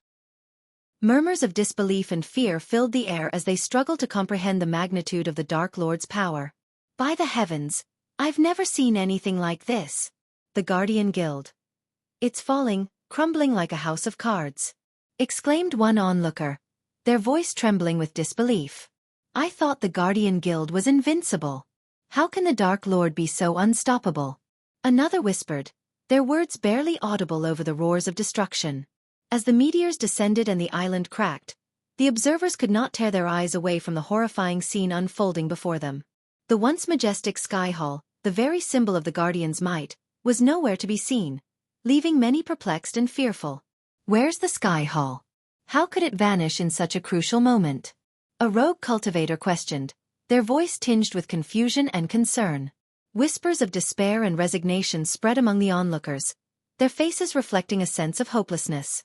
They watched as the Dark Lord's forces continued their onslaught, seemingly invincible, and doubt crept into their hearts. I fear there is no hope left. The Dark Lord's power is unmatched, and it seems like nothing can stand in his way, murmured a rogue cultivator, their voice heavy with defeat. I never thought I'd see the day when the Guardian Guild would fall. If they can't stop him, who can? Pondered another, their tone filled with despair. In this somber moment, the Guardian's once mighty presence had been reduced to fragments sinking into oblivion, leaving behind only echoes of their valiant struggle against the Dark Lord's overwhelming forces. Chapter 978. Complete destruction of the Guardian Guild. After obliterating the Guardian Guild, Michael experienced a sense of relief and newfound strength. With his formidable enemy eradicated, a weight lifted from his shoulders. He hovered above the calm sea, gazing at the remnants of what used to be Hulwick Isle. This marked the second island he had completely decimated, the first being Ithalan. Though the waves slowly settled, the storm continued to rage with unyielding fury. Moments passed as Michael floated in contemplation, his eyes fixed on the once thriving island. Then, with a serene expression, he turned away from the scene and soared through the air, leaving the desolation behind. Several hours later, Michael arrived at the site of a grand castle, its construction still underway. Eve eagerly awaited his return, accompanied by a group of Dark Army soldiers. Their curious gazes followed his every move. Eve, unable to contain her anticipation, approached Michael and inquired, "What happened?" With a calm smile, Michael answered her, "The Guardian Guild is no more." Gasps of astonishment escaped the lips of the Dark Army soldiers. As Michael walked beside Eve, he placed his arm around her neck, a gesture of familiarity rather than an embrace. Together they proceeded to enter the castle, the soldiers trailing behind them, their eyes filled with wonder and curiosity. The castle, although only a quarter completed, stood as a magnificent testament to power and grandeur. Dwarves, renowned for their craftsmanship, were diligently working on the construction, their hammers clanging against stone and metal, shaping the fortress that would serve as Michael's stronghold.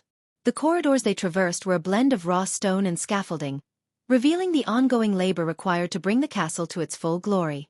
Dust particles danced in the air, illuminated by beams of sunlight that pierced through the partially constructed walls. The echoes of dwarves' conversations mingled with the sounds of construction, creating a symphony of progress. As they made their way through the corridors, the soldiers' eyes wandered, taking in the meticulous craftsmanship of each detail. The flickering torches cast an eerie glow, revealing glimpses of the tapestries and ancient paintings that would soon adorn the walls.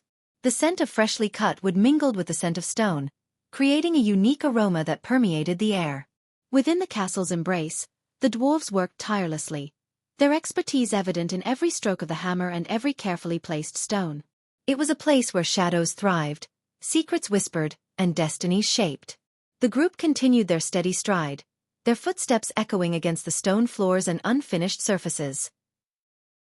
Whispers of anticipation and curiosity filled the air, as the soldiers exchanged glances, eager to learn more about the outcome of the Guardian Guild's downfall. The castle seemed alive with an electric energy, pulsating with the aftermath of Michael's triumph, and the promise of a formidable future. Michael proceeded to provide a concise account of the battle to his soldiers and Eve. Together, they made their way to the meeting hall, where his subordinates were already gathered.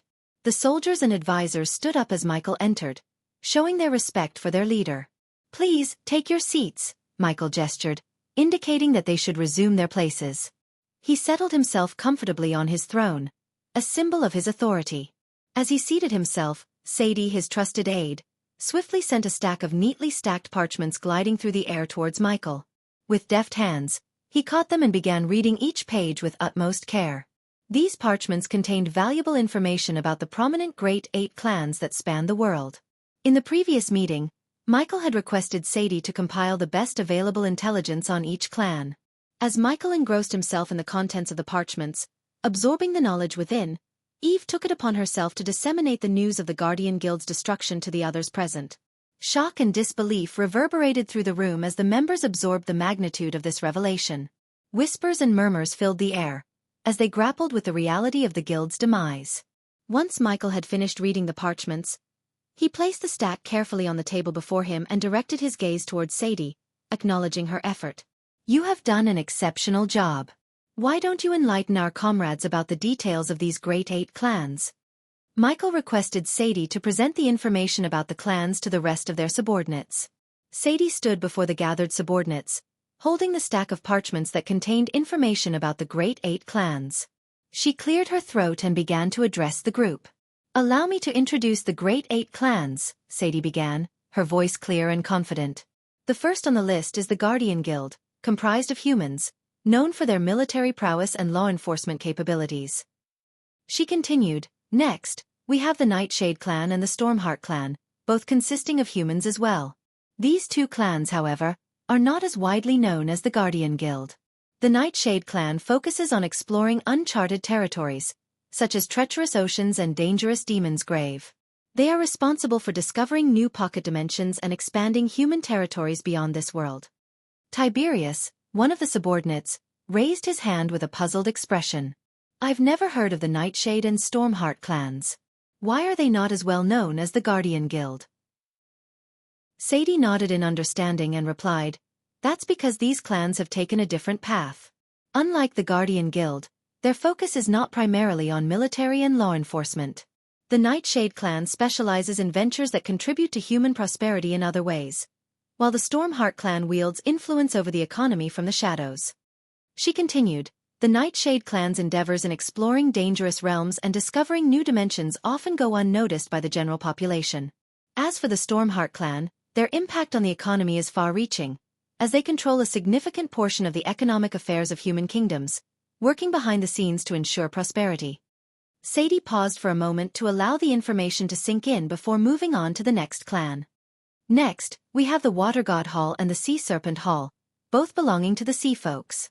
These clans, however, do not involve themselves in the affairs of humans, elves, dwarves and orcs, whom they refer to as landwalkers. They maintain their own separate domains and keep a distance from the dealings of the other races." She then moved on to describe the Gondolin Empire, which belonged to the elves. The Gondolin Empire, led by Nithroel, is considered the most powerful clan among all the Great Eight clans. Nithroel, the elven empress, rules Gondolin with a firm hand. Unlike other clans that rely on military might, she opts for diplomatic solutions and cunning deals in the shadows, rather than waging wars. Sadie paused, allowing the significance of the Elven Empire's power to sink in among the listeners. The subordinates exchanged glances, realizing the weight of this information. "In addition to these, we have the Han Torum, a clan of dwarves known for their exceptional craftsmanship and engineering skills," Sadie continued. "And lastly, we have the Iron Mane Horde, representing the Beast Men, a strong and formidable race." She concluded, "These Great Eight clans, each with their unique strengths and characteristics, have played significant roles in the realms. With the demise of the Guardian Guild, the balance of power among the clans has shifted. It is essential for us to understand these dynamics as we navigate the current landscape." Sadie folded the parchments neatly and placed them back on the table. The subordinates sat in contemplative silence, absorbing the knowledge of the Great Eight clans and the shifting power dynamics within their realm. Arya, the Queen of Shadows, leaned forward, her eyes piercing as she addressed Sadie. "What should we expect now, with the demise of the Guardian Guild? Will the other races take advantage of this void?" Sadie met Arya's gaze and replied with a serious tone. "Indeed, without the Guardian Guild to safeguard the human kingdoms, they will be vulnerable to the ambitions and encroachments of other races. The absence of a powerful force like the Guild creates a power vacuum that is bound to attract various factions and individuals seeking to fill the void left behind. She gestured with her hand, emphasizing the potential consequences. Human kings and queens will act according to their own desires and agendas, without the guidance and protection of the Guardian Guild. This could lead to unforeseen conflicts, political upheavals, and even territorial disputes among the human kingdoms themselves. Sadie's voice held a note of concern as she continued. Moreover, the absence of a centralized force like the Guardian Guild might embolden other races to expand their territories or assert their dominance. The balance of power that the guild once maintained will be disrupted, and new alliances and rivalries will emerge. She paused for a moment, allowing her words to sink in. We must be prepared for these changes and the potential repercussions they bring. The demise of the Guardian Guild leaves a void that will undoubtedly alter the landscape of the realms, and we must navigate this uncertain terrain with caution. Arya nodded, acknowledging the gravity of the situation. The subordinates around the table exchanged glances, realizing the implications of the power vacuum and the subsequent ripple effects it could have on their world. After Sadie finished explaining about the clans, all eyes turned towards Michael, awaiting his next command. The subordinates hoped he wouldn't assign them an overly challenging task, considering the immense workload they already had preparing for the Dark Lord's upcoming wedding with Gaia, the Dark Queen. Michael seemed to read their minds as he addressed their concerns. I understand that you have been preoccupied with the wedding preparations, he began. However, we must maintain our momentum. Our next target is the dwarves. They possess great capabilities, and we require their expertise to complete our castle and fulfill our future endeavors. Therefore, we shall begin recruiting the dwarves from Hontorum, Michael announced, directing his gaze at Saber, the newly appointed king of the Nightwalkers. Saber, your mission is to travel to Hontorum and present them with a choice. Either dismantle their clan or face the consequences of my wrath, Michael commanded. Eve, always eager to understand the reasoning behind Michael's decisions, questioned his approach. Why not simply order them to join us directly? She asked. Michael shook his head, his expression filled with wisdom. In the eyes of the world and the Sky Hall, we are still considered evil. The dwarves, I believe, share this perspective. If we were to recruit them directly and they accepted, they would be branded as evil as well. We do not want that. By persuading them to dismantle their clan, we can discreetly recruit the talented dwarves without compromising their standing. Some may view the dwarves as cowards, but many will recognize their decision as a necessary one, especially after news of the Guardian Guild's destruction spreads, he explained. Eve's curiosity remained unsatisfied as she pressed further. And if they refuse to dismantle their clan? She inquired. A sly smile crept across Michael's face at her question. We will ensure they comply.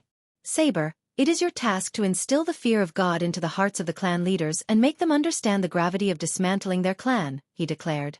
As an elder vampire, Saber possessed the prowess necessary to accomplish this intimidating feat, and Michael had full confidence in his abilities. Once we have gathered enough dwarves within our ranks, we shall proceed to the next phase of our conquest, Michael proclaimed, his devilish grin revealing his ambitious intentions. As he finished issuing his orders, Saber produced a parchment from his coat pocket and sent it flying toward Michael. My lord, this parchment contains a comprehensive list of the unique and powerful metals found in our world, along with the most suitable ones for forging your armor. Choose one, and we shall procure as much of the desired metal as you require before the wedding, Saber offered. Eve couldn't help but express her concern for Lady Adelia, Gaia's mother, and her potential absence from the upcoming wedding.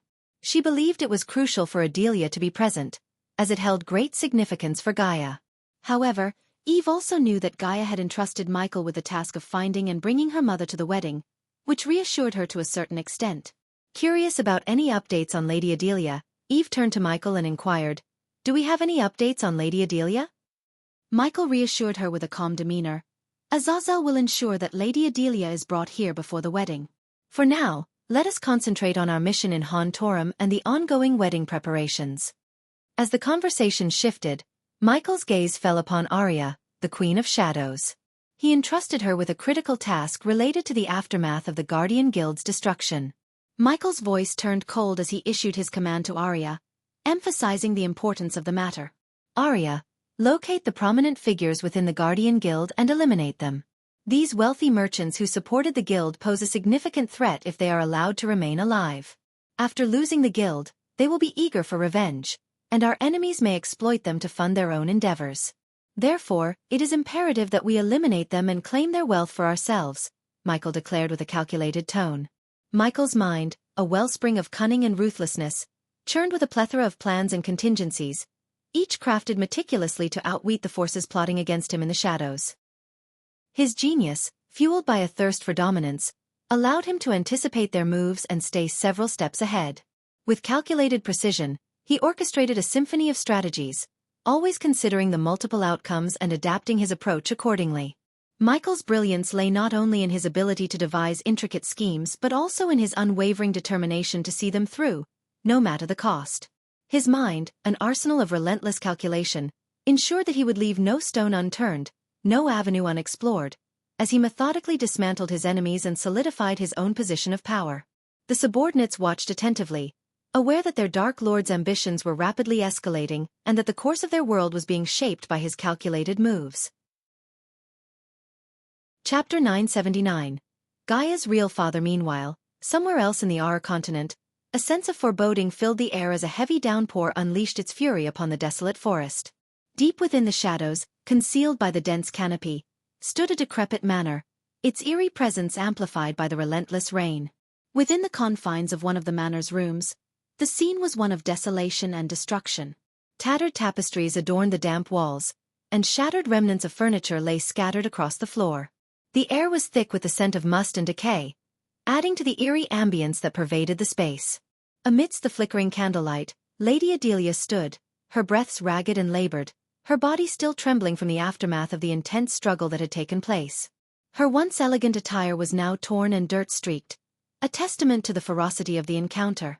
As rainwater seeped through cracks in the ceiling, casting distorted shadows on the walls, Adelia's skin glimmered with dark scales, hinting at her true Naga form. Within the shadows, another figure lurked, his presence ominous and foreboding. With each step, the figure emerged slowly, his movements purposeful and calculated. It was Ingram, a being of ancient lineage and formidable power. His eyes glowed with a haunting intensity, reflecting centuries of knowledge and darkness. His features concealed by the shroud of mystery, Ingram exuded an aura that spoke of untold secrets and a malevolence that sent shivers down Adelia's spine. As the tension thickened, Adelia's anger surged, her voice dripping with contempt and hatred. "You cannot enter Gaia's life, Ingram," she hissed, her words laced with venomous defiance. Her unwavering determination radiated through the darkness, fueling her resolve to protect her daughter from the clutches of darkness. Without uttering a word, Ingram dashed at Adelia, continuing their battle. In a dazzling display of power, Ingram and Adelia clashed within the confined space of the room. The atmosphere crackled with an electric intensity as their respective abilities collided, filling the air with a symphony of sparks and energy. Adelia's dark scales shimmered with an otherworldly sheen, her venomous fangs bared in a snarl of defiance. With lightning speed, she lunged forward, her serpentine form coiling and striking with deadly precision. Ingram, his features veiled in shadows, moved with an unearthly grace, effortlessly evading Adelia's venomous onslaught. His eyes glowed with an ethereal crimson, reflecting the sinister power that coursed through his veins. As the room trembled beneath their explosive duel, furniture shattered, sending shards and splinters flying through the air. The walls groaned and cracked under the strain of their supernatural might. Adelia's serpent-like agility was matched only by her venomous wrath. She unleashed a barrage of poison-infused strikes, each aimed with lethal accuracy. Venomous tendrils slithered through the air, leaving a trail of hissing mist in their wake. Ingram countered with swift and calculated maneuvers, his ancient vampire reflexes allowing him to dodge and parry with preternatural grace. Their conflict intensified, reaching a crescendo of power and destruction. The room became a battlefield of chaos and ruin. The ceiling caved in, showering debris upon them, while the floor quaked under the weight of their ferocity. Arcs of dark energy clashed against swirling mists of venom, illuminating the chamber with a mesmerizing display of light and shadow. Neither Adelia nor Ingram held back, their shared history momentarily forgotten amidst their primal clash. Ingram, his movements fluid and swift, countered Adelia's venomous strikes with a display of his own formidable power. With a sudden burst of speed, he blurred across the room, leaving a trail of darkness in his wake. His hands became a blur of motion as he unleashed a series of devastating vampiric attacks, each strike infused with dark energy. Adelia, undeterred by Ingram's onslaught, met each attack with equal ferocity.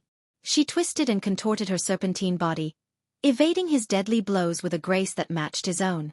Her scales shimmered with an ominous glow as she retaliated, her fangs dripping with toxic venom. Between their clashes, Adelia seized moments to taunt Ingram, her voice dripping with venomous mockery. "Is this the best you can muster, Ingram?"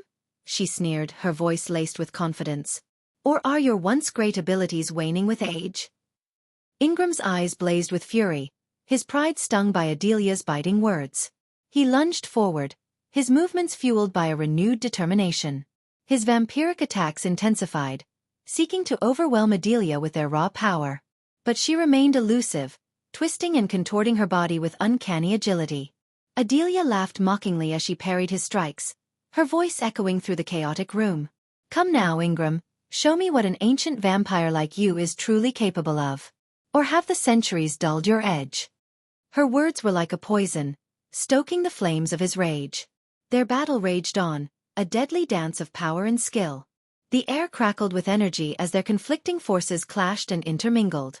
Adelia, refusing to yield, fought back with a tenacity born of hatred and determination.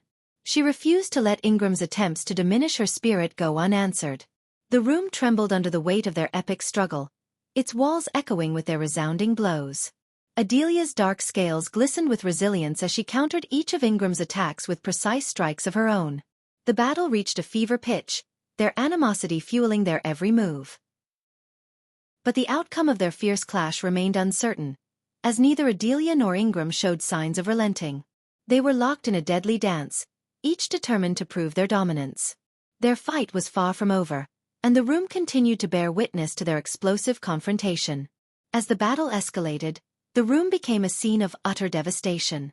Furniture lay in ruins, scattered across the floor like broken memories. The walls bore deep gouges and cracks, evidence of the raw power unleashed by Adelia and Ingram. The air crackled with an electric tension, the very atmosphere seeming to vibrate with their animosity. In a final clash, their combined force shattered the window, sending shards of glass cascading into the night.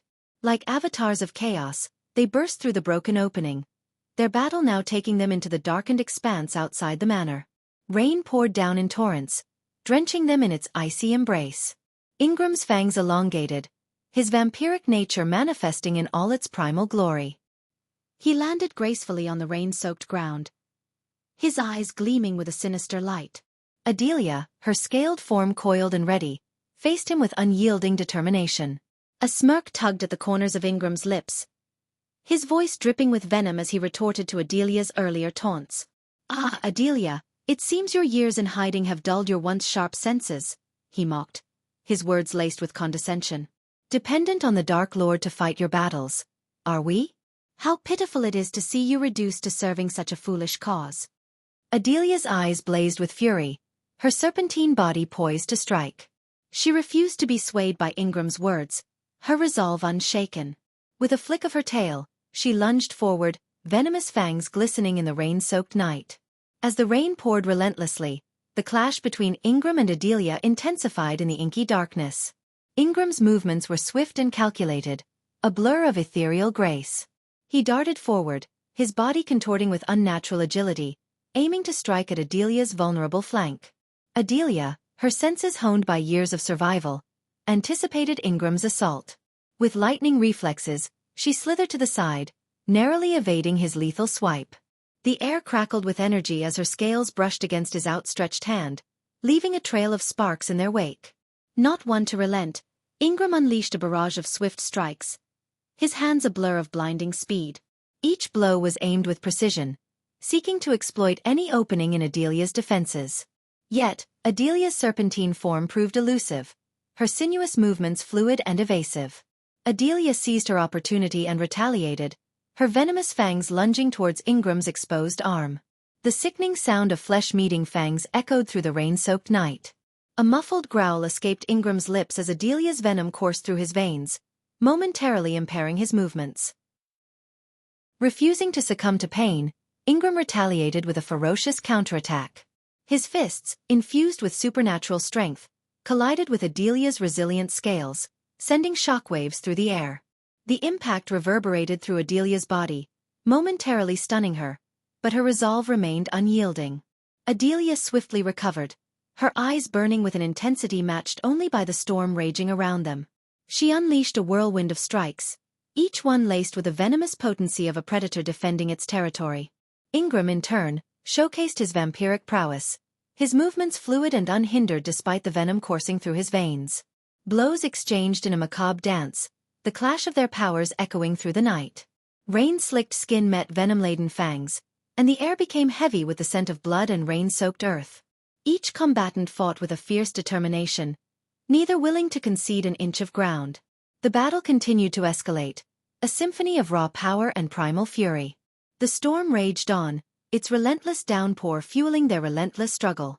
With every strike, they pushed the boundaries of their physical limits, testing the depths of their resilience and endurance. Amidst the relentless clash of their powers, Adelia's voice rang out, filled with anger and determination.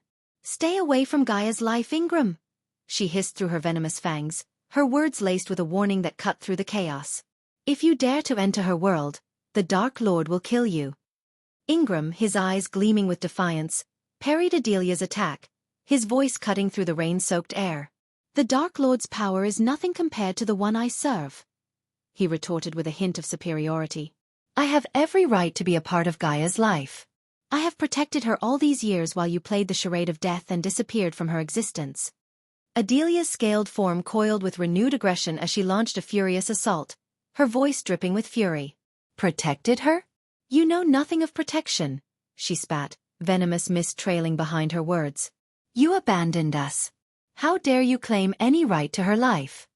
Ingram sidestepped her attack with an agility born of centuries of existence, his voice resolute. "I may have been absent, but my purpose remained steadfast. I watched over Gaia from the shadows, shielding her from threats you couldn't even fathom. I ensured her safety when you chose to disappear." Adelia's eyes narrowed, a mix of anger and resentment flashing in her gaze. "You speak lies, Ingram. I was protecting her in my own way," she shot back, her venom-infused strikes becoming more relentless. "Your absence was a betrayal, and you have no right to claim a place in her life." Ingram deflected her onslaught with calculated precision, his voice echoing with a chilling conviction. "Betrayal? No. Adelia. It was a sacrifice.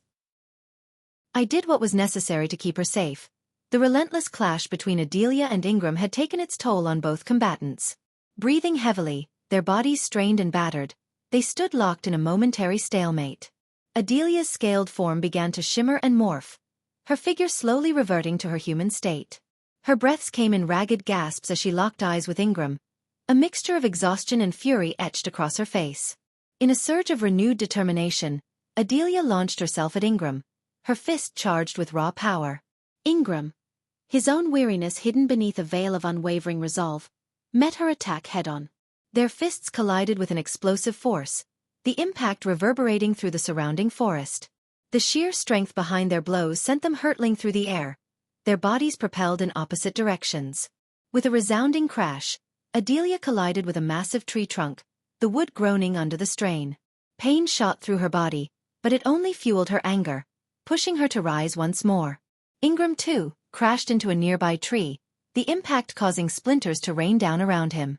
Despite the ache that resonated within him, he pushed through the pain, ready to continue the battle. As Adelia coughed up blood, her voice strained but filled with conviction, she uttered her words through gritted teeth. "Gaia has found someone who can protect her, love her, and cherish her like no one else can," she declared, her voice laced with a mix of pain and determination. Ingram, his own injuries evident as blood trickled from his lips, met her gaze with unyielding resolve. "No matter who Gaia finds, they cannot fill the roles of parents," he retorted, his words punctuated by a ragged breath. "Our absence has left an irreparable void." Emotions ran deep within Adelia's eyes as she locked her gaze with Ingram, her voice quivering with intense sincerity. "You had a chance, Ingram. A chance to be Gaia's father, a loving husband. But you chose your lord over family," she uttered, her voice heavy with a mix of anger and sorrow.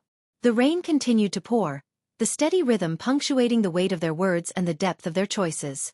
As they stood there, bruised and battered, the cliffhanger of their unresolved conflict hung in the air, leaving their fates intertwined in a web of regret, longing, and the irreparable consequences of their past decisions.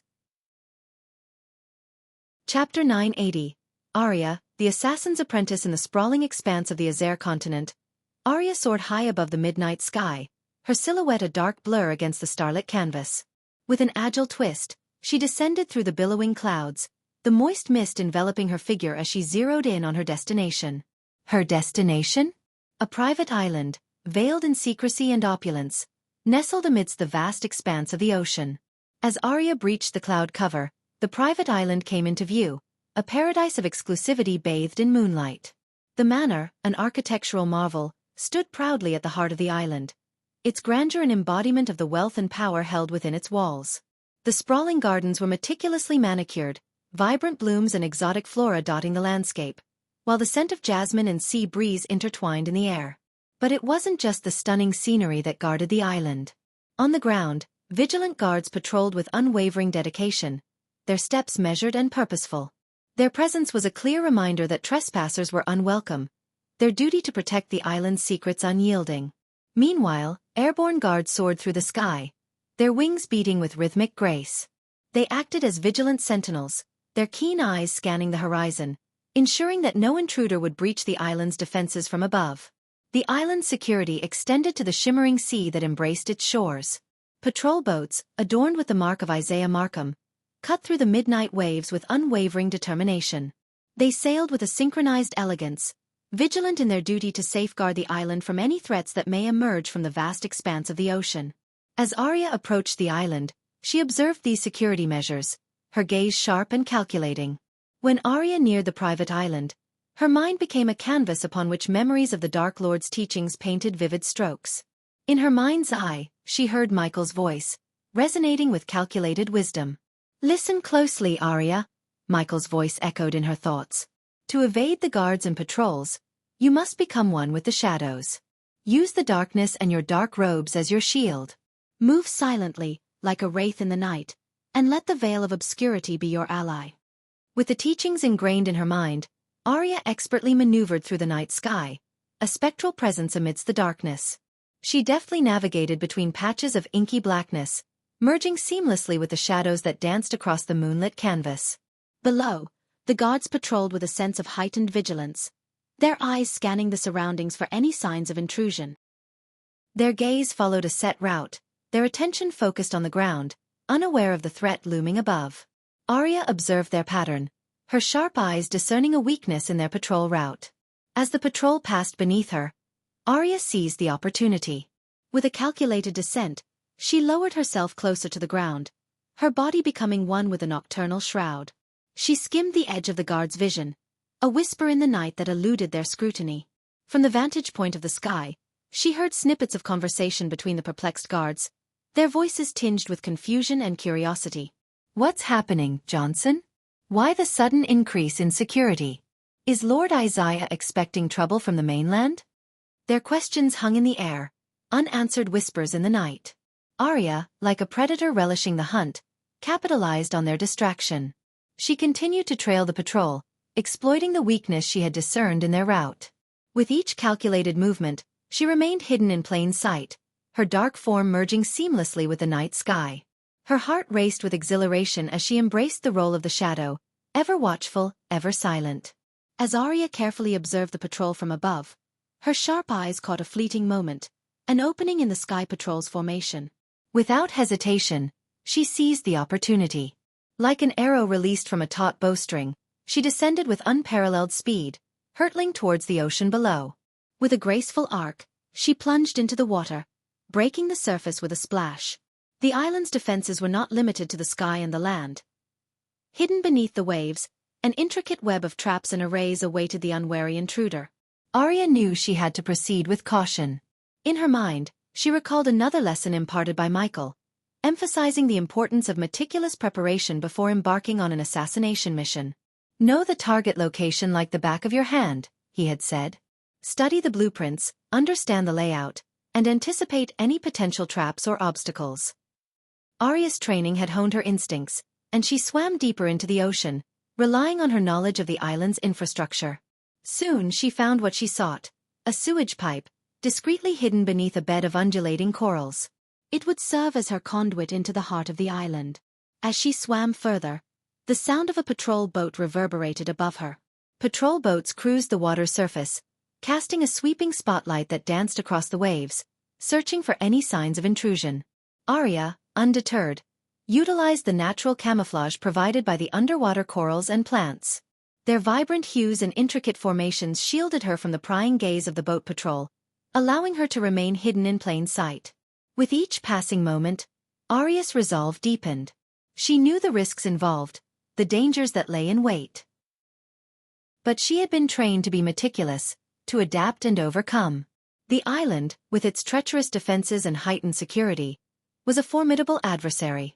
Yet, she remained unyielding, driven by her mission and her unwavering determination to succeed. And so, she continued her underwater journey, navigating the dark depths, her breath steady, her mind focused. The island held its secrets close, but Arya, the Queen of Shadows, was relentless in her pursuit. With the patrol boat finally leaving the immediate area, Arya seized the moment and swam closer to the island's perimeter. The ominous silhouette of the manor loomed in the distance, a bastion of wealth and secrecy. The time for subtlety had passed. It was time to breach the island's defenses. Taking out a compact blowtorch from her utility belt, Arya's gloved hand ignited the flame. The steady hum of the torch accompanied her movements as she positioned the searing heat against the metal gates securing the sewage pipe entrance. The island's security was formidable, designed to detect any spellcasting and trigger an immediate lockdown. Arya's mission demanded precision and stealth. As the blowtorch cut through the reinforced metal, the scent of burning metal filled the air, mingling with the nauseating stench emanating from the open pipe. Arya's determination prevailed over the discomfort, her focus unwavering. The intense heat glowed in the darkness, illuminating her determined expression. With each precise incision, the gates slowly yielded to the force of the blowtorch. As the final section of metal fell away, Arya wasted no time. She swiftly swam into the pipe, the grimy water engulfing her, leaving behind the oppressive atmosphere of the island's surface. The putrid smell assaulted her senses, but Arya pushed through, relying on her training to endure the discomfort. The narrow passageway became her conduit, leading her closer to her target. In the darkness, she propelled herself forward, the sound of water rushing in her ears, as she embarked on a treacherous journey through the hidden underbelly of the island. Arya's mission demanded her utmost resilience. With every stroke of her limbs, she drew closer to the heart of the island, her resolve unyielding. The arrays and runes, lurking in the shadows, awaited any sign of magic. But Arya, the Queen of Shadows, knew the art of silent infiltration, the dance of shadows. As Arya swam through the intricate sewage pipe system, her mind raced with the blueprint of the manor etched in her memory. Sadie, her resourceful contact within the underworld, had provided her with invaluable information. Finally, she reached a junction where the pipe split into multiple paths. Arya selected the one that led to an opening positioned at a safe distance from the manor's watchful eyes. Emerging from the pipe, she found herself in a secluded area, hidden amidst a thicket of dense foliage. The air was heavy with the scent of damp earth and the faint fragrance of blooming flowers. A gentle breeze rustled the leaves, masking the sound of her arrival. The manor, a sprawling structure of opulence, stood proudly before her. Its stone walls were adorned with intricate carvings, bearing witness to its rich history. Towering trees cast elongated shadows upon the grounds, providing pockets of darkness that beckoned to Arya's stealthy nature. Soldiers, clad in dark uniforms, patrolled the perimeter of the manor. Their movements were disciplined and methodical, their eyes keenly scanning the surroundings. Arya observed their path, studying the weaknesses within their patrol routine. The patrol path encircled the manor in a predictable pattern, their steps in synchrony with the ticking of time. Arya noticed a blind spot where the soldiers' gaze momentarily faltered, distracted by the distant flickering torches. It was her opportunity, a moment when their vigilance wavered, providing her with a chance to slip through undetected. The surroundings of the manor were adorned with meticulously manicured gardens, vibrant flowers dancing in the moonlight. Dense shrubbery and strategically placed sculptures created hiding spots for the vigilant assassin. Arya crouched low, blending into the natural camouflage of the foliage, her dark robes providing an additional layer of concealment. With bated breath, she waited for the patrol to reach the critical juncture of their routine. As their attention was diverted, she darted forward, her movements fluid and noiseless. Utilizing the cover of darkness and the intricate labyrinth of the garden, She maneuvered through the concealed spaces, inching closer to her target. As Arya navigated the treacherous grounds, her mind delved into the depths of her training and the knowledge imparted by Michael, her mentor. Memories of his voice echoed in her thoughts, offering guidance in the face of seemingly insurmountable challenges. "No security system in the world is impenetrable," Michael had once said, his voice resonating with quiet authority. "With enough time and study, one can find the weakness, the chink in the armor. Stay vigilant, Arya, and adapt to overcome any obstacle." Arya's eyes gleamed with determination as she recalled his words. The island's security mechanisms were formidable, designed to suppress cultivation and detect unauthorized spellcasting. The fusion stage soldiers patrolling the grounds and the intricate arrays posed a formidable barrier. But Arya was not one to be deterred. She glanced at her wrist, where her trusted companion, the Olympus, rested. The black wrist clock-like device housed a pure arch energy crystal that, when activated, boosted her cultivation to the fusion stage. It was a rare and precious artifact, a secret weapon against the island's suppressive measures. As she continued her ascent, she noticed additional security measures in place. Motion detectors, hidden pressure plates, and intricate arrays further fortified the manor's defenses. But Arya was no stranger to deception and outwitting her adversaries. She remembered studying the blueprints of the manor, learning about a specific weakness in the security system. By skillfully bypassing the motion detectors using her agile movements and exploiting blind spots created by the arrays, she found a path that led her closer to her goal. Scaling the walls with feline grace, Arya reached a balcony overlooking Isaiah's concubine's room.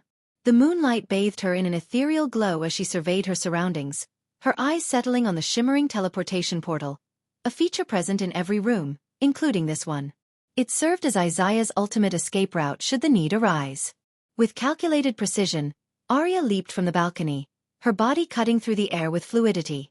As she landed soundlessly in the room, her eyes darted around, taking in every detail. The opulent furnishings and delicate decor betrayed the lavish lifestyle of Isaiah's chosen companion. Swiftly, Arya concealed herself beneath the closet, her dark robes blending with the shadows.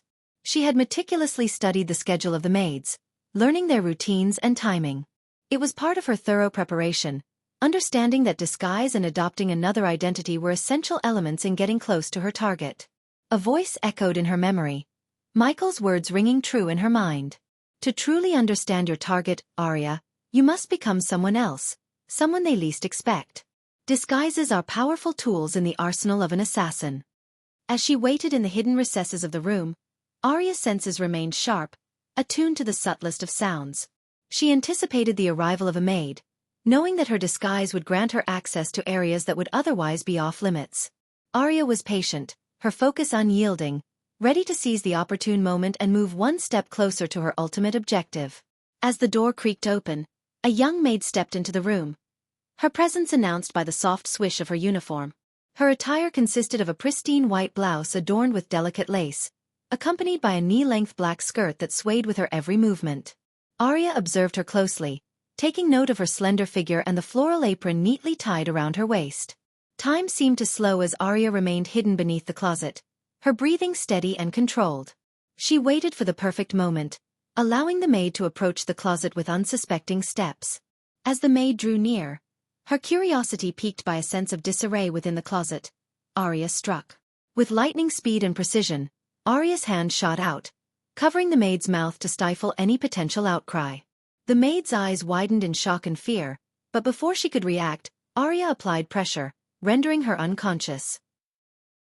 Carefully, Arya eased the limp form to the ground, ensuring a silent fall. Arya swiftly shed her dark robes and discarded her assassin's attire. She then meticulously donned the maid's uniform, buttoning it up with practiced ease. The fit was snug but comfortable, the familiar fabric embracing her form as if she belonged. In this disguise, she would move through the manor undetected, blending seamlessly with the other servants. Her transformation complete, Arya glanced at her reflection in the mirror. The face staring back at her held the visage of an innocent maid, concealing the lethal skills and determination that lay beneath the facade. Arya knew that even the most convincing disguise had its limitations. If someone scrutinized her face too closely, suspicions might arise. And those who were closest to the maid, those who interacted with her regularly, might recognize any inconsistencies in her behavior or demeanor. She needed to act swiftly, minimize contact, and remain on the move to avoid arousing suspicion. Echoing in her mind, Michael's words served as a constant reminder. When in disguise, speed is your ally, he had once told her, his voice laced with wisdom. Avoid unnecessary interaction, and always keep moving. The longer you stay in one place, the higher the chances of being discovered. Silently, she glided through the hallways, her steps light and purposeful. As she made her way to the rooftop garden, a soldier stationed nearby called out to her using the maid's name. Arya maintained her composure, her eyes darting toward him briefly, her expression portraying a mixture of surprise and feigned bashfulness. The soldier, stationed near the hallway, called out to Arya, using the maid's name. "Hey there, Maria," he said, his voice carrying a hint of mischief. "Looking as beautiful as ever, I see." Arya halted her steps and turned slightly, her body angled away from him. She allowed a small smile to grace her lips, keeping her eyes cast downward, avoiding any direct eye contact. "Oh, thank you," she replied, her voice soft and demure. "I must continue with my duties now. There's much to be done." The soldier's gaze lingered on her, his eyes tracing the contours of her figure. Don't rush off too quickly," he urged, his tone suggestive. "I'd love to get to know you better, Maria. A woman as lovely as you deserves a moment of respite. Perhaps we can find some time to enjoy each other's company?" Arya maintained her composed facade, her heart pounding with each passing second. She carefully avoided turning her face towards him, ensuring he wouldn't catch a glimpse of her true identity. "I'm sorry, but I must attend to my tasks," she responded, her voice carrying a tinge of regret. "Perhaps another time, when we both have more leisure." The soldier seemed momentarily disappointed, but he nodded understandingly. "Fair enough," he conceded. "Until then, Maria." With a polite nod, Arya resumed her movement, keeping her back to the soldier as she continued on her path. She knew that any prolonged interaction could increase the risk of her true identity being exposed. Thus, she focused on maintaining her disguise, ensuring that her face remained hidden from prying eyes. As she disappeared from the soldier's sight, her heart began to steady, and a sense of relief washed over her. Each encounter had to be handled with caution, every word chosen carefully to avoid arousing suspicion. Arya knew that her success depended on her ability to blend seamlessly into the background, remaining elusive and unseen. With renewed determination, she pushed forward, her steps purposeful and silent. The rooftop garden awaited her, a sanctuary amidst the turmoil of her mission. There, she would bide her time, hidden among the foliage, patiently waiting for the opportune moment to strike and fulfill her deadly purpose. Chapter 981. Hail the Shadow Clan. The rooftop garden, bathed in the soft glow of the moonlight, was a tranquil oasis nestled high above the island. Lush foliage adorned the surroundings, with vibrant flowers blooming in an array of colors. The fragrance of jasmine and roses perfumed the air, adding an ethereal touch to the scene. The garden offered a breathtaking panoramic view of the vast ocean stretching out into the distance, its waves crashing against the shore in a mesmerizing rhythm. Arya, concealed behind the veil of her disguise, positioned herself near a water fountain at the center of the garden. The fountain's crystal-clear water cascaded down sculpted tiers, creating a soothing melody that harmonized with the tranquil atmosphere. She knew that Isaiah, drawn to the garden's serene beauty, would seek solace here and momentarily let his guard down. With her senses honed, Arya remembered the teachings of her mentor, Michael, echoing in her mind. "Physical training is key," he had emphasized. "Adaptability is crucial in an assassination.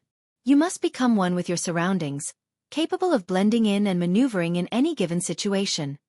Taking a deep breath, Arya submerged herself in the water fountain, her body concealed beneath the shimmering liquid. With precise control, she regulated her breathing, silently becoming one with the aquatic haven. She waited, her senses attuned, for the approach of her target. In her mind, she replayed Michael's words. An assassin must adapt swiftly to unforeseen circumstances. No situation should catch you off guard. Your ability to think on your feet and utilize your environment is paramount. Suddenly, footsteps echoed on the rooftop, drawing closer with each passing second. Arya's heart quickened, but she maintained her composure, her trained instincts guiding her every move. Isaiah Markham, the man whose life hung in the balance, emerged into view. Isaiah stood tall, his dark complexion contrasting against the moonlit backdrop. His physique bore the marks of wealth and indulgence, with a slight paunch accentuating his muscular frame. His eyes, filled with a sense of self-assuredness, swept across the garden, taking in the tranquil scenery. The stage was set, the players in position. Arya watched Isaiah approach, her eyes hidden beneath the surface of the water. She remained poised, her presence undetected, waiting for the opportune moment to fulfill her deadly task. The air was charged with anticipation, as the moon continued to cast its ethereal glow over the clandestine scene in the rooftop garden. From her hidden vantage point beneath the water's surface, Arya's gaze remained fixed on Isaiah, her senses attuned to his every movement. However, to her surprise, another figure emerged into the rooftop garden, disrupting the tranquility she had meticulously planned for. It wasn't one of Isaiah's wives, as she had anticipated, but a formidable orc. The orc stood tall, his red skin a stark contrast against the moonlit backdrop. His muscular physique bore the scars of battles fought, and his face adorned with intricate face paints and tribal tattoos that spoke of his fierce nature. A primal aura surrounded him, emanating strength and intimidation. As the orc approached Isaiah, a shiver ran down the lord's spine, his previous composure faltering in the face of this formidable presence. Isaiah's gaze met the orc's eyes, filled with a mixture of trepidation and uncertainty. The weight of the orc's presence seemed to hang heavy in the air, suffocating the once peaceful atmosphere of the rooftop garden. Arya watched intently, her mind racing to adapt to this unforeseen development. She could feel the tension building, her training reminding her to remain patient and alert. Every moment was crucial, every action calculated. But for now, she observed silently, biding her time until the opportune moment presented itself. The scene unfolded with a sense of unease, as Isaiah and the imposing orc shared the bench, their presence a stark juxtaposition against the tranquil surroundings of the garden. Arya, hidden beneath the water's surface, became acutely aware of the stakes rising. She steeled herself, ready to seize the moment when the balance of power would tip in her favor. But for now, she remained submerged, her senses keen, awaiting the right moment to strike. As Arya observed the unsettling interaction between Isaiah and the intimidating orc, her mind drew upon another of Michael's invaluable lessons. She recalled his words, echoing in her thoughts with unwavering clarity. An assassin must always be prepared for their plan to fail, Michael's voice resounded in her mind. The difference between a good assassin and the best assassin lies in their ability to adapt and turn each obstacle into an opportunity. No situation is without its hidden advantages if you know where to look. Arya embraced this wisdom, letting it fuel her determination. She recognized that even in this unforeseen turn of events, there was potential for her mission to succeed. Every challenge presented an opening, a chance to exploit weaknesses and achieve her goal. The rough voice of the orc cut through the tense silence of the rooftop garden, devoid of any sympathy. "We're cleaning house, tying loose ends," he gruffly stated, his words laced with a sense of impending finality. Isaiah's terrified expression betrayed his desperation as he pleaded for his life. "Please spare me." Isaiah's voice trembled, desperation dripping from every word. "I can give you anything you want. Money, power, whatever you desire. Just let me live." The orc's response was cold and unforgiving. "We've already begun the next phase," he declared, his tone devoid of mercy. "But before we move forward, we must close the previous chapter." Arya's heart quickened with anticipation, recognizing the significance of the orc's words. The mention of closing the previous chapter indicated a potential vulnerability that she could exploit. It was a window of opportunity, a chance to strike when their attention was divided. As Isaiah's pleas fell on deaf ears, the scene became a delicate dance between life and death. Arya's resolve hardened, her focus honed on the unfolding situation. Arya's eyes widened in astonishment as the unexpected events unfolded before her. To her surprise, the orc's grip tightened around Isaiah's neck, despite the latter's desperate struggle. In one swift motion, the orc snapped Isaiah's neck, granting him a painless death. The sight sent a chill down Arya's spine, witnessing such brutality executed with chilling efficiency. However, Arya's shock intensified as the orc rose to his feet and uttered the words that reverberated through the air. "Hail the Shadow Clan." The mention of this mysterious clan struck a chord of curiosity within Arya's mind. She had never heard of them before, their name shrouded in secrecy and unknown to her.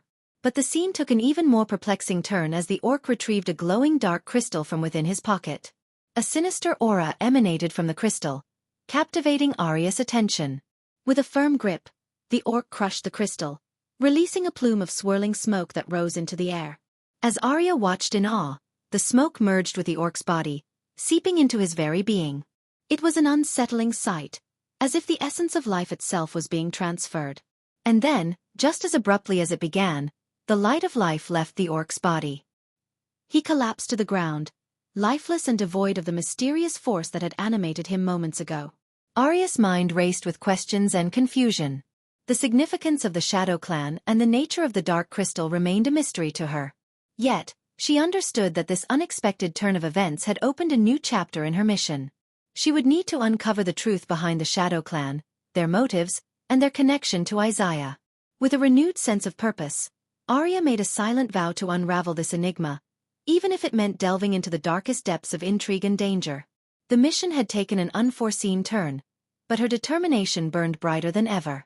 Arya's heart pounded in her chest as she emerged from the water and rushed towards the bodies, desperate to gather any clues that could shed light on the mysterious events that had just unfolded. Her mind raced, piecing together the fragments of the puzzle. However, as she approached the lifeless body of the orc, a sudden and unexpected occurrence disrupted her investigation. A brilliant, eerie purple flame ignited around the orc's corpse, engulfing it in its otherworldly glow. A sense of foreboding washed over Arya as she watched in awe and confusion. Before her very eyes, the flames consumed the orc's remains until there was nothing left but fading embers. It was as if whatever secrets the orc held had been eradicated, leaving behind only lingering questions. Yet, Arya had little time to dwell on this peculiar turn of events. The tranquility of the rooftop garden was shattered by the piercing toll of alarm bells that resonated throughout the island. The island's security mechanism had detected the absence of Isaiah's life force and swiftly activated the alarm, alerting the guards. Clad in their formidable armor, the soldiers rushed into the garden with weapons drawn and fear etched on their faces. Their voices echoed with shock and disbelief as they beheld their lifeless lord, their shouts intertwining with each other in a chaotic chorus. Amidst the commotion, their attention turned to Arya, disguised as a maid. "Stop! What have you done?" One of the guards bellowed, his voice filled with accusation and anger. Arya's muscles tensed, ready to defend herself against the impending onslaught. But just as she was about to engage in battle, a familiar voice echoed in her mind. It was the Dark Lord's voice, resonating with authority and wisdom. "Don't fight them, Arya," the voice whispered. "Use your teleportation scroll to escape. Live to fulfill your mission." Arya's eyes widened in surprise as the Dark Lord's words echoed in her thoughts. She knew she had to heed his guidance. With a swift and calculated movement, she reached into her hidden pouch and retrieved the teleportation scroll. She activated the scroll, and in a flash of mystical energy, she vanished from the garden, leaving the bewildered guards behind. As she reappeared in a hidden location, Arya's mind raced with a mixture of relief and determination. The encounter with the orc, the discovery of Isaiah's lifeless body, and the Dark Lord's message all converged into a singular purpose: to uncover the truth, fulfill her mission, and ultimately, bring justice to those responsible. Meanwhile, in the manor of Ingram, tension hung heavy in the air as Adelia adamantly refused to let Ingram take any part in Gaia's life. The room was filled with their icy silence, their gazes locked in a battle of wills. Adelia stood tall and unwavering, her determination shining through her eyes. "I won't allow you to ruin her life any further," Adelia declared, her voice filled with a mixture of anger and resentment. "You abandoned her when she needed you the most. You have no right to be a part of her world now." Ingram's face contorted with pain, his eyes pleading for understanding.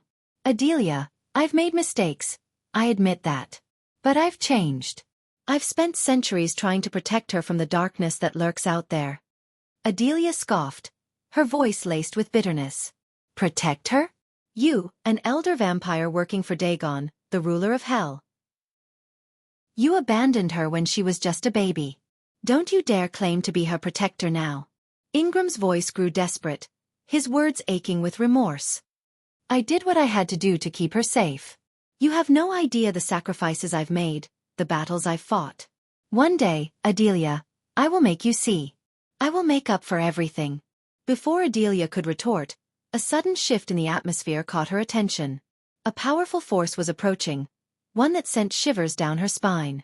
She recognized it immediately and knew what it meant. Azazel, the Dark Lord's demon butler, was drawing near. Adelia's heart raced with both fear and relief. She wanted Azazel to arrive, not the Dark Lord himself. She knew Azazel had his own agenda, and she hoped he could be persuaded to capture Ingram without revealing his true allegiance to the Dark Lord. She couldn't risk the Dark Lord discovering Ingram's identity as an elder vampire and the knowledge that he had abandoned Gaia. With an icy calmness, Adelia turned to Ingram, her eyes never wavering. "You will do nothing, Ingram," she stated coldly. "I am about to capture you and send you somewhere you won't be able to intervene in Gaia's life any longer. This is the consequence of your actions." Ingram's face twisted with a mix of shock and anger, but Adelia paid him no heed. She had no love left for him, only anger and a desire to protect their daughter from his tainted influence. Her plan was set, and she awaited Azazel's arrival, knowing that he would ensure Ingram's capture.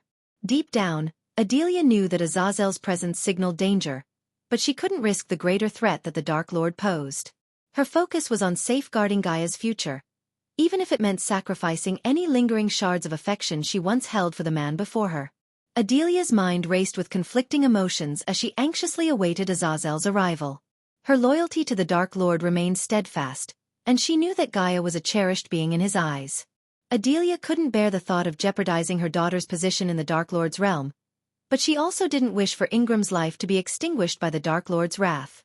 Ingram's true identity as an elder vampire, working under Dagon, the ruler of Hell, made him a dangerous and potent adversary.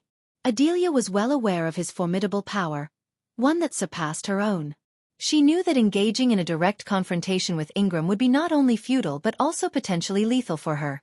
Azazel, on the other hand, was an entity she could manipulate to serve her purpose. As the Dark Lord's demon butler, Azazel held a certain level of allegiance to Adelia due to her high status within the Dark Army. She hoped that by summoning Azazel instead of the Dark Lord, she could maintain some semblance of control over the situation. Adelia yearned for Azazel's arrival, for she knew that he possessed the strength and skill to subdue Ingram. His demonic abilities, coupled with his unwavering loyalty to the Dark Lord, would make him the perfect instrument to capture Ingram without resorting to fatal measures. After dealing with Ingram, Adelia made the firm decision to unveil the hidden truth she had concealed from Gaia and the Dark Lord. Her loyalty to the Dark Lord compelled her to relinquish any lingering secrets, as she no longer wished to keep anything from him. Adelia was determined to come clean and lay bare the entirety of her knowledge, sparing no details, for she believed in unwavering transparency and honesty within their relationship.